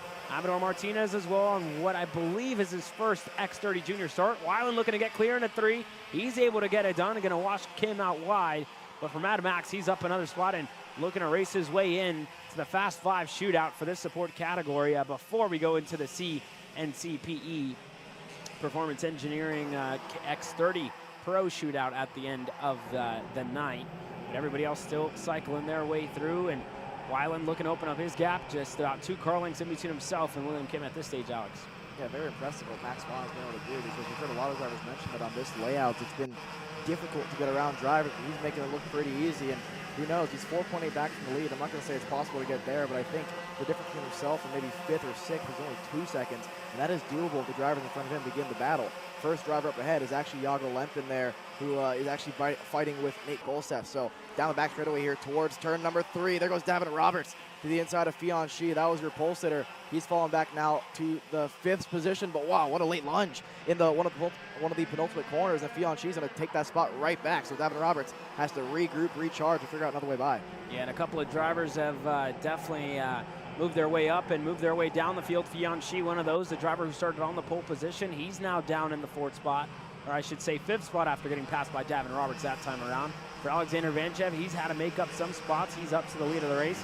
And for Chase Gassiet-Lee as well. Definitely hasn't been easy. Again, remember, look back to that X30 Junior Heat race number 2. Chase Gassiet-Lee and Alexander Vanchev fought for that race win. And Chase Gassiet-Lee caught Vanchev by surprise. And now he has a car length in between himself and Vanchev. We'll see what Gassiet-Lee can do here as this race continues to progress. But definitely going to have to get a move on here for Chase Gassiet-Lee. We're about halfway in this into this race, but to me it seems like Gassiet-Lee has a whole lot of pace in that Coastal Link printing OTK. The driver that I'm actually keeping my eye on right now is Enzo Vidmontien, matching the pace of the 2 leaders. But around this racetrack, you lose so much time making moves if you're not careful about it. So for Gassiet-Lee, he needs to be calculated. If I was him, and I look back and I see that I have a 1-second advantage to the driver in 3rd and Vidmontien with 7 to go, I'd be patient about it. You saw it in the previous heat races where he waited to the last lap and caught Vanchev by surprise. I think we're going to see more of the same here because Vidmontien is flying. Let's look at some of the movers and shakers here. Vidmontien up 4 spots. Gassiet-Lee up 2. Vanchev where he basically started. Roberts down 1. Fion Shi, obviously your pole sitter, down 5 positions. Westcott stayed the same, and then Fisher from the back of the grid up 7 positions once again. So a lot of drivers have moved up. Some have moved back. One of them being Nate Golseth, down 10 spots, like you mentioned, Caleb. A driver that's been struggling for speed all weekend long in terms of overall engine package, but he's still doing his best there. Westcott, we just saw get around her teammate Fianchy, so his drive backwards continues, struggling seemingly for pace. Yeah, so Fianchy there just kind of can't stop the bleeding at this point for that driver, and Westcott finally able to get ahead. We're about 9 laps in, a couple of more to go for the rest of the field, and Roberts now, he's probably going to fall under fire here in a couple of moments' time. To Peyton Westcott, about 2 car lengths separates the RPM driver and the RPG driver there on your screens. 2 of the OTK teams that have been pretty strong this weekend in all the senior categories and in the junior categories as well, with Roberts and a couple of other of his teammates as well, taking the fight up to some of the RPG Cosmics, the likes of Westcott and others, and Lorenzo Vidmontien as well, who finds himself in the 3rd spot, kind of a second back there from Gassiet Lee, it looks like at this stage, or maybe even a little bit further back from Lee. So for Enzo, I mean, it's been a good weekend so far, just not up to his standards. Obviously, he's a driver that we're so used to seeing up at the front and fighting for race wins. And X30, it's been quite slow. It all started back in the United States Pro Kart Series in Houston. He couldn't even start that main event with a mechanical failure, and then ever since then, he's kind of been getting better and better every single race, but just can't really take the fight up to the likes of Diego Ardiles and Chico Brown. And this weekend, neither of those 2 drivers are here, but still not up there at the front, and a driver who does want to get up there to the front, Peyton Westcott, finally able to get clear on Davin Roberts. She gets that moved on into the bowl, but like I was saying, I mean, for Chico and Ardiles, they're not here this weekend, 2 of the most dominant drivers all year long in the X30 Junior and KA Junior categories, but Gassili and Vanchev, this weekend, 2 drivers that probably struggle on a normal weekend. This weekend, where it's a non-championship weekend, the stress is off their shoulders. They're definitely coming together and coming to life here in this stage of the race, and so far this weekend, Gassiet Lee, finally, it seems like for him all year long, Alex, you're a fellow Floridian for him as well. Chase just hasn't had the luck across the national, the national scene so far this year. Always with some type of motor issues or some type of issues during the race, puts him on the back foot starting in. And for Alexander Vanchev as well, started the year off with Zanella. He was really good from the start, and then moved over to the Sodi Racing USA boys, and it took him a while to get comfortable, but when he did, I mean, he's flourished just like he is now, but hasn't been able to get a win for that team yet. And as well for Chase Gassiet Lee, he's been super strong, but looking to fight here with Alexander Vanchev in the closing stage of this heat race. Yeah, to Chase's credit, though, this has definitely been his best campaign in the junior class in both junior KA and X30. So, like you mentioned, luck hasn't been there. He still got his maiden national victory in the OKNJ package at the Stars Championship Series over at Newcastle Motorsports Park, but now looking for his first main event X30 win, hopefully for him tomorrow. But so far, this has been one of the strongest, weekends to this point in terms of luck and overall pace in both KA and X30, getting the KA heat victory earlier on today, and now looking for an X30 Junior Heat victory here in 3 laps time. Still needs to find a way to get around Alexander Vanchev here around the final couple corners. This is as close as I've seen the Coastal Link OTK all race long. Is he throwing up the inside? No, and I bet you, Caleb, it's because he knows that Vidmontien's close enough, but he's going to take it into 1. Chase Gassiet Lee, that's about the best place he could have made the move to not lose too much time, but you see Vidmontien in the background. That's going to gain him maybe a 10th or 2, maybe more than that. He's within 2 or 3 car lengths now, to where if these 2 begin the battle, the TKG Car Republic's going to be in the mix. I don't even know how that saying goes anymore, Alex. Fool me once, shame on me. Fool me twice, shame on you. I couldn't even tell you how it goes, but that's already 2 times that Chase Gassiet Lee has caught Alexander Vanchev by surprise, and Vanchev just not with an answer at this stage, and he may even fall under fire to Enzo Vidmontien here with 2 laps to go the next time they cross the stripe. Yeah, around the bowl corner here, a couple corners to go to complete lap number 13. We're going to see 2 to go next time by, and look at this. Here comes Enzo Vidmontien, one of the fastest drivers on the racetrack last time around. As they cross the stripe here, he's within a kart length and a half of Vanchev. It's going to be tough for Vidmontien to get around both of them with 2 to go, but the more these 3 battle, I will say that second group of Westcott, Roberts, and Fianchy is catching this lead group. The fastest driver on the racetrack last time by was Peyton Westcott in that 4th position, and through the double left now, Vidmontien pushing Vanchev around the corner. The more these 2 fight, this is Gassiet Lee's best chance to pull away. We saw him do it earlier on in the day in the KA heat. He's going to try to do it again now in the X30 heat. Down the back straightaway for the second to last time. Vidmontien, I don't think he's close enough to make a move. It'll take a late lunge from here. Not yet. Yeah, now Vanchev looking to close back in, about 3 car lengths in between the Sodi and the Coastal Link printing OTK. but he has another protagonist in this lead pack, and that's Enzo Vidmontien for the first time getting himself in the mix. White flag in the air this time by the last time around, and Vanchev looking to start defending off from Enzo Vidmontien, so it's almost going to be checkmate for Chase Gassioli as these two drivers get stuck together there on the exit and bogged down a whole lot, and they need to be careful because Peyton Westcott, she's definitely closing that gap down to these two. Yeah, Vanchev caught Vidmontien by surprise, I think. He thought it would be the easy over-under that you see throughout the day, but Vanchev outsmarted him there, and now heading onto the back straightaway for the final time today in X30 Junior. Gassioli has over a 2-second advantage between Vanchev and Vidmontien for the fight for second. Westcott, as it stands, a little too far back. Penultimate corner now for Vanchev. He's going to go a little bit wide. He's going to park it on the apex, side by side on the exit. Here comes Westcott. Here comes Vidmontien. Vanchev to the bottom side. Vidmontien around the outside. They're going to go 3 wide across the stripe. And Enzo Vidmontien is going to take second place over Vanchev. Peyton Westcott almost got Vanchev at the line to finish third. So Westcott's going to go fourth, Roberts fifth. But it's Chase Gassioli by 1.6 seconds across the stripe. He wins the third and final heat of the day. Yeah, so that was pretty much it in that one. Chase Gassioli absolutely ran away as this one closed out and didn't look back since then. So we look at that Shop AKR replay for Chase Gassioli going around, and he seems to be all right here, but this is where the end of the race definitely kicked off, and Enzo Vidmontien looking to get creative here with Alexander Vanchev. Looks slow around the outside for Enzo Vidmontien. Look to get that move done. Westcott there was the other driver that was super close. Vidmontien, though, comes out on top into the second spot. So again, we'll pull up those results for those of you here at the end of that X30 Junior Heat race.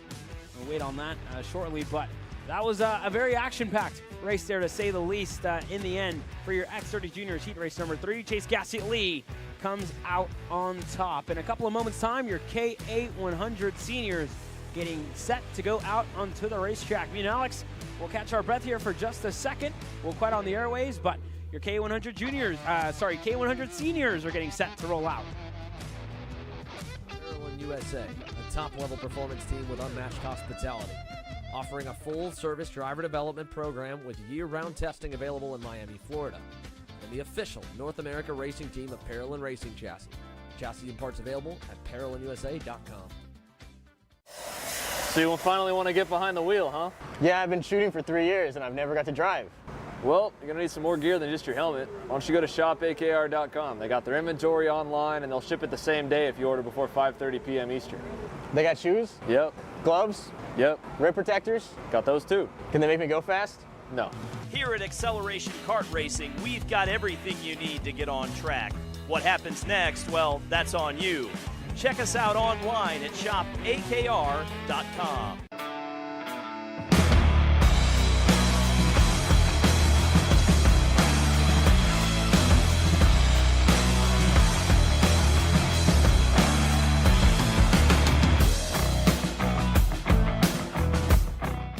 Are you looking for an advantage in your competition? Well, Car Class has done the hard work for you. We've traveled to your racetracks to give you the inside knowledge. So what does Car Class offer? We've got drone footage that captures the racing lines, visual markers for your braking points, acceleration zones, and the best overtake opportunities on your racetrack. Pedal cam to show you where to brake and when to accelerate, and 360-degree footage to make sure you don't miss any parts on the racetrack. We've covered 13 racetracks in the United States, and Australia, you're up next. So visit carclass.com to get your track information. Massive turnouts, world-class venues, and an awesome family-friendly atmosphere. All of these and more are pillars of the U.S. Pro Kart Series, which is gearing up for its biggest season yet in 2023. Orlando, Houston, Newcastle, Cincinnati, and Mooresville. Welcome to the top level of North American karting. Welcome to the U.S. Pro Kart Series.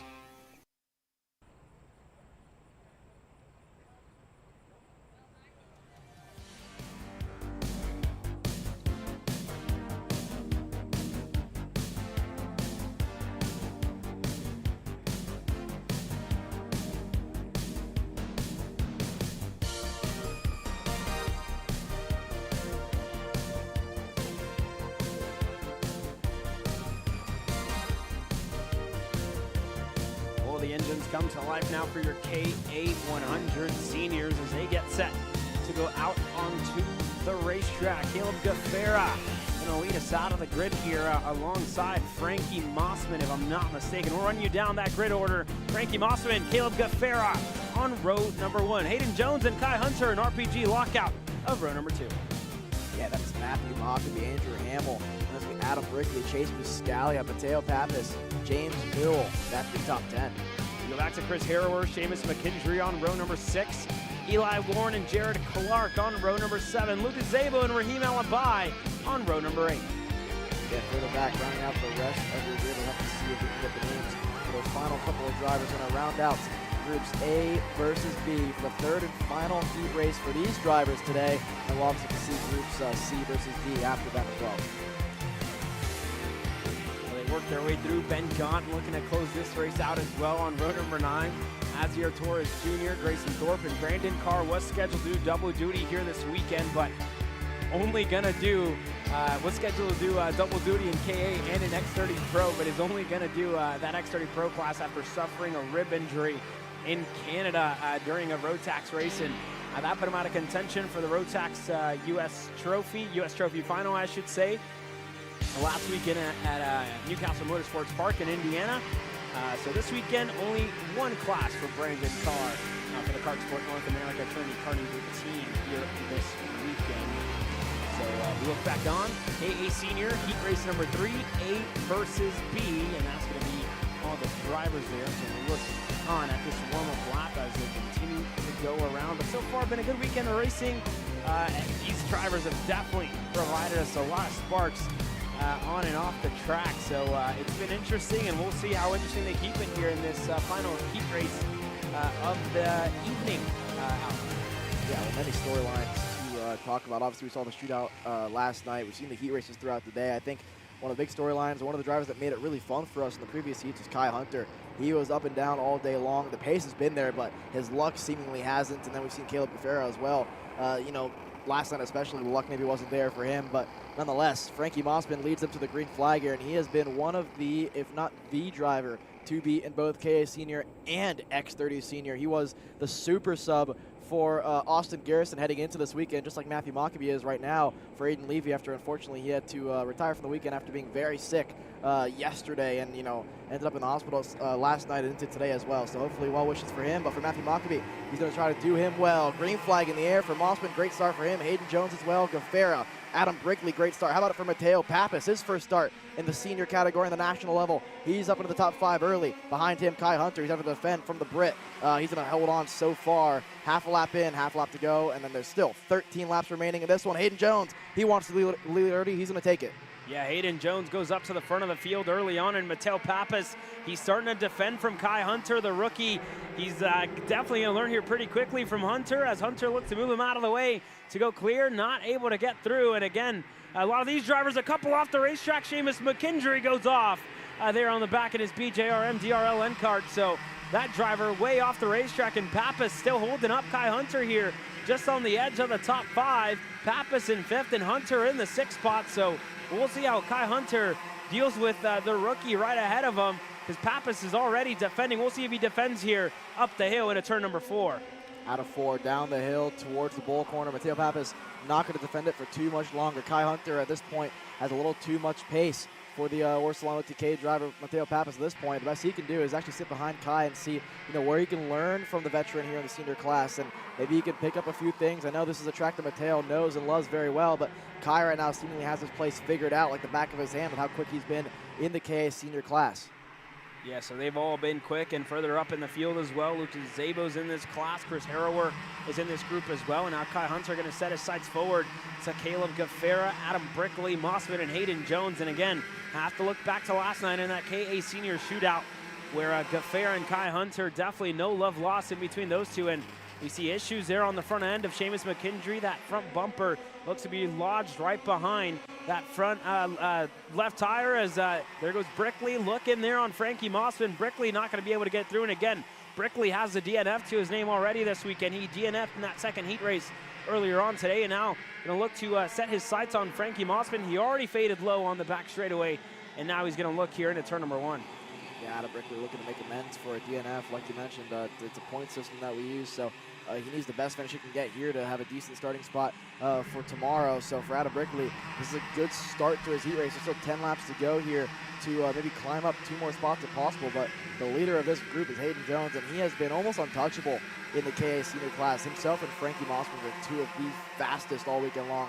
I spoke with Hayden on the grid actually jokingly before the X30 Senior Heat number 3. He said, listen, I was like, do you think you could have been fast this weekend heading into it? He said, listen, I thought I was going to be super slow, especially in KA. So he has this thing figured out. I think it was a bit of a surprise for him with how quickly he got up to speed, considering he's not in the go-kart all too much compared to a lot of the drivers around him.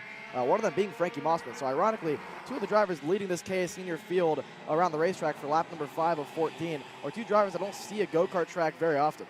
Yeah, and 2 drivers who are definitely not at the racetrack very often, but every time when they do get to the racetrack, they definitely impress. And for the likes of Caleb Gaffera as well, who definitely has been super busy this year running overseas in the F1600 stuff that they have over there in the UK, and now coming back and looking to start his kart career and looking to continue on and staying fit in the karting seat. And that's one of the big things and one of the big differences that we see now. Frankie Mossman has been super busy this year in the USF Pro 2000 side of things, and now Brickley going to look to fire Kai Hunter as well. But I mean, you've heard from Mossman. We've talked to him all weekend long on how physical it's been to run 2 classes, and Mossman, attested to the class and the level of the rest of the drivers who are in the kart a lot more often than him, and he thinks that's the last little thing that he's really missing to put everything together, because his equipment has been absolutely flying all weekend long, but as well as everybody else's, the difference is they just have the laps and have the reps just a little more than what Frankie's had all the way since February when he ran the Road Tax Winter Trophy. Well, this is an intriguing group of 4 here. I think Hayden Jones right now is, walked away from the field 7/10 clear of Brickley, but it's Brickley, Mossman, and it's Kai Hunter and Caleb Gaffera. And if you guys were watching the shootout last night, there were fireworks throughout that entire main event. Really, it was brewing from the heats into that shootout for the KA Senior boys and girls, but into that main event, we saw fireworks light up the show, I'd say, for Kai Hunter and Caleb Gaffera. I think at this point they put their differences aside and have raced pretty cleanly so far, because at the end of the day, you don't want a penalty in the heat races for Kai Hunter. He threw it up the inside there of Frankie Mossman, who's on the back foot now looking in. And so for Caleb Gaffera, look for a move to the inside. He's going to throw a late lunge on Mossman, catches him off guard. He's going to run him out of road here and move Caleb Gaffera up to 4th, and now Mossman down to 5th. The more they fight, here comes Andrew Hamill, bringing Biscaglia into the mix as well. Yeah, Kai Hunter finally able to get himself up into the 3rd spot. Now Gaffera going to look to chase down Hunter now. They're separated about half a second here, 5/10 of a second in between the Chad Dawkin Racing Machine and the Rawlson Performance Group driver and Kai Hunter. Mossman not too far off as well in the 5th spot. And then you go back to Andrew Hamill, Chase Biscaglia there as well as Newell, Pappas, and Chris Harrower to round up the field nonetheless. But everybody's still single file. And this is one of the biggest things that we've seen from this layout, Alex. I mean, we see the fighting, we see the passes and how long it takes to kind of make passes. And it's really spread this field out a whole lot, and that's pretty much what we're seeing so far in this heat race. It's been, maybe not as action-packed as the layout from yesterday, but still, we get to see nice and heads-up move passes like this that Chase Biscaglia had there on Andrew Hamill. So good move there by the Chad Dawkin Racing driver, and everybody else there as well following single file line. Newell going to follow into line as well with those 3. Pappas, after he got a really good start, went all the way up to 5th. He falls back to the 10th spot, and we'll see your movers and shakers so far in this race. 5 spots lost for Frankie Mossman, 4 spots gained for Adam Brickley, who's doing a pretty good job so far in this heat race to gain 4 spots. Jones is up 1, Gaffera's down 3, Hamill's down 1, and then Biscaglia is able to stay stagnant in that 7th spot. Lucas Zabel as well having a good drive in that Ryan Perry Motorsports machine there, up 5 spots. And for Jared Clark to get himself through as well, he's up 2 spots now. For the rookie as well in this KA100 senior class. We're so used to seeing him as well at Cup Karts North America. He's definitely become a front runner there. And you talk about that series, Eli Warren as well, one of the drivers that you have to think of, but been a struggle so far this weekend. Eli Warren, so far, he's down 2 spots and just been struggling to get himself further inside of the top 10 here, Alex. Yeah, well, this is the closest battle we have on the racetrack right now. There's Chris Harrower ahead behind him, Raheem Alabai, Eli Warren, Ben Gaunt, and then Matthew Mockabee, tail end of that group. You see Mockabee has lost a handful of spots throughout this race, but again, for a driver who literally came in this morning to hop into the seat for the first time on this layout that he's never been on before, on a racetrack that he hasn't been on in a couple of years, it's been very impressive what he's been able to do on the Ryan Perry Motorsports machine. So for him, I think as long as he's hanging on to the tail end of that lead pack, it's all you can really ask for Matthew Mockabee. Here's a good look at Chase Piscaglia. After getting around, the likes of Hamill is pulled away. There's Lucas Zabo holding off Mateo Pappas behind him. That was Jared Clark. You saw him get around Harrell earlier on. This is another good battle. Andrew Hamill and James Newell going at it. This is a battle for 7th. Hamill's lost 2 spots in this one. James Newell up a spot, but this is all you can really ask for in a heat race, right? Stay consistent, stay close to where you started the race, and that's going to give you a decent position when it comes to Sunday night or Sunday afternoon. Yeah, we'll see how this all continues to play out here. And Frankie Mossman now on the bumper of Caleb Gaffera, who wasn't able to close down his gap to the top 3. And for Adam Brickley as well, pretty good showing for him. I mean, you spoke to him a whole lot yesterday. He was in the KA shootout, and he seemed to be in good spirits, joking around. And that's a guy who's, really tall, especially at a racetrack like this. We've seen, the difference in those taller drivers to deal with the grip and to try to take grip out of their machines has been quite difficult. But he seems to, do it right. That's a problem that myself and yourself probably wouldn't have, being a smaller stature than Adam Brickley there. But he's definitely doing a good job so far to hold Kai Hunter at bay in the 3rd spot and chasing down Hayden Jones as well. He's definitely not falling off all too much. About half a second in between Brickley and Jones, who's been really good. And I'll definitely give credit where credit is due here for Hayden Jones. I mean, the move he had last night around the outside in that X30 race, and now Kai Hunter able to get through on Brickley. But man, Hayden Jones has been on one so far this weekend, and it's almost like a flip switch right after Newcastle Motorsports Park, where he unfortunately lost that X30 Pro Championship. And this weekend, he comes back with a vengeance, and he's definitely doing so far, Alex. 3 to go here in Heat 3 for Groups A versus B. The final heat race of the day for these drivers. Kai Hunter has 2.5 laps now to reel in his teammate. I don't think it's going to be possible, but maybe with a mistake from Hayden Jones, who has been perfect, or almost perfect so far this weekend in terms of his driving. So for Kai Hunter, starting to pull away slightly from Brickley. Behind them, it's Gaffera and Mossman. This group of 5 have pulled away from the rest of the field. I want to give credit as well to Chase Buscaglia, matching the pace of the leaders, maybe a 10th off of what Hayden Jones did last time around. But the more that these drivers have fought in front of him, of Hunter, Brickley, Gaffera, Mossman, he's staying in the mix. He's within 1.2 seconds of Frankie Mossman, and if they start to battle, I think the Chad Dockin Racing Kart Public driver will be in the mix of maybe making a couple moves stick. So 2 sticks in the air, 2 laps to go for Hayden Jones. His lead has grown slightly now, so it's up to over 1 second. Brickley matching the lap times of the leader as well. So everybody running 49 flats. The only driver in the 48.9s last time around in the top 10 was, in fact, Chase Piscaglia. Yeah, Chase Piscaglia doing a good job so far. He finds himself just in the 6th spot. And like you said, Alex, definitely putting in some really good lap times so far. And he's doing really good right now to continue to open up his gap to the drivers that are right behind him. And Andrew Hamill and others, they're about a 1.5 seconds back. So good for Chase Piscaglia at this stage of the race here, Alex. Yeah, so as Chase Jones rounds the final corner, he's going to see white flag in the air one more time around here for Hayden Jones. He obviously still has the shootout later today for the X30 side of things, but for KA Senior, this is his last heat race of the day. His lead has shrunk to 0.9 of a second now, but still no sweat, no need to worry too much for Hayden Jones. Further back, Kai Hunter's lead has grown to 0.3 of a Brickley, so it's still going to be a decent enough battle to where Kai Hunter might have to think about defending when they get to the final section of the racetrack. That is Gaffera ahead of Mossman. Piscaglia again closes the gap to within 0.9 of Frankie Mossman now, so if they begin to battle for 4th, that's going to start to heat up here with half a lap to go. Yeah, and Hayden Jones, it's not going to be over for him tonight. We're going to see him later on as well in the X30 Pro Shootout. So for those of you sad, Hayden Jones is going to be back, and he's going to be back in the winner's circle in heat race number 3. He's going to take it away in KA 100 Senior. Kai Hunter crosses the line in 2nd. Brickley rounds up your top 3. What a run there for Hayden Jones. Kai Hunter, Adam Brickley, Gaffera, Mossman further back. There's a run to the stripe for Jared Clark.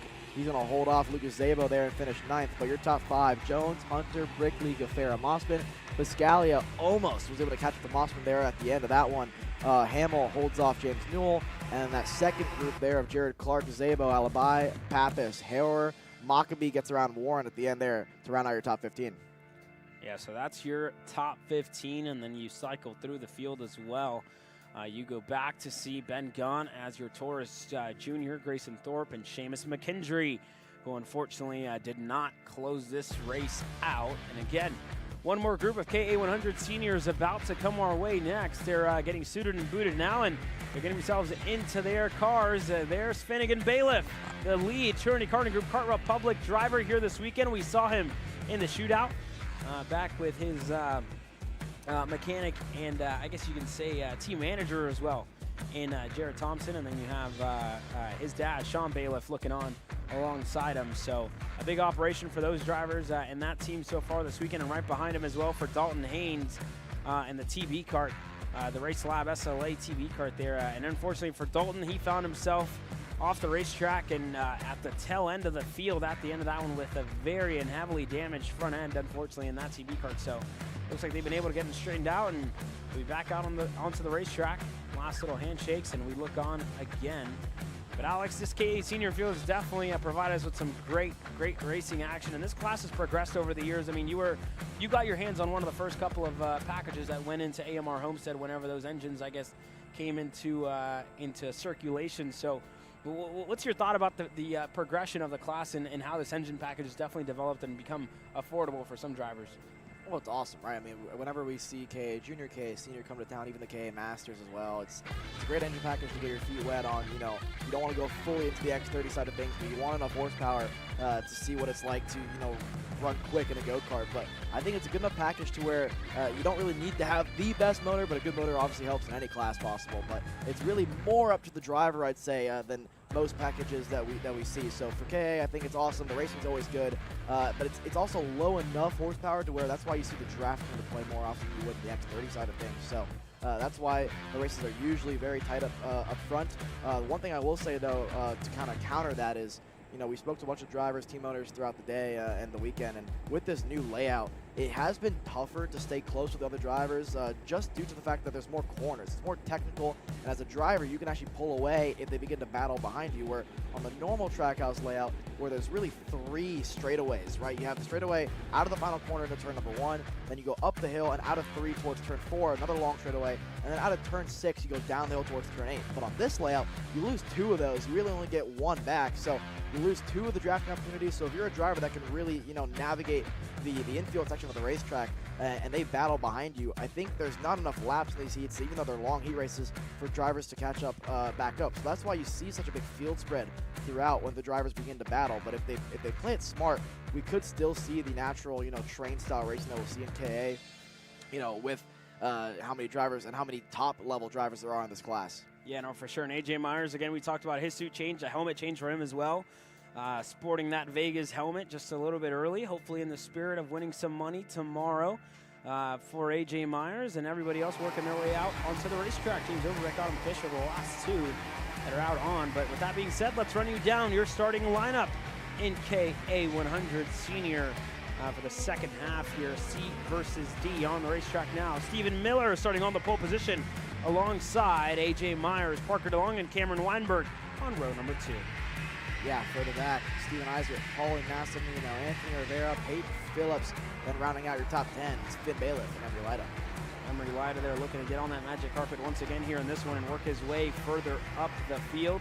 Drew James and Dalton Haynes starting on row number 6. Colin Lloyd and Nick Eggleston, the rookie, on row number 7.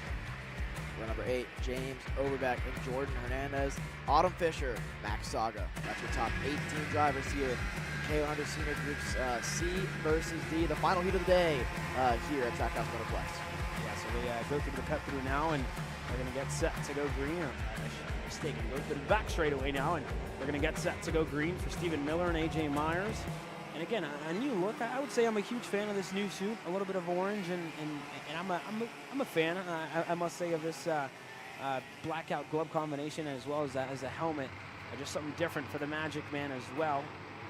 To try on us. Look, we talk about superstition. We talk about it all whenever we see racers change their outfits here. But that's a cool look so far for the Magic Man and for everybody else as well. We'll see how it all plays out here the final time. They'll be out in normal heat racing action. Tomorrow it's all about the super heat and the main event as they get to set to race for some money here at the IAME Grand Nationals, the 2024 edition. Your KA100 Seniors Heat 3, C versus D are into the tram lines, and we're racing here in KA Senior. Stephen Miller with a good start. AJ Myers around the outside. He's able to stay ahead of Parker DeLong. Weinberg looking to go through into turn number 3. He gets clear. Paulie Massimino up in a 4th. Wow, a lot of shuffling for position already. Paulie Massimino finds grip where not many other drivers have found before. He's going to hold on to the inside here into turn number 10. A couple of drivers going off the racetrack, one of them being Finn Bailiff and Dalton Haynes. Yeah, again, the struggles continue here for Haynes and for Bailiff. Those two drivers just losing a whole lot of time here, and they find themselves way off the racetrack and way out of the action here. Everybody else single file. Steven Eisert went through on Parker DeLong that time as well. He now finds himself right behind Cameron Weinberg side by side. Eggleston looks to get through. He's able to get it done that time by on Rivera. Yeah, good move there for Eggleston now. So he has his sights set now on Parker DeLong.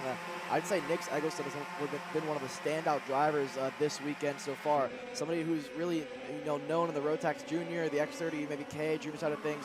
Doesn't do a lot of senior driving. He did his first ever X30 Pro start this weekend. He's been very impressive, qualifying 4th in that one. His luck could obviously be better, but for Eggleston, still proving that he belongs in this senior class. AJ Myers got around Stephen Miller now, so he's going to lead them to start the lap number 3. Miller, Massimino behind him. It's a 3-kart breakaway out front, and then that next group is led by Weinberg, Eisert, DeLong, Eggleston, Rivera, Phillips, Hernandez. It's all the way down to, I'd say about maybe over back in 14th is how long that second group is. But if this top 3 of Myers, Miller, Massimino play this thing smart, it's like I talked about before the race began, where it's, you can begin to pull away around this racetrack if you just work together. If you fight too much, you lose a lot of lap time. Yeah, definitely. So that's definitely been the case so far. And for the drivers who fought early and found themselves within a lot of risk, as Massimino looked on the inside of Stephen Miller into the boy. Just a little too late there for Paulie, but he's able to complete it now into the hairpin. He gets clear and up in a second. So Paulie makes up another spot and have his sights set on AJ Myers now. So for Paulie, that was a really good move there to get clear that time around. And he's now going to look to charge his way forward. He's about 0.3 of a second back from Myers, but that seems to be closing now about a car length and a half in between those two drivers, and further back for Weinberg, who finds himself in the 4th spot. Compared to Stephen Miller, it's about 2 car lengths in between those two. And everybody else, Eisert rounding up your top 5, DeLong and Eggleston, a Ruthless Racing 6 and 7 at the moment. They're just a little bit off, but Paulie looks really good here on the back straightaway. Is Myers going to defend? Paulie's not going to go, going to play it nice for now. Wow, Paulie Massimino, what a run he got out of the normal turn 1 and then up the hill towards 3 and 4. So that BJR MDR go-kart right now is absolutely flying. Like you mentioned, I thought he was going to actually go for the move into the bowl corner, but I think he's playing this thing smart. He'd rather go here. He'd rather go in turn number 1. Paulie Massimino the lead. You see Myers give the point to Massimino saying, listen, I don't want to fight it, no need to, because he knows the more you fight around this alternate layout around Trackhouse Motorplex, you bring in more drivers. And so for AJ, a better move there, just like Paulie around this place as well. So these two want to pull away. They don't want to bring Miller and Weinberg back in the mix, because two Chad Dockett Racing Kart Publics together, that's going to be tough to go against, as two teammates are going to want to, go to the front. Yeah, and for sure, I mean, having those two and the fact that they can work together, and as I say that, I actually regret saying that, because Cameron Weinberg on the inside of Stephen Miller into the bowl, he's able to get clear, looking to change it around for them. But again, it just seems to me early on in this race, just don't have the same early lap pace that Massimino and AJ Myers have at the moment. And again, if you find yourself out of the tow, out of the draft, and fighting with somebody else, it will definitely slow you down a whole lot more. But Cameron Weinberg looks pretty racy so far. 0.8 of a second in between himself and the lead that Paulie Massimino has at the moment. So a good shot, to say the least, here for Weinberg and for the rest of the field as well. So we'll see what Weinberg can do and how long it takes him to kind of try and get up to that rear bumper of AJ Myers. But again, not so action-packed. That's because of the racing and how it, ends up if you try and make a move. And the biggest passing opportunities happen to be in a place where if you find yourself going side by side, that's one of the places where you're going to lose a whole lot of time. And that's really, the spots where you find yourself passing in. That corner right there, that hairpin, is one of the biggest ones. And the difference as well from the asphalt to the concrete back to the asphalt changes and adds a little bit of a different aspect to this racetrack as well, Alex.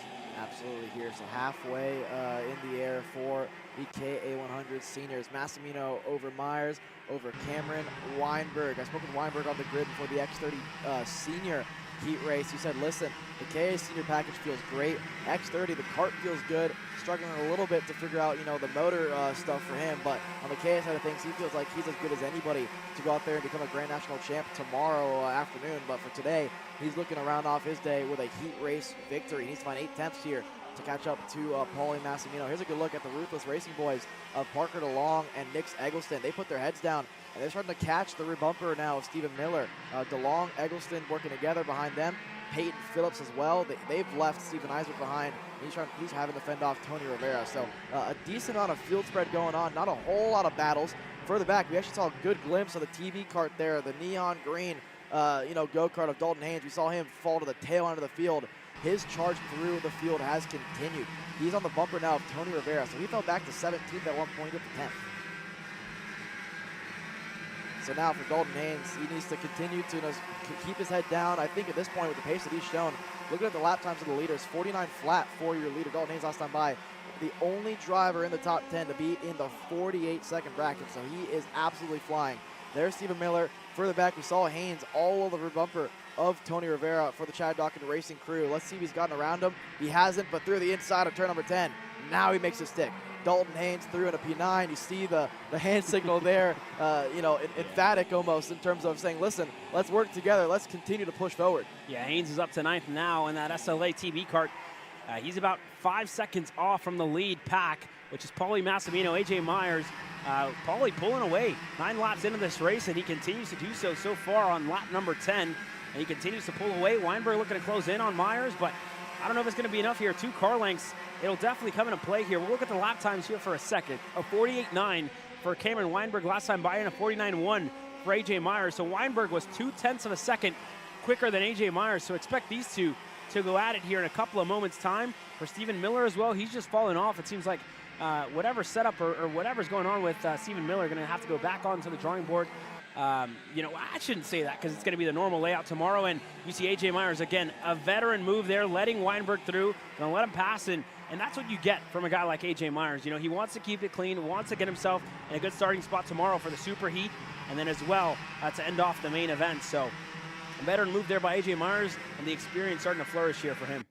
Yeah, there's no need to battle for second place there when AJ knows, at this point, Cameron Weinberg is my best chance at actually getting a heat race victory, ironically, because the strategy in this is, listen, if somebody behind you is faster, let them go and let them maybe chase down Massimino. At this point, 1.1 seconds is a lot to ask for if you're AJ, if you're Cameron Weinberg, but at least you minimize the risk of bringing in Stephen Miller and DeLong and others into the mix as well. So for AJ, he's like, at this point, the worst that I can do is third, unless the mechanical happens, knock on wood for him. So hopefully no commentator's curse there. But for Massimino, his lead has now grown to 1.4 seconds. So I think at this point, it's Paulie's to lose. And so for Weinberg, AJ, that's going to be the closest battle that we see on the racetrack. Further back, there's a look at Dalton Haynes.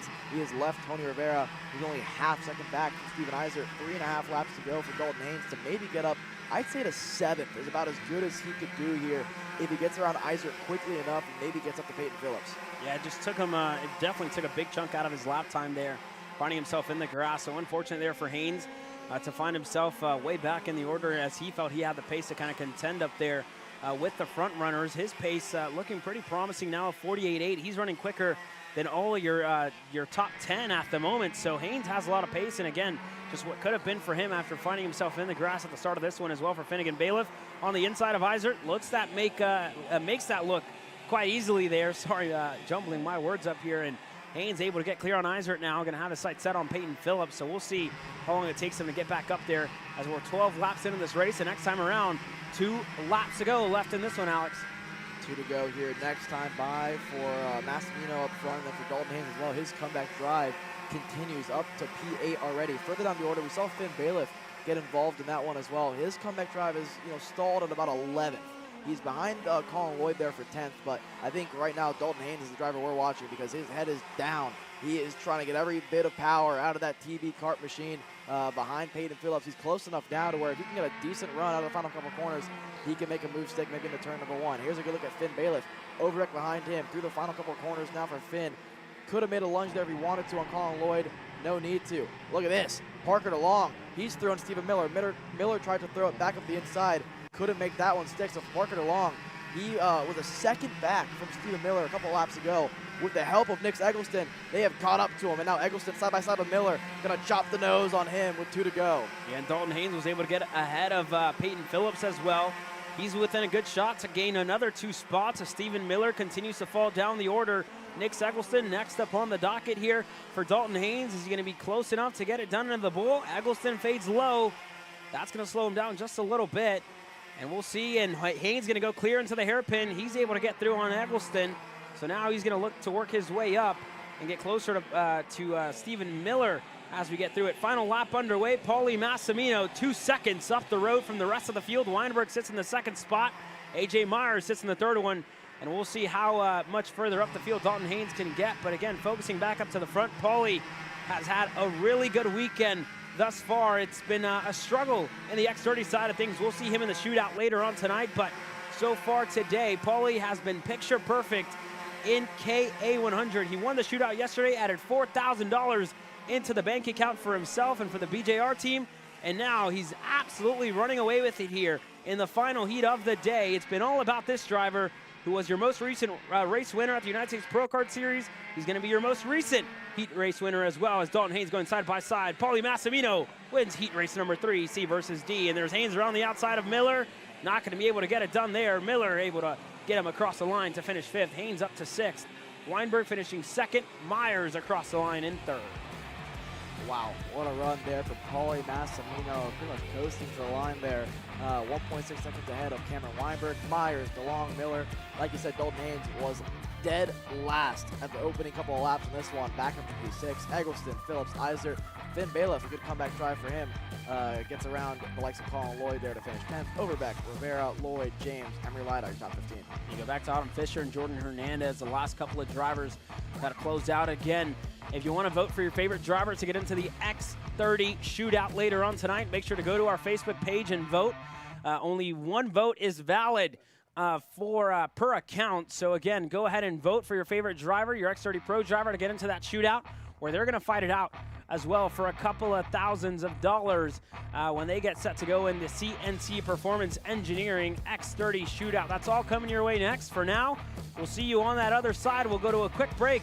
When we resume the action, it's going to be all about the shootouts, the Fast 5 shootout in your Mini Swift, the Fast 5 shootout for your X30 Juniors, and the X30 shootout for your X30 Pros. That's all coming in a couple of moments' time. We have a quick break from the 2024 edition of the IAME Grand Nationals. We'll be right back in a couple of moments' time.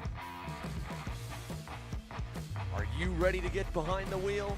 From Formula One to NASCAR and IndyCar, all the pros start here.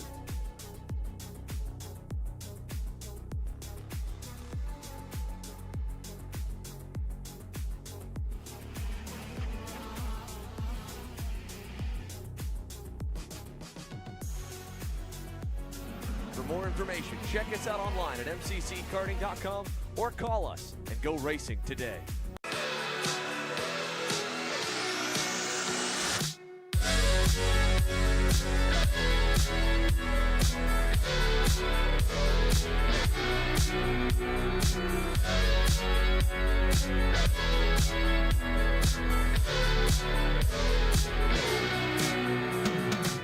Colin, I need a new 219 chain. I need a 77 tooth roof sprocket. I need some more chain lube, and I need it probably as soon as like tomorrow.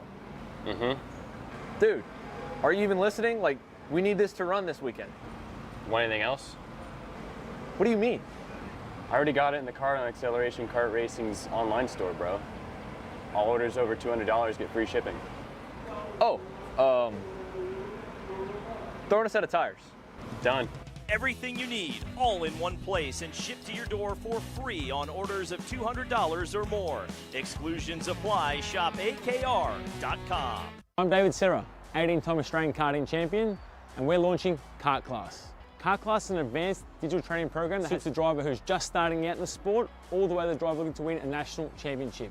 In this program, you're going to be learning about how to find the ideal racing line and what an apex is, braking and throttle markers, wet weather racing lines, and how to overtake other competitors. We target how to brake in the wet weather, and we look on the mental side of kart racing as well with our mental skills coach. At the completion of this program, you'll be lighting up purple sectors in qualifying, know when to defend on the opening laps, and how to pressure your opposition into mistakes. We teach you the tools to be resilient and how to get in the right frame of mind before a race. We look to complete the whole package by getting a strong mindset, a driving style to suit all conditions, strategizing your race, and getting the last 1% from your team. We'll teach you how to win the final lap of a race, driving the wet like Max Verstappen, and creating the perfect bubble for yourself to mentally be in the zone. To find out more, click the link below.